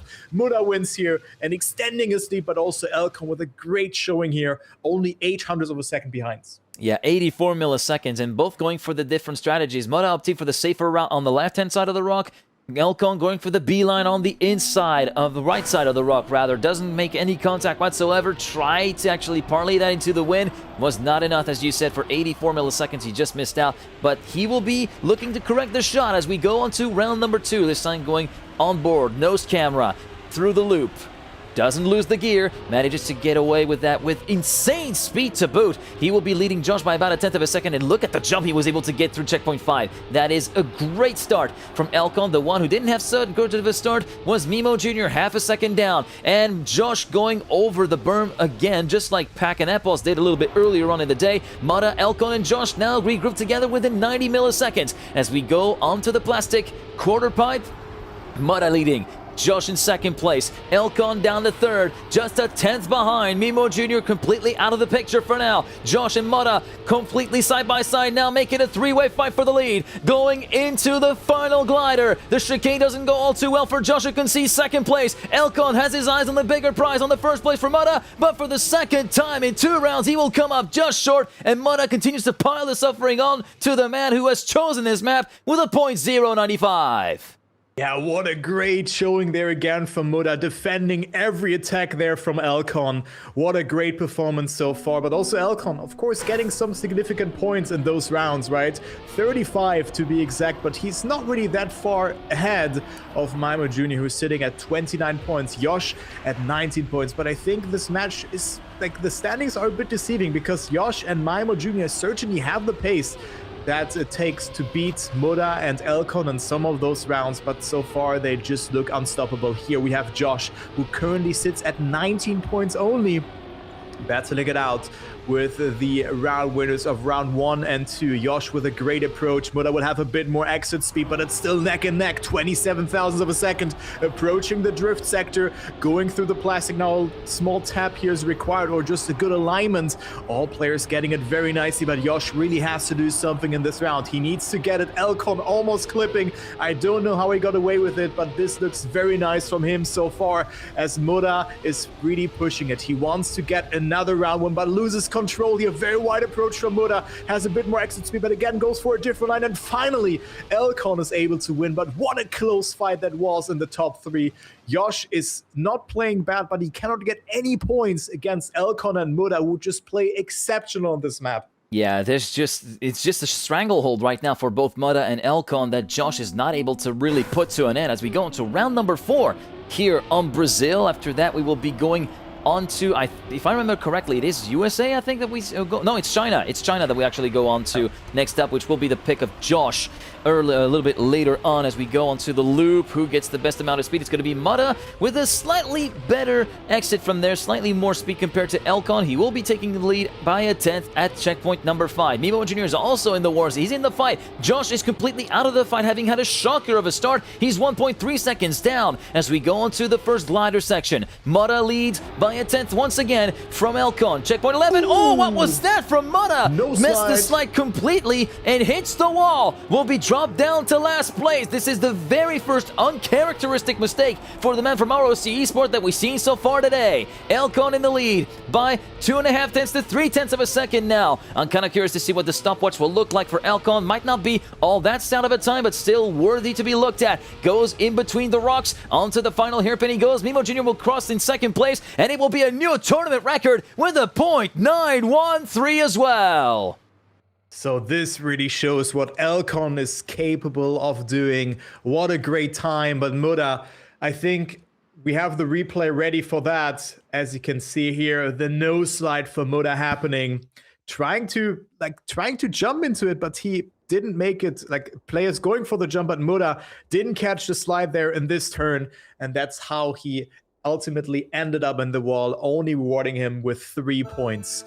All right, let's go to map number 3, which is China, and the player to really look out for here is the madman himself, Elcon 21. During the knockout on this map, Elcon went for this bug set in every round. Of course, now it is cup mode. We play rounds. You don't get knocked out, so more players utilize this line. But Elcon was also very consistent on it.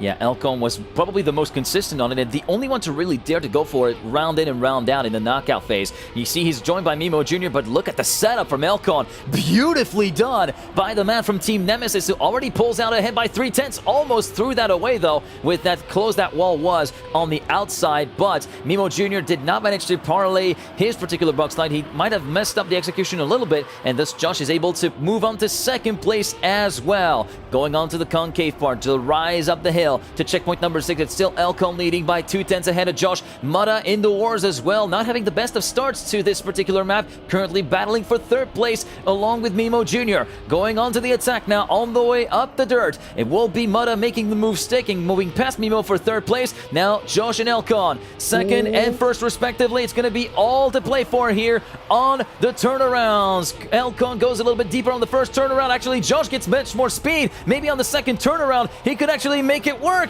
Let's see what happens there. Elcon with a bit more speed to the line. Elcon gets beat by 5 milliseconds. A .466 to a .471. Mimo Jr. in 3rd, Muda in 4th. And that is going to be a painful way to lose a run like that for Elcon, especially when you consider this guy. Look at how beautiful the bug slide was. Yeah, what a beautiful bug set there from Elcon. 0.3 ahead after this, like beautifully executed. Let's see if he can do it again in this round. The answer is yes. Look how far ahead he is. Absolute madman, Elcon. He's just doing it consistently. We have seen Pack really struggling with it, and also a lot of other players not being able to match this kind of consistency. Elcon on a spree here, but he got denied by Josh in the previous round, who was also in dire need of points, 37 points, but it really feels like Josh is giving everything that he has, and he can also reach the top 8, but Muda and Elcon are just the players to beat here. Elcon 0.2 ahead, and I think he's even on a great time. This could be a 0.3, 0.4 from Elcon, depending on the ending, but he's one very fast car behind him. The Rock Esport player Muda is trying his best, getting a very good turnaround here. This is looking good, catching up a little bit to Elcon. It's now only 0.14 of a second, but Elcon has it out now. Even though Muda's catching up, the track is too short. And look at this, a 0.3 from Elcon as well. Josh can solely not match this pace in this round, and Maimo is 1 second behind. But I think we picked a good match there, chat. I think we got to give reason to you guys. This is delivering more than what we were probably anticipating. Maybe we may have been a little bit harsh on judging that match at first glance when we were looking at the bracket. You guys are proving us wrong, and again, going for the bug slide this time. Elcon gets his first failure at the bug slide there of the tournament, and you can see he already cost him dearly. A second down compared to Mimo Jr., who did get the bug slide correctly, and he will be in a battle against Josh to retain the lead of the race as we go through the long ice slide of checkpoint 4 on the way to checkpoint number 5. A bit of a tighter exit of that ice slide from Mimo Jr., which will cost him a bit of speed in the long run and allow Josh to build a gap of almost 0.3 of a second. By the way, they reached checkpoint number 7. Checkpoint 8, the start of the third sector. We go up the hill in the dirt, try to stick it on the outside wall, and it will still be Josh looking very, very nice and tidy, very solid. And Muda had made a mistake as well, allowing Elcon to move back up the third. We go on to the turnarounds. Josh should be having this round in the pocket. Just one more turnaround to go. Mimo goes a bit deeper, but he goes a bit too deep with the gap that had already been built up, and thus Josh will get the 10-pointer that he desperately needs to keep himself relevant in the fight with a 105.685. Mimo second, Elcon and Muda third and fourth. This is a good omen actually for both the Frenchman and the Englishman there. Yeah, definitely. I mean, very good points for them. 51 now for them, both on the board. But look at the gap. Elcon and Muda just playing such a consistent and nice match. 75 and 73 points, and Elcon is really showing what he's capable of doing. But now look at the bug slide from Muda. 0.1 ahead of Elcon here. Absolute banger of a start from Muda. The thunder from down under. This is really nicely executed. Elcon is 0.2 away, also due to a very good low jump there from Muda. And a beautiful ice slide there as well, finding the right line between a very wider approach to accumulate as much speed as possible and still traveling little distance there. Muda's on a very good time here. I can really see that this could be a new tournament record, even though he bleeds a little bit of time there, but also Elcon now crashing. So Muda should only really focus on those 10-pointers here, but still, the time will be very fast. Maybe 0.2 or 0.1, could even be faster than that, who knows. I also wonder when we will see the world record actually getting beaten, maybe in this round, but for that I think Muda lost too much time on the drift. But let's take a look. What will the time be? Well, you got your answer now. 0.061. Hey, it only took 5 seconds to get it beat, all right? Congratulations, guy. You summoned the world record. Okay, Muda, calm down. Yeah, that's you know what that reminds me of? That reminds me of XP Evo 2 years ago when we did the consolidation final with Legion. Legion was trying to manifest the 0.3. We hadn't seen the 0.3 on the... I don't remember the map on it, but yeah, I casted the round, and then all of a sudden I see a pack drop a 0.398. I finished my call, and Legion's response was like the pack was said to me, all right, there's your 0.3, shut up. That kind of brings me back that kind of core memory, the way that you just summoned the world record there from Muda. Anyway, we're going on to the next map, and it's going to be Greece up next. Yeah, Greece up next, and there's also a different line that you can use here at the start. Players hesitated to do it. Is anyone going for it? No, I saw a player doing it in the warm-up. I think it was Maimo or Josh, so this was certainly not happening. But yeah, clip farming there with Muda. Thank you very much, and also great reaction there, of course, from us there. Like, this was very good. I didn't expect this to be that fast because Muda really lost some time there. But even here, he's again on a great run, battling it out with Elcon, but currently finds himself a little bit further behind. Didn't get the best exit from the ice. And Elcon, he's 0.5 ahead? Yeah, okay, this is tournament record pace already, Kai. This is looking like a 0.1, maybe mid-0.1 at the very least, from what we're seeing, because, wow, half a second? In just 2 sectors? Hello? Elcon, what doing? I'm kind of left a bit numb by what we're seeing out here. World record being summoned, essentially the previous round, then potentially a new tournament record being summoned as well. Let's see how Elcon clears the identity, though. And behind him, Muda and Josh are locked in battle, and Mimo Jr. making it a 3-way fight as well for that second place, and it's going to be Josh who comes ahead. And for the time, it was a bit more deceiving than I thought. I thought we were going to be as well. Yeah, maybe just a bit more attrition in that realm. That it does happen from time to time, but Elcon strikes where it hurts the most. Top of the scoreboard for Elcon, bottom of the scoreboard on that round for Muda, and thus the positions are swapped between the two leaders. Yeah, also Josh not too far behind, as well as Mimo Jr. Both really bringing up a great fight. 63 and 58 points in a match where it's really hard to find a first position at all. Like Muda and Elcon just playing out of their minds. But Elcon certainly lost some time before the identity, but his driving looked so clean. And maybe it was just players having to readjust on the ice. So that's maybe why the gap was that large.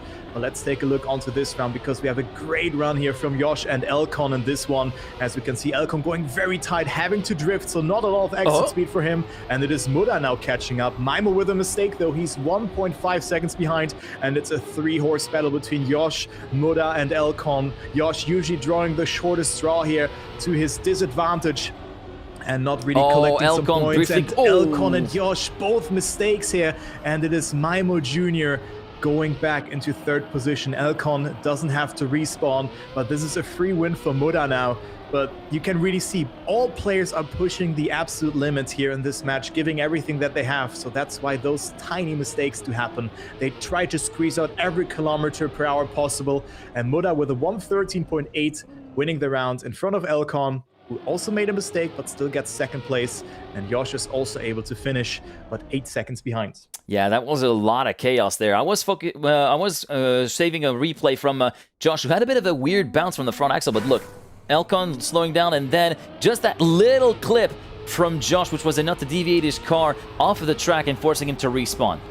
Going on to the next round. Yeah, double respawn as well, yeah, because he caught it as soon as he crossed the gate, which is probably the worst thing you can possibly have. Going on to the next round then, it is going to be Elcon, Muda, Josh, and Mimo Jr.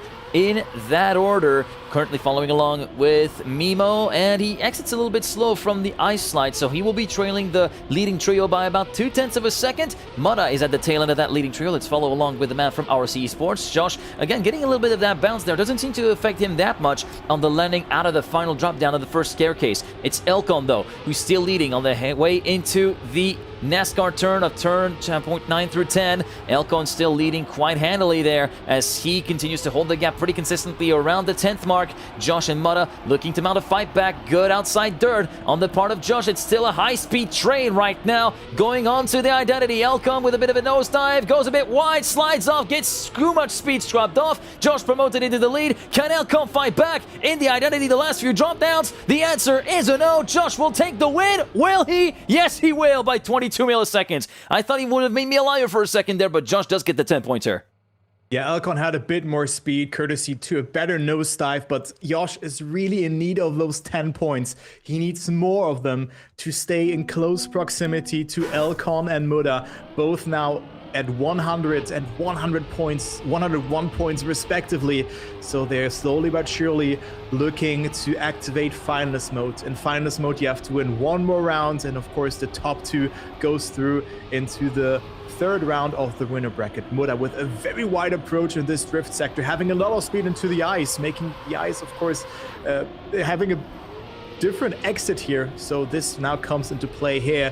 So interesting to see that. Muda certainly opting for a little bit of a different approach there as opposed to the other players, but he finds himself in the lead by 0.2 of a second roughly. Josh is falling behind here. Moda, who is really defining the pace in this round. Good release timing from Elcon as well, who's really pushing it, but was a bit too hesitant in this part here. So this is all to play for up until the end. Maimo is 0.4 behind, though he will probably not have a saying, though, unless someone makes a mistake. Elcon is overtaking Yosh here for second place. Muda not with a good penalty surface sector here, so Elcon is coming closer. Oh, but it will be also close, and Elcon with a mistake here. So it is Muda winning the round in front of Yosh. And then it is Maimo who will finish on third, and Elcon is also able to finish, but due to that respawn, he only gets 3 points. I had a bit of a heart flutter there for Muda, because you see he touched the wall on the inside when the rope pinched before the finish line, so that would have been an opportunity for Josh to make it through. But yeah, Elcon, unfortunately, it all came unstuck as he came into the identity. Just watch on the way towards that platform. He goes in a bit too shallow. Ideally, you want to go a little bit towards over there. Here, he's a bit too far off on the right-hand side, and as you'll be able to see, it's just enough to get his right side wheels clipping with the inside, and that is just enough to actually force him to respawn. And as you mentioned earlier on today, Kai, the respawn here on the Identity of Greece is probably one of the most punishing that there is in this map pack as we move on to the last map of the rotation, which is going to be USA. Yeah, so very, very lucky for Elcon that he was actually able to find the finish and still getting himself 3 points. They are very important because with a first and second position, he will also activate finalist mode. But the player to really follow in this round is Muda. If he wins it, he will be in finalist. But right now he gets the weakest start from the players here, and also gets it okay. I mean, Elcon and Josh are currently still leading the round. Maimo Jr. dropping a bit behind, 0.3 of a second. Muda with the inside approach will lack a little bit of speed in comparison to the others, who is going for the low jump here. Elcon went for it, and that is a lot of speed for him.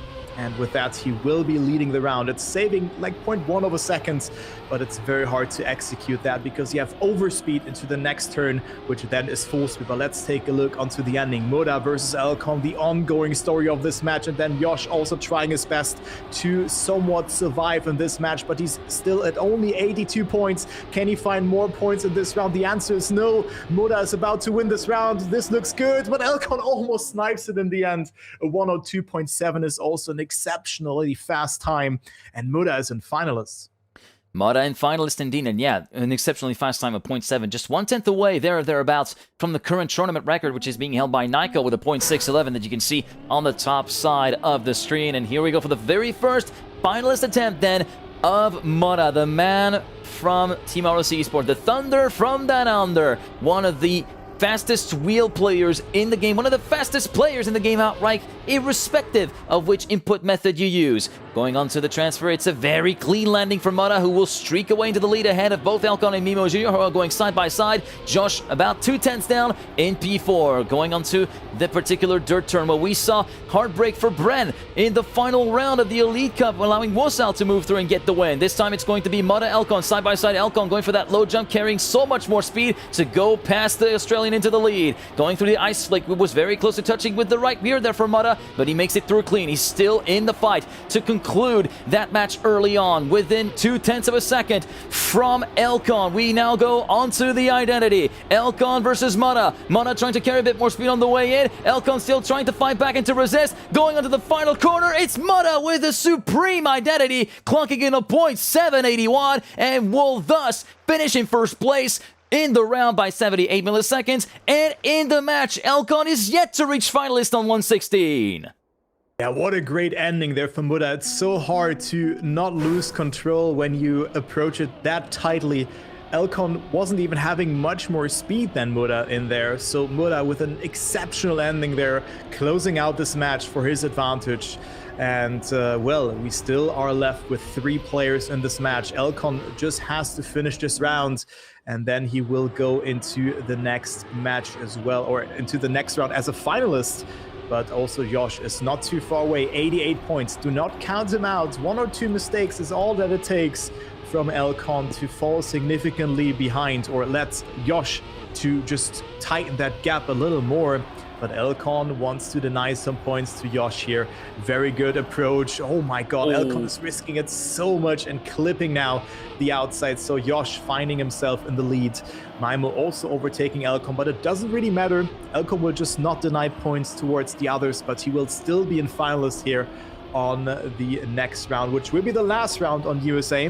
And then we're gonna go back to France again. Yosh winning the round also with a sub 103, up to 98 points. Maimo up to 83. And then Elcon is in finalist, so good luck to him. Good luck to Elcon indeed for that first attempt, first uninterrupted attempt at finalist status. Josh on 98, Mimo Jr. on 83. It could be very much the round to end this winner bracket run for both Josh and Mimo if Elcon's able to pull through. Currently, Elcon, Josh, 1 and 2. Better bobsleigh entry and better bobsleigh exit on the part of Elcon, though, will allow him to streak into the lead before the transfer which is done pretty much cleanly by everybody, although Elcon with the supreme landing will be moving it by 10th and a half ahead of the chasing duo of Mimo and Josh. Elcon will be going for the low jump again, very low this time around, and look at the speed he carries through, 345 by the time he reaches the exit of the corner before the jump. Now going on to the dirt flick where he goes very close to the apex. We'll get a look at that a little bit later on, but that was a supremely well executed dirt flick on the part of Elcon. He still has a buffer of 1.5 to 2 tenths to play with, maybe not so much as Josh tries to make a move, but he completely messes up the entry into the middle part of the identity, and Elcon will make his way through to round 3 of the winner bracket here in Group B with a 102.752. And just let's watch that dirt flick again, shall we? Let me pause there. Actually, a little bit of a margin there, but from a first glance, it looks as though he was like 2 pixels away from clipping the wall, wasn't there? Yeah, also like the whole turning radius there was just incredible there from Elcon. So absolute banger there what he's able to do. Incredibly risky line, but we know that Elcon is a risky player. So this match is over, and let's see if there's any other match that is currently ongoing. Okay, to 3 and 4. Wozil game, apparently we're getting a little bit of a word in that it might be interesting. We'll see what happens there when we join the server, or if we are already on the end. Well, Gwen has won. Wosile is finalist. Gwen. Let's start on 105. Okay, Gwen winning it. The man from AG Global coming through and delivering the goods. Yeah, so we still have this match eventually here, guys. And also, if you enjoy what you were seeing, we would really appreciate if you could leave a follow. We're also casting tomorrow, and also the next match coming up after. So really appreciate that. And let's see how this one will be going, because Wosal is in finalist. Let's at 105 points and Glass at 88. Still in close proximity though, but they need to make sure to deny Wosal the entry into the next round here, as Wosal clips out very early, is now 0.6 behind. Here we go then. Leicester versus Glass. Man, imagine Glass pulling from behind and actually catching back up. This would be absolutely insane to witness. Right now, he could be on the docket to be able to pull it, but he still has to contend with someone who has been very stout the last few months on Trackmania. That is, of course, Leicester, the man from Team Shift, formerly of Big Academy. He's no longer part of the Academy team from Big anymore. He is very much one of the guys to watch out for later on in this competitive season of Trackmania. And if any prospective organizations are looking to pick someone up, this could be definitely the guy to go for. Although right now he's being reeled in by Glass, and look at the gaps at the split. It will be 45 milliseconds at checkpoint number 12 after the outside dirt. Leicester still holding up the attack of Glass. Wosal is completely out of the picture for now. Great nosedive on the part of Glass. He doesn't scrub as much speed as Leicester does. As we go on to the identity, who gets it best? It's going to be Glass moving ahead, but clipping in the same fashion that Elcon did just a few moments ago, and Leicester moves on to 150 points with a 0.766. Wosal gets denied. And Glass also not able to finish here, as we already said beforehand. This respawn is so long, but Leicester has to do it again. Wosal still in finalist, and of course he has been clipping out on this round very, very early on. But this match is far from being over, but it's on knife's edge. One mistake from Leicester and it could be all over, because Glass is already falling a bit behind. But what an incredible risk. They're going so close there to the hole, and Wosal finds himself in the lead. But also I was wondering, like, how good is Gwen on this particular, like, how good was he in this match? because Gwen is, of course, one of the fastest players out there, has won the single most prize money in Trackmania at the Ascension tournament that was hosted by Zeraid. So I think over 60,000 euro that he has won there. But it is Wosa right now who is looking clear, half a second ahead of Letza, and I think Genji Wosa will move on into the next round, and Letza and Glast will demote into the lower bracket, but definitely players to look out for as well. And I think, Geek, we were right with it beforehand when we said that this is the group of death. Like, this group looks incredibly stacked, really. And let me tell you, I'm so looking forward to the next round of matches. The winner bracket is going to be something else, ladies and gentlemen, so be prepared, grab a snack, grab a beverage, because it's going to be absolutely insane to finish the first day off here, as Wosal finishes the match off with a .559 and will be confirmed through alongside Gwen to the third round of the winner bracket in his group in the Road to EWC qualifier. Glass and Lester, as you mentioned, Kai, will be demoted down to the lower bracket and will have a longer run on Saturday to go through. But I think Letster, as well as Josh, those are players to definitely not count out. They looked so strong and also collected so many points in their matches. I think for Josh in general, or Josh, it was a very, very tough match to just beat. Probably players that will make it into the top 8. We're definitely going to see them in round 4 and round 5 again.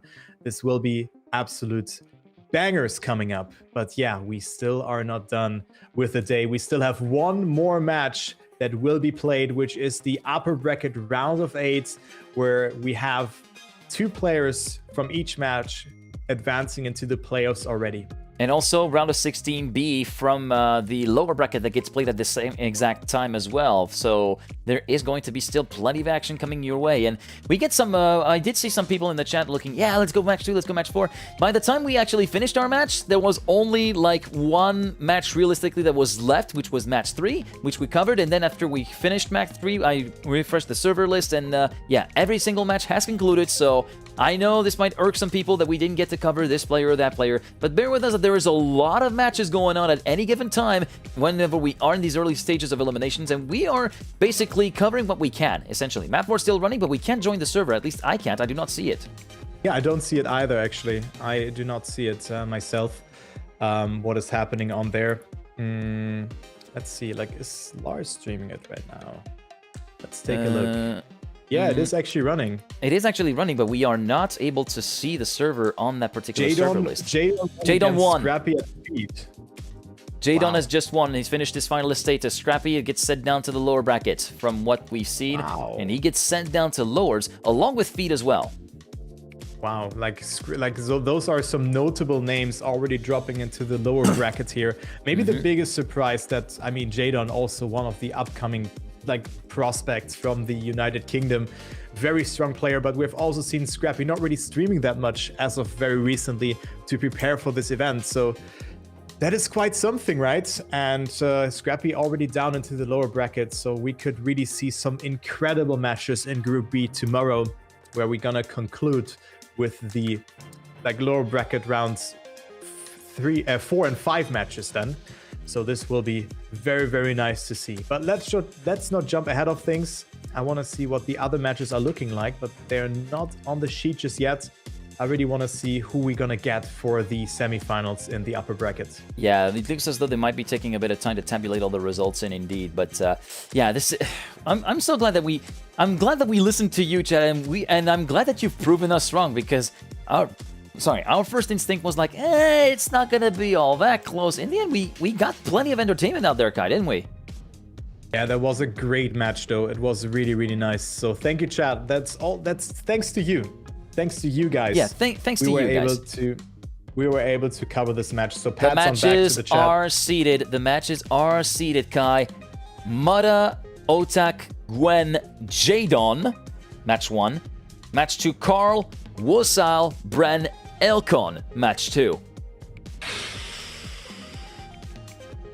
Okay. Wow.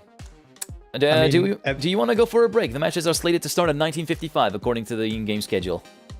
Yeah, I think we're gonna take a small break, and then we're also gonna decide on what match to cast. Yeah, But I have to quickly go to the toilet, really. Yeah, I have to go as well. We're gonna be coming back at 19:50. Let me set up the timer for you guys so you know when we are coming back. And yeah, we take our time to do some business and also ponder which of the 2 matches we're actually going to cast, because this, as we said, Group of Death, Group B, it's completely delivering on that promise, and we are so looking forward to casting the rest of the day with you. Stay with us, guys. We'll be back in a few.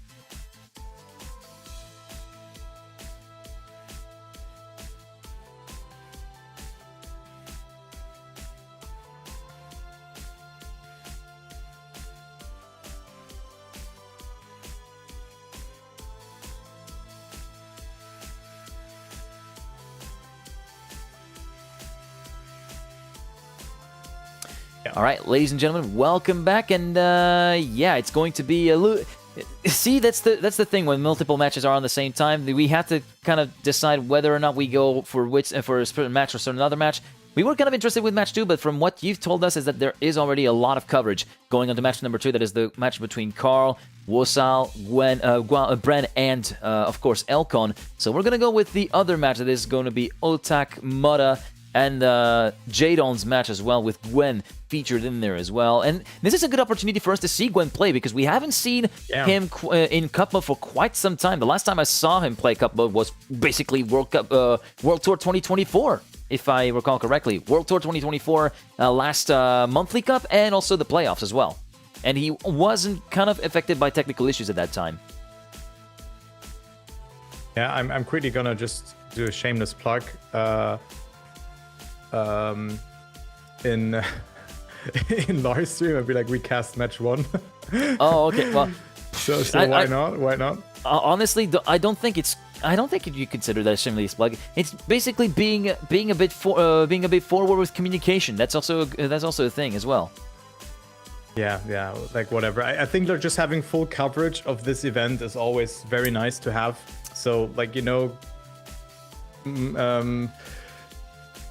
spam. Oh my god, I'm just lightheaded. Really, it's been a long day. Yeah, I think we're all starting to be a bit fried. Not gonna lie.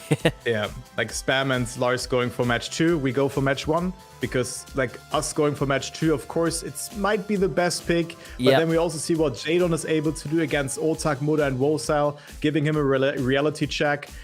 And I think it will just be a great match all along. Like, oh yeah, that's just miss out on so much though. I messed up. Gwen is on the other match. Sorry about that, boys. I messed up on that one. And also a quick update on the bracket. I think you can see that as well. Is that there are only 3 matches that will be run, because in case you weren't aware, one of the participants that were slated to participate could not make it there in time due to various issues. So there are matches that were 2 players, and one of those 2-player matches is the Josh and Chalix. They are earning a bye and thus have an early day off. They didn't have to play any other match whatsoever, and thus they have 3 lower bracket matches that are left to run for today. Coco, Mimo Jr. Idolus, then Let's Stuff Feed Toto, and Scrappy Glast Moby will be the last matches to be played today.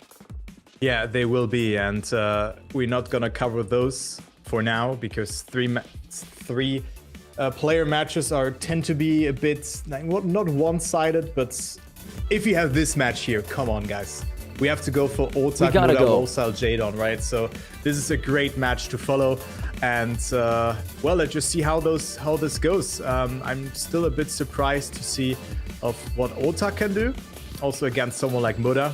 I'm not sure if this match is even easier for Moda, but we're gonna see that, of course, of how things will be developing. Let's also do a prediction. I'm pretty gonna do that, so yeah. And yeah, we see those 2 marks that have been updated right there at the top of the screen. Those, of course, being the world records that we've witnessed live within just a few seconds of maybe predicting them happening in the final round of China in the previous match that you were able to see a little bit earlier on. And if you're wondering, we'll be working on making those available to YouTube very shortly after the day is concluded. We're both working together on making those being available to the public as quickly as possible. Yeah, we're gonna do that. So I'm probably gonna upload them by today even, to highlight them and then publishing them on YouTube, that you guys can rewatch them there in case you have missed the match. So just having the full coverage. And yeah, tomorrow is another like banging day coming up. Like I really much look forward to that. But firstly, let's see how this match is developing, because Otak and Moda, for me here, the players to be, but also Wosal is in this one as well. Don't count him out, that's for sure. I'll never count him out. Very, very strong as well, right? So I think it will be a close one again. Yeah, this is gonna be a close one. And for those of you who forgot who Wosal is, 2023 Trackmania Challenger League Stage 1 champion as part of Alternate Attacks along with Skandir. Also the winner of Gamers Assembly 2023, the mixed tournament. We were talking about Worker. He won the 2022 edition. That was the first mixed edition that ever took place. 2023, that was the Wosal and Panda show, basically. If you weren't there, basically Wosal just dominated everybody. The only one that could remotely keep up with him was Panda from Team Numalops, and Glast was trying his best to keep pace with the others, but was just having to be content with third. And he was like, well, I'm happy with third, but like these guys absolutely drove me mad. I couldn't keep up with them. That was just how stout Wosal in Pandawar. Mada gets the first pick. It will be France as a starter. Otak picks China as second map. Wosal picks Greece as map 3. It will be between USA and Brazil that the choice will be left for Jadon. As far as map number 4 is going to be concerned, he will be waiting out a couple of seconds, maybe to ponder, maybe pick his poison. Maybe 2 maps where he doesn't feel too comfortable. It will be Brazil. Map 4, USA will be the decider.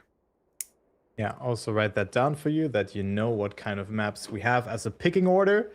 So here you go. Last match of the day. This was a long day. How long? We're live for 6 hours already, but yeah, we just get things started. We still have plenty of matches to come up on the respective days. So here we go. It is Otak, Moda, Wosal, and Jadon for one last dance today. And we start off things on France. So map that we haven't already seen as an opener quite more often, more of a middle rotation map, yeah. But now a bit more frequently. That's true. Well, a bit more frequently as an opener. It's been more of a mid-rotation map. Like we said, map 2 or 3, this is typically the ballpark of what we're seeing. France as a starter is a very, very rare sight to behold so far in day 1. I wonder if it will be a little bit more common once we get through the rest of the days of competition and we get to the playoffs specifically, because I feel like there's going to be some variance of picking preference between the players from Group A and the players from Group B, actually. Yeah, I do think so as well. Like both groups really played out so differently, and the matches, like the second match, already felt like the third match in Group A, right? It's like this is really, really intense, and we just get things started here, as we of course still play in Cup mode. 120 points. 10, 6, 4, 3 points being awarded for the players. 4 rounds per map, 5 maps in the rotation. You can see the rotation of the maps in the pinned comment that I put in there. And let's go into the first round. As Otak doesn't start, we play on the LAN. So Otak, it's not your internet this time. Let's see if we have a pause or not. I do think so. It is currently stated as pre-match warm-up at the top. It might be. Okay, we redo picking. Yeah, apparently there is a pick redo. Oh, because Otak might have mispicked, so he decides to go with USA this time instead of China. That was probably a mispick on his part. So France, USA, Greece picked by Wosal, China picked by Jadon, and it will be Brazil as the decider. Yeah, so we just restart everything here, but sometimes it is how it is. Was a bit surprised, but we did not see the in-game chat, so we didn't know what was actually happening there. And let's also take a look onto the prediction. We see only one person going for Muda there, or maybe plenty of, actually, a couple of people saw the prediction. Did not really work out that well, but here we go. Let's go into the match, see what will happen here. As of course, Muda looked very strong on those maps. Yeah, indeed, and we're seeing the tournament record that has been updated, and I think that's the first time that we saw the mention of Carl Jr. here in this stream on screen, with a 107.011, getting close to dipping to the 106s as well. I wonder if we're going to be seeing that by the end of this match. Yeah, I wonder as well what will be happening, but Carl Jr. with a great time on this map. Maybe we're going to see a 106 in this one. This would be great. This would be so nice to see, as we're still in the pre-match warm-up. Not sure if we can exit this or not, but... Well, we're going to have to wait for a map restart. We're going to have to wait for a map restart, I think. Yeah, there you go. Match starting in 10 seconds. Here we go. This is it. This is the last match. And I also need a break after this. Holy... Yeah, I think we both need, and I need to take a throat pill afterwards, because I can feel it start to tickle a little bit, and I want to manage myself for the next 2 days, especially for the third day, given the grueling graveyard shift that awaits me. But that's another story for another time. In the meantime, we are getting ready to go for the final match of the day in the winner bracket here in Group B. Jadon, Wosal, Otak, and Mada, the top 2, will make it through directly to the playoffs. Yeah, and I'm very much looking forward to see who can stop Otak and Muda in this particular match. Because Wosal, don't get me wrong, he's an exceptional player as well, but then got second in his match, right? So he was not completely dominating it there. And also Jadon made it in, I mean, upsettingly against someone like Scrappy, who did extensive preparation for this event as well. So let's see what they can do, as Jadon already drops down the line, and with a 3-horse battle for that first position. Muda with a beautiful no-side, and you can see how much speed he really gains towards Wosal here, even though Wosal had a very good exit as well. It is Otak also now really pushing it here, but doesn't really get a lot of speed into it, and we see Wosal doing the first mistake, allowing Jadon to also overtake here for that third position. Moda still leading though, but not the best of landings for him. So Otak goes up into second and to first, and Jadon into second position. This could be a good start here for the young prospect by the name of Jadon, who really shows what he's capable of doing. Maybe he can force an upset and he can even win the round because Otak with a mistake. Jadon, however, almost clipping there as well. This was so close. Oh, Moda clipping. Now clipping as well. But will it be enough for Wosal to overtake? The answer is a no. And Jadon wins the round. And, well, it is very surprising to see that all players somewhat made a little bit of a mistake here. Yeah, except Jadon. Lots of attrition, and actually I got one. There's been so many mistakes to pick out from, but I did manage to pick this one, which is of course the very first transfer entry from Otak. As you can see, just an unfortunate clip from the left front on the way into the first half pipe, which has cost him dearly and has allowed Jadon to move into the winning position, and Otak would drop from first to fourth as a result of that mistake. Going on into round number 2, it will be Wosal, Moda, Otak, 1, 2, 3. Jadon a little bit slow on the uptake at the start there. Will be dropping down to fourth. Currently, Moda trying to go for the no-slide approach. He's able to carry a bit more speed compared to the rest of the field. A little bit after the drop down in the transition. It is going to be still Otak leading Wosal in hot pursuit. Moda making it a three-way fight until he briefly raises the wall onto checkpoint number 6. Jadon takes advantage of the situation to move up in the third. A bit of a heavy-set landing of the rear from Wosal. Loses a lot of speed on the second jump out of the dirt, and thus Jadon, in the space of a few checkpoints, moves from fourth to second place. It's going to be still Otak leading. Are we going to see yet another clip? Look at the speed that Jadon carries on the way towards the first transfer. Jadon absolutely unstoppable right now. Otak trying to reel him back in. It's going to be down to the final transfer. Otak going for the move on the outside, and it will be the Frenchman from Saint-Malo taking the win by 50 milliseconds with a .328 versus a .378, and Wosal towards the tail end of the field there will be finishing in P4. And I wonder if I was able to see that little mistake from him a little bit earlier on. There is where it all came unstuck with that little touch from Moda from that particular moment there. Moda manages to salvage a third position. Wosal was not so lucky. Yeah, but this turn is also so hard to get, so a mistake is like almost certainly happening to you at some point during this tournament.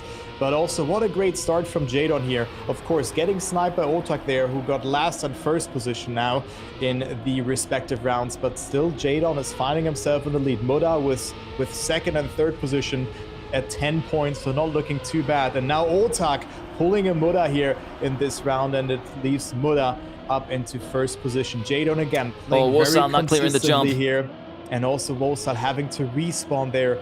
Nicely spotted there, Geek. But Jadon again, very consistent performance in those first 3 rounds, capitalizing tremendously from mistakes from his opponents. But Moda is on a great time. Jadon, however, with good speed here again. Moda going for the conservative strat. Jadon will overtake, but Moda with a bit more speed here into the ending. This will be so close, but Moda is about to win his first round. But he clipped there, but it will not be enough. It is 100th of a second that Moda stays in front of Jadon.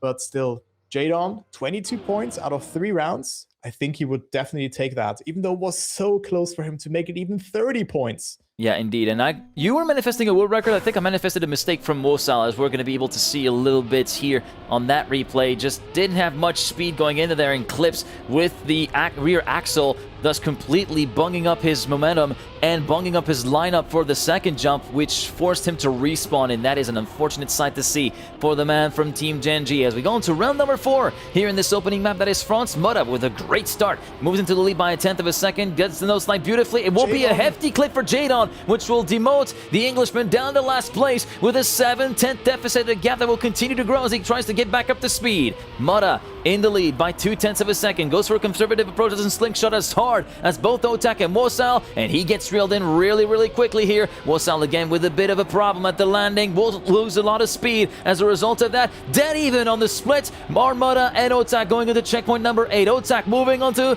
the attack and taking the win and the lead position right now from Moda. Moda going for the safe strat. Otak on the alternative, briefly clips and will be sealing his own fate. Moda has slipped as well. Wosal gets vindication and redemption, taking the round win with a .453, and he gets it right in the nick of time to be in the fight. Yeah, so very good points there for Wolsal, doubling his points up to 20 he goes. Otak up to 23, but look how close it is. 5 points tearing first and last apart here. This is as close as it gets, and now we're gonna move on to map number 2, which is USA. So that is a very, very good performance here from the players. You cannot really count anyone out here thus far, and Jadon is still leading here, getting first, second, and then last position. So great performance, but also, do you think that Muda should maybe fix his line for the ending? Because it really looks like that he has been getting more speed out of the ending on France with his approach, but he still bleeds a lot of time while not going for the right approach, whereas the others are doing that. Honestly, I'm of the opinion that if you're confident in your line that works and you can confidently outpace the rest of the field on the other side of the track, I think that line shouldn't change. If it ain't broke, don't fix it. That's going to be the main motto that I'm going to go with here when it comes to Muda's line at the ending. If it works, it works. Just don't change a single thing about it. And right now, what's not changing is Muda really in the fight against Otak and Wolsal. Jadon just a little bit high and a little bit slow on the landing after the transfer. Will be a quarter of a second down compared to the leading trio. Wolsal currently leading that trio. Otak and Muda. Muda going for the middle of the road jump, and we went full inside actually on the subsequent corner courtesy of Wolsal as we go on board with Muda through the dirt flick. Wolsal managing to get nice and close to the apex, but loses a lot of speed on the exit of that dirt flick. Otak takes advantage of that to move up into the lead. Muda up into second as well. It's still a red-hot fight between these three as we go to the identity, and Jadon also as well in hot pursuit, looking to maybe have a chance to pounce in case there is something going haywire for the top 3. It is not looking to be the case, though. Otak will take the win, and a clip from Wolsal from the rear, pumping the rear away, losing acceleration and traction, allowing Muda to move through into second. Just take a look at this in the replay. Yeah, look at that here. Muda with a very good ending again, but Wolsal slightly clipping there on the outside. You can see it here. His car completely left the platform, bumping him up and allowing Muda to overtake. So very, very good snipe there from Muda, getting him 6 instead of 4 points in this round. And let's move on into round number 2 here, as of course it's still very close. Wolsal now in last position when it comes to points, 24 points for him.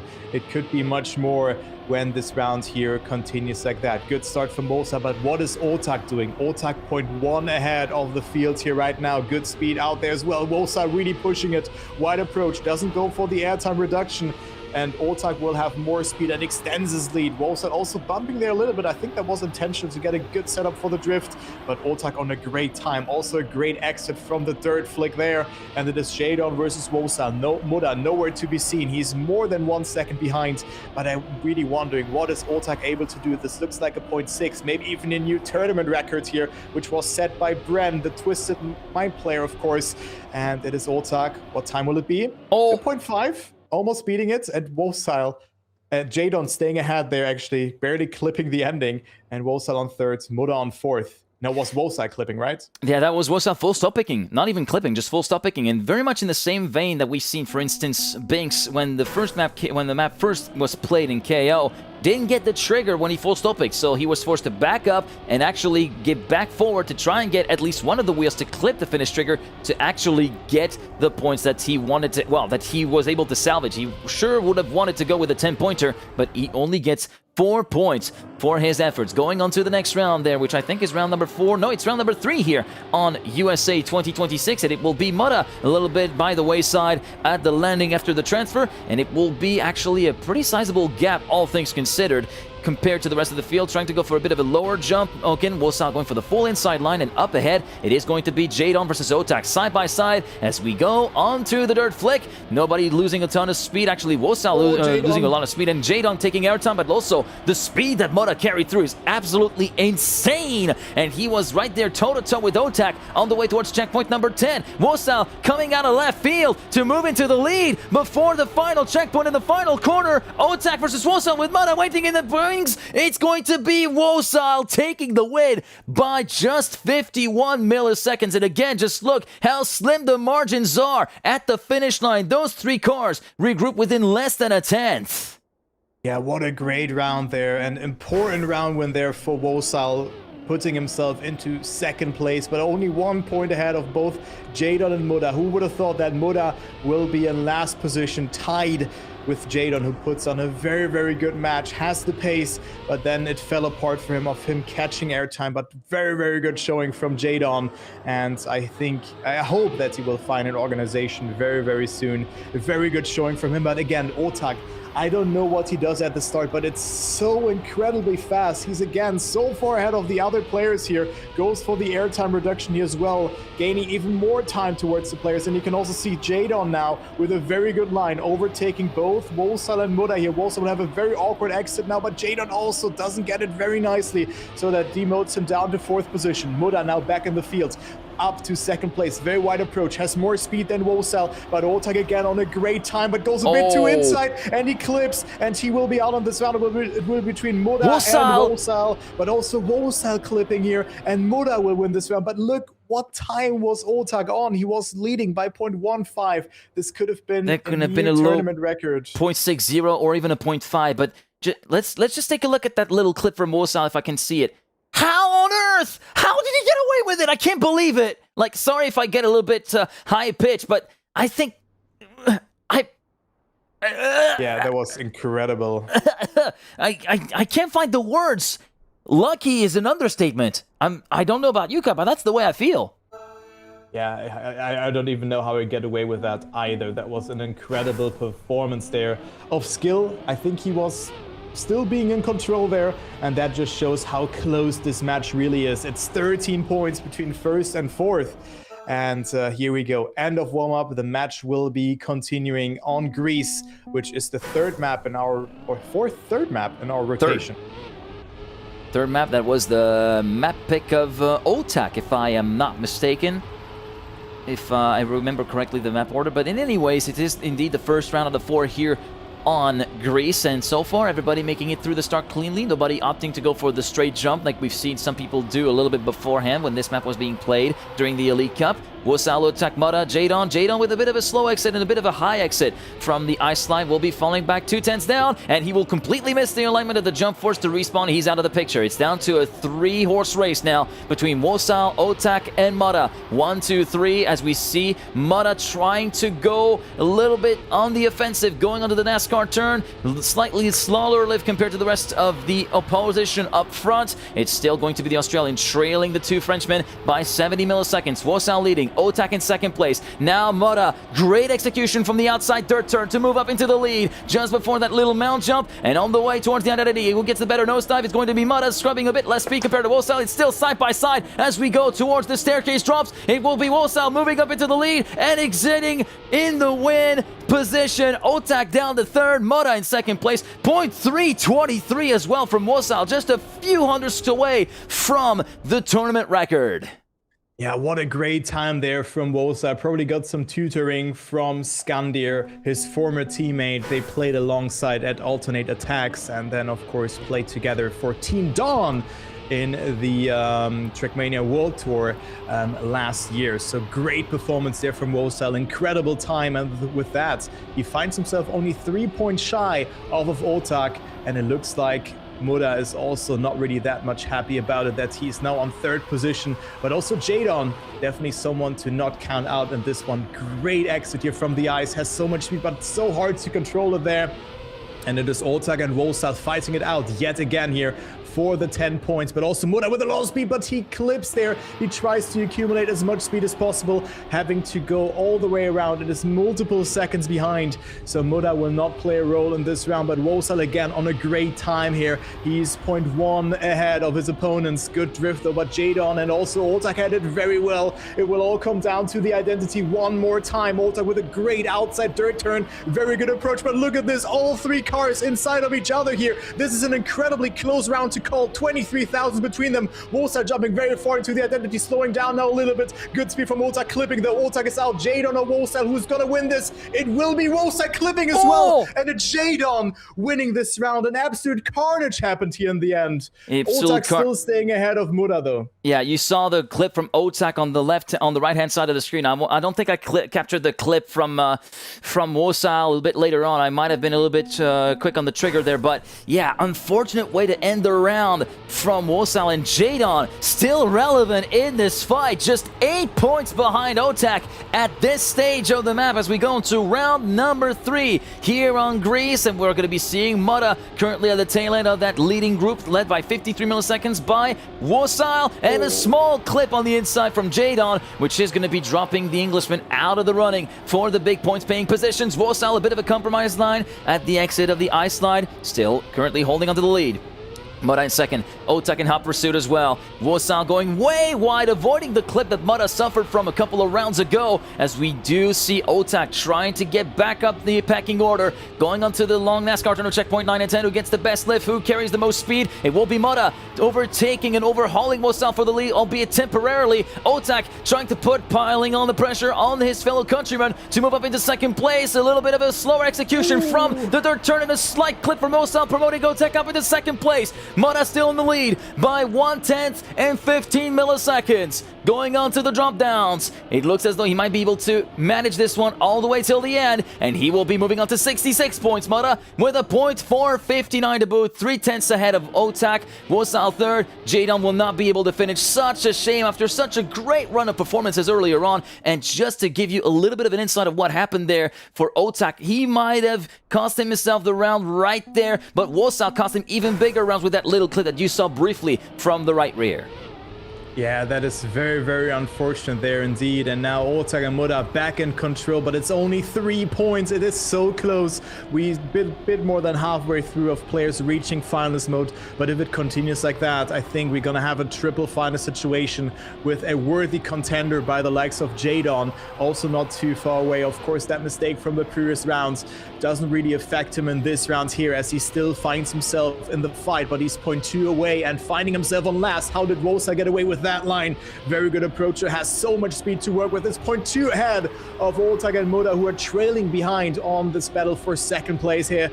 But it is Jadon also not slowing down. Into the NASCAR turn we go, the leap of faith. But Wosal is on an exceptional time here by the looks of it. But also now Mutta with a mistake. He's out on this one, clipping the inside there. Will not play a role. What is Wosal doing? How did he not clip there? This was so tight, but Wosal was able to survive that. The Gen G player is putting on a show here, quarter of a second ahead. Very good approach. Will this be a new tournament record? It could be. 0.1 what angle. time will it be? It is a 1:13.291. What a great time from Wosal, ending it here with a bang in round 4.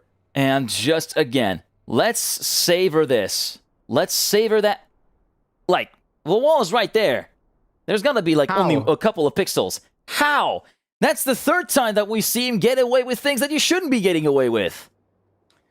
That is incredible. And then setting the tournament record as well, staying composed after this line. I would be like, oh, how did I get away with it? That just shows how good he is. To use a chat mode, I would be XDD shaking if that happened to me. Yeah, that is incredible. And now we go to another map that is providing content. China as map number 4. We have the bug slide in here, the infamous bug slide. And I think this will be the make or break point for the one or another player, and the player to really look out for here is Jadon, because he has to do already a little bit of a comeback because the others are not slowing down. And he goes for the safer strategy. Wosal goes for the bug slide and pulls it off absolutely beautifully. A 3/10 gap built up right there and then, in a gap that will still stay roughly the same as we go on to checkpoint number 3. And Otak is the only one to really keep pace with him. Both Jadon and Mutta had absolute shockers of starts. Yeah, very good start there from Wosal. Look how far ahead he is. But also Jadon, as you said, made a mistake. Otak 0.3 behind, had a different line in there, so it was 0.5 behind, but now catching up quite quickly. But will it be enough for the ending? I think it will be hard to catch this one up, but Otak is still pushing. The Team Liquid player is really wants those 10 points. Do not want Wosal to extend his lead here, but it will be very hard to come back from that, even though he is slowly but surely catching up here. Good turnaround as well, great speed, but Wosal just has to survive that, and he will win this round. And he has more speed in the ending. Otak temporarily overtook, but Wosal wins the round with a 0.6. Then we have Mutta on 3rd and Jadon on 4th, still able to finish. So Mutta still getting 4 points out of it, but Mutta, he needs to act quick. He set the world record on this map in the previous match, but he loses ground to Wosal and Otak. Yep, and we're going to see if Muda is trying to go for the bug slide as well. We did see Wosal pull it off. Maybe Muda tried to go for it as well, but did not manage to execute it. This time, Wosal briefly grazing the wall and paying the price dearly for it. This time, it's Muda's turn to get the bug slide beautifully, as if on cue, and it will be the Australian leading by 2.5 tenths, a quarter of a second now, ahead of Otak, Jadon in third, and Wosal just the tiniest of wall brushes on the inside before turn 1 will be completely out of the running, and a full stop pick in checkpoint number 4 as well. Jadon forced to respawn, so we're down to a 1.5 horse race, I'd say. Although I say that Muda, with a bit of a slow passage through checkpoint 6 and 7, will allow Otak to get back within touching distance.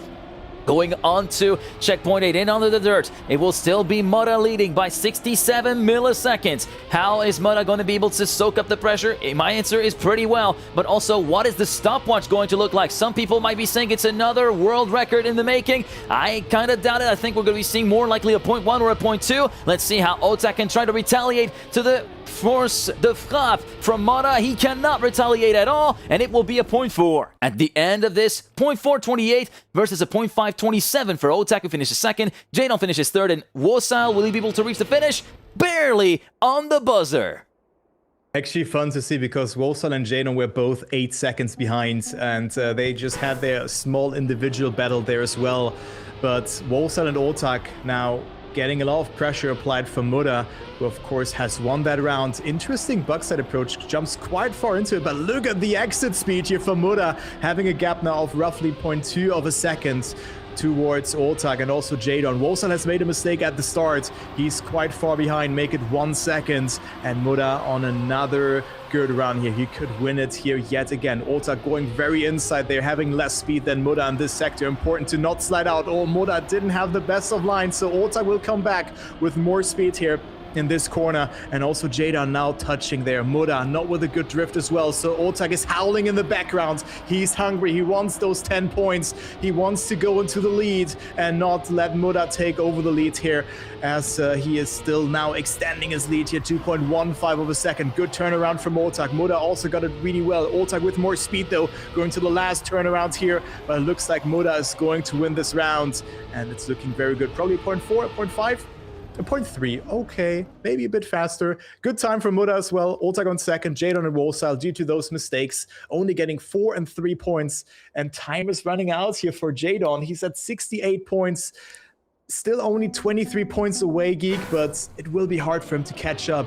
Yeah. But what a back and forth battle between first and third here. Yeah, the outcome is looking a little bit grimmer by the minute here for Jadon, as we see both Wosal and Muda getting the bug slide. Oh, that was... okay. Muda style points, but maybe not the most optimal exits that we've actually had here so far, and he will actually pay the price slightly for it. He does not pay with it with a big mistake, but it will be Jadon and Otak who are within touching distance and will actually make it an interesting fight for all of the point positions. Although I do say that Jadon went a bit wide in the ice slide. Wosal slows a fair bit in that particular convex platform, and Muda also slows down dramatically before checkpoint number 7. Otak slowing down a little bit as well in checkpoint number 8. Positions continue to shuffle about left, right, and center, corner after corner, checkpoint after checkpoint. Jadon still somehow is in this fight as we go onto the ice turnaround. Otak and Muda side by side. Going onto the first turnaround, Otak exits in the lead. Muda with a little bit more speed. They're going to go toe-to-toe as we go to the second turnaround. Who's going to exit with a bit more speed? It might likely be Muda. It is indeed Muda who takes the win for 43 milliseconds ahead of Otak. Jadon in third, Wosal down in fourth, and Muda is into the triple digits. What a hectic round that was here, and Muda was the one finding the victory and is now in the lead by 6 points ahead of Otak, and then Wosal dropping all the way down to third place, 93 points. But what a great map that was here to follow. Muda struggling a little bit in the first round, but then redeeming himself with some great runs here, up to 103 points. He could close it out on Brazil here, which is the last map of the rotation, but I surely think that we will be going to France again. So here we go. Jadon, 72 points, really down the line, but put on a great fight, a good effort. And he's not out on this one just yet. It really depends on how he performs in the next couple of rounds. And here we go. First round starting. Let's see what Jadon can do, Geek. Let's see what Jadon can do. He's got a mountain to climb, a 72-point tally. He is still 48 points away from finalist status and quite a ways away from even second place. He's 25 points away from Otak, who safeguards that second place right now. So far, though, the loop looks good from the Englishman, but we did see a huge slowdown from Otak, who barely clipped the rock on the berms, on the sand, and thus will be dropping down the last 6 tenths down compared to the leader into checkpoint number 5. Jadon cornering for the Pack and Epos line, going over the sand as well, setting up his trajectory a little bit tighter, manages to make it work, currently still leading by 41 milliseconds ahead of Mudda. Mudda with a great turn set up there compared to Jadon. Jadon forced to concede the lead temporarily, but he's still in the fight, 69 milliseconds behind in checkpoint number 13. They're still going at it toe-to-toe, and it will be Jadon cracking under pressure and hitting the inside of the gate. Mudda gets promoted to a bit more of a healthy lead of a 2/10 of a second compared to Wosal. Wosal slaloming in between the rocks. Mudda going for the outside, safer line. He will take the 10.2 with a .138. Wosal second, Jadon third, and Otak will cross the finish line in fourth, 11 milliseconds away from that one extra point. Yeah, one extra point here for Otak was definitely very valuable because Wosal is howling in the background. 199 points, only 1 point between them, but now Mudda 13 points ahead. I think that's the biggest gap that we have seen in the entire match long between first and second. So Mudda only one first position away of reaching finalist mode, but don't be deceived. If he gets second now and Otak wins back to back, we have a double finalist situation, and then also of course Wosal will get some points in those rounds here as well. Wosal didn't get a good start here. As you can see, he's a bit further behind as we see Jadon again putting out a great fight, but he was crumbling under the pressure, having to exit his comfort zone and trying to find every possible millisecond in those drifts. But he's again on second position, trying to deny the final status to Mudda, but he is still leading here by 0.05 of a second. Good nose side though from both players. Otak is not too far behind either, was coming back quite significantly, but I think he will not play a role here for the first place battle. Mudda is in there, Jadon going for the attack, Mudda with more exit speed. Jadon can maybe snap it in the end. Will it be enough? The answer is no, and Mudda will activate finals mode with a 114 flat here. Great time. Jadon, 6 points are not enough, but good luck to Mudda. Can he close it out? It looks so good. Like somewhat of a comeback as well after a sluggish start from him. And now he's the first one reaching finals mode. Yeah, first one reaching finalists for Mudda, and for now, Jadon is living up to his surname that we colloquially refer to as Double Digit Don. Currently the only driver in the double digits in points-wise, 82 so far. Can he try to break the schneid by the end of this map and move into the triple digit zone? Right now it's a solid start and solid skipper hop over the water in checkpoint number 5 for Jadon. Otak in second place, and Mudda comes back in the wars as well. Jadon looking to try and fend off the charge from the Australian driver from Team ROC, but he currently exits in the lead, Mudda, by 37 milliseconds after the first glider part. Going on to checkpoint number 12 and the plastic quarter pipe with that little restraint at the very top that you're trying to navigate through. Everybody makes it through clean. In the top 4, it's going to be Jadon versus Mudda. Otak has clipped on the outside, he's out of it. Going on to the final glider. Jadon with a bit of a different setup, trying to carry a bit more speed through that chicane. He sees Wosal going back into this perspective for second position. Mudda is completely untouchable and unassailable and makes it through to day 2 of the Road to EWC qualifier here at DreamHack Birmingham with a 104.171. Jadon gets the points for second place and moves on to 88, 107 to 106 for Otak and Wosal. The battle still rages on for that second place between the two Frenchmen. It definitely does, and after it looked like Mudda lost control in this match, he regained it in a very dominant fashion. Such a nice performance here on China and Brazil from Mudda, and he's the first one through in this particular match, but this match is far from being over. We still play it out for second place. Who will be the second person making it into day 2 here into the playoffs? Theoretically also day 3, because if you lose the last match tomorrow, well, you're still gonna be in the lower brackets. So let's see how this one goes. Jadon exceptionally fast on this map, really trying to make a point, but it's so hard to really get any sort of points against Oltag and Wolsal here in this round, who are battling it with him here. Oltag right now in the lead, Wolsal not too far away from them, make it 0.1 of a second though, but it will all come down to the ending. Jadon, I think he slid out here. I think that was an accident from him in the previous rounds, and also Oltag now slid out, missed completely that part, and Jadon will finally be able to win a round here with a 104.198, and that puts him back into the conversation. Just deny them one more time, and you're also close to the finalist mode. This match is definitely not over. Just as a quick correction, Otak did not slide out, he no-slid. I actually got evidence of that on tape. Okay. Just take a look at that, and I'm going to pause right there. You see that he actually departs a little bit further on. When you're supposed to slide, you actually want your car to pitch forward this way, whereas Otak just has his car going straight on there. So that's what prompted him. You can also do a Neo slide, yeah. Yeah, you could do Neo. Well, the Neo doesn't really work all that well, and it requires extremely precise timing. Perhaps even more freakish timing compared to fulfilling Neos on the tarmac. And to quote Beat It, no, Beat It, don't try to Neo. You cannot Neo on the reactor. I feel like this is most of us when trying to do reactor slides like that and trying to make micro corrections. As we circle back to fronts once again, and Jadon is on 98. He's close to triple-digit zones. Yeah, he is, and he's definitely not out on that one just yet. I think he was even leading after this map with 25 points. So that was a very hectic and chaotic map that we have seen. Everybody got something out of it, but now Oltag and Wolsal are in dire need of those 10 points, because if either of them getting 10 points, well, they have a finalist mode on their own, and the others, or the other player, will join them afterwards. So this could be over within 2 rounds, but right now Jadon is trying to deny the finalist mode here to Oltag. As you can see here, very good approach though from all the players. Oltag going very tight there, so we'll have not a lot of speed to work with, and now Wolsal fights for the lead against Jadon, but Oltag, wow, how did he get away with that one?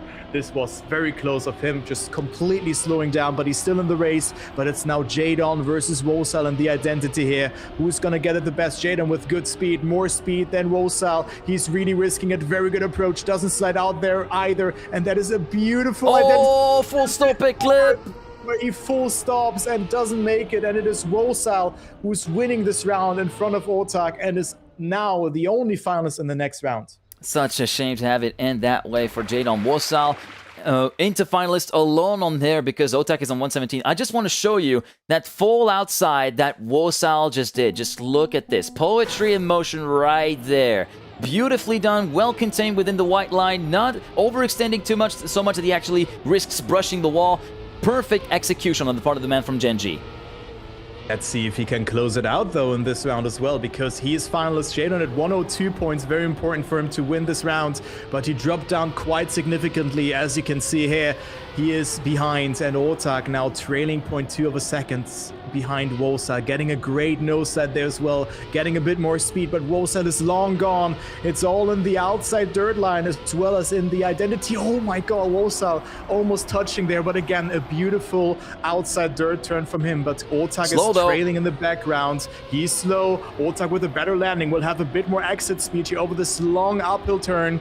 It's still very close. Everything to play for in this last part of the map. This could be the last round of the evening if Wolsal is able to survive it, but also Jadon is pushing it. Wolsal with a good line, jumping quite far up though, sliding. The others are coming closer. It will be all coming down to the ending. Oltag versus Wolsal, but Wolsal makes it across and uses his first finalist attempt and makes it into day number 2 as well in dominant fashion here in the end. And that's it. Oltag and Jadon down into the lower bracket. I mean, at any rate, any result would have been insane. And honestly, the fact that we got to witness Wolsal making a solid comeback towards the very tail end, and Mutta with that great comeback as well, and solid performance all the way. And yeah, just to quote Kaiser Söze, you could say that Mutta rocked this match, and this is a pun that Mutta would be very proud of as well. He's been making a lot of puns ever.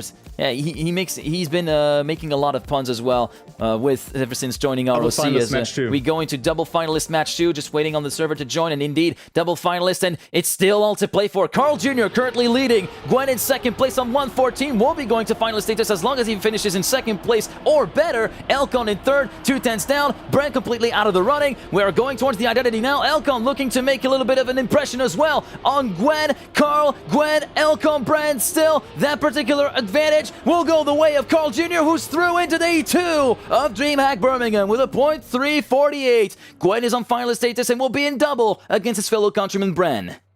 Yeah, Elcon really dropped down here in this match by the looks of it, but also now Gwen in finalists versus Gwen and Bren. Always hard to cast, but here we go. Let's go into maybe the last round. If Elcon cannot pull up any tricks that he has still up for grabs in his sleeves. And let's see, will it be enough for Elcon to deny them and maybe force a final round here on the next map in the rotation? Bren with a very good start though, looking so strong here. And it is Gwen coming back though, still only a couple of thousands between them. And it is Gwen with a great ice slide here, but almost loses control. But he goes into the lead, and now it is Bren who has been falling behind. It could be Gwen on his first finals attempt, making it through. Bren is out. It will be between Elcon and Gwen here in this round. Elcon is now the best friend of Bren here in this round, but it looks like that he's also leading it. But also Gwen with good speed. We all know what Gwen is able to do. The All Gamers global player here is looking to go into day 2 as well and into the top 8 of Group B. Great outside line there as well from Gwen. Let's take a look into the ending here. This will all come down to that. Gwen with a great nosedive. Elcon as well. Gwen having to readjust. Elcon with a bit more speed though, but it's all coming down to the last couple of jumps here. Gwen with good speed, good car control, going a bit wide there. Good nosedive. Elcon has it better, but it will be Gwen going through, knocking Elcon and Bren down into the lower bracket. What is happening? And just to give you a little bit of an idea of when everything went haywire, it's that landing right there, just on the 3rd to 4th platforms. You could see his car kind of bobble from side to side, thus losing valuable traction time. And in the meantime, Gwen landing perfectly flat and with a much better line to boot as well compared to that of Elcon that you can see right there. Enabled the man from AG Global to move into the lead and get 2nd place, and thus, as you said, knock Elcon and Bren down to the lower bracket. And that concludes day 1 of DreamHack Birmingham. Like, it, in a way, it flew by really fast because it feels like we've only started the stream like an hour ago, and in the other end, we are both completely fried, Kai. I don't know about you, but I'm lightheaded. I'm so fried, guys. I'm happy that we have a break. Imagine we would still have one more match, but this was incredible esport action, of course. Holy. Well, you get a nice rest. I have to wake up at 7 a.m. for Suzuka qualifying. But yeah. Yeah, this was the last match of today. To quickly run you through it, there is a schedule that I'm going to link to you now for the tournament information, because we're gonna be back here tomorrow as well. I hope you enjoyed the cast and the production. Thank you again, Geek, for putting in God's work. The highlights, I think you guys really enjoyed them, and yeah, I really appreciate it. Also, thank you to Leviathan for the overlay, of course, and also thanks to you guys watching. And we're gonna be back tomorrow. Whew. Let's take a look into the schedule. Same time as today, because the first matches will be at 14:30. The 14 will be 14:30 CET, Central European Time. There is a bit of setup time beforehand, so there will be round 4 of groups A and B. Those are the lower bracket matches. Then at 15:50 Def Times as well, CET, will be round 5. Then after that, there will be a little bit of a break, and then we are going to be ending off the day with the start of the playoffs with the round of 16 matches of the playoffs that will be at 4:30 Central European Summer Time, or 2.5 hours before Cup of the Day, Trackmania Standard Time. So make sure to note that on your calendar. And yeah, thank you. We hope you've enjoyed the show as much as we did bringing it to you. We hope you've enjoyed the matches, and we hope you've enjoyed that little treat right there. And yeah, I tried to do a heart, but I can't exactly do it for shit. Let me just try to fix that. There we go. Love on you guys. Thank you very much. And I'm wondering if you guys are interested in seeing some of the behind the scenes stuff. I would be totally down to do a behind the scenes production stream where I would show some of the stuff that we've been working on, be it on the Elite Cup or on this particular broadcast as well, because there's a lot of stuff that I've been working on, and I'm glad to see finally come to fruition and work first try for most of these at the very least. So guys, go ahead and give Geek a follow. He will then do that. So that was just amazing. And if you don't want to miss out on any of the action, consider hitting the follow button, or on YouTube also the subscribe button. So we will be back tomorrow. We need a break. but it was great. We're gonna upload the matches to YouTube as well. And Yep. yeah, thank you. Just, it was overwhelming, and this was only day one. Yeah, there's still 2 days to go, and one day that I have to graveyard shift on my own. That's gonna be probably the most mentally testing weekend that I've had so far this year. But it's been a pleasure being with you guys. It's always a pleasure to work with you guys. I've always said thank you very much as well. You said that to Leviathan for making such a clean and cuts through like a knife broadcast package. Thank you very much to you guys for watching. We'll see you tomorrow, same time, same channel for the rest of the action. Godspeed, people.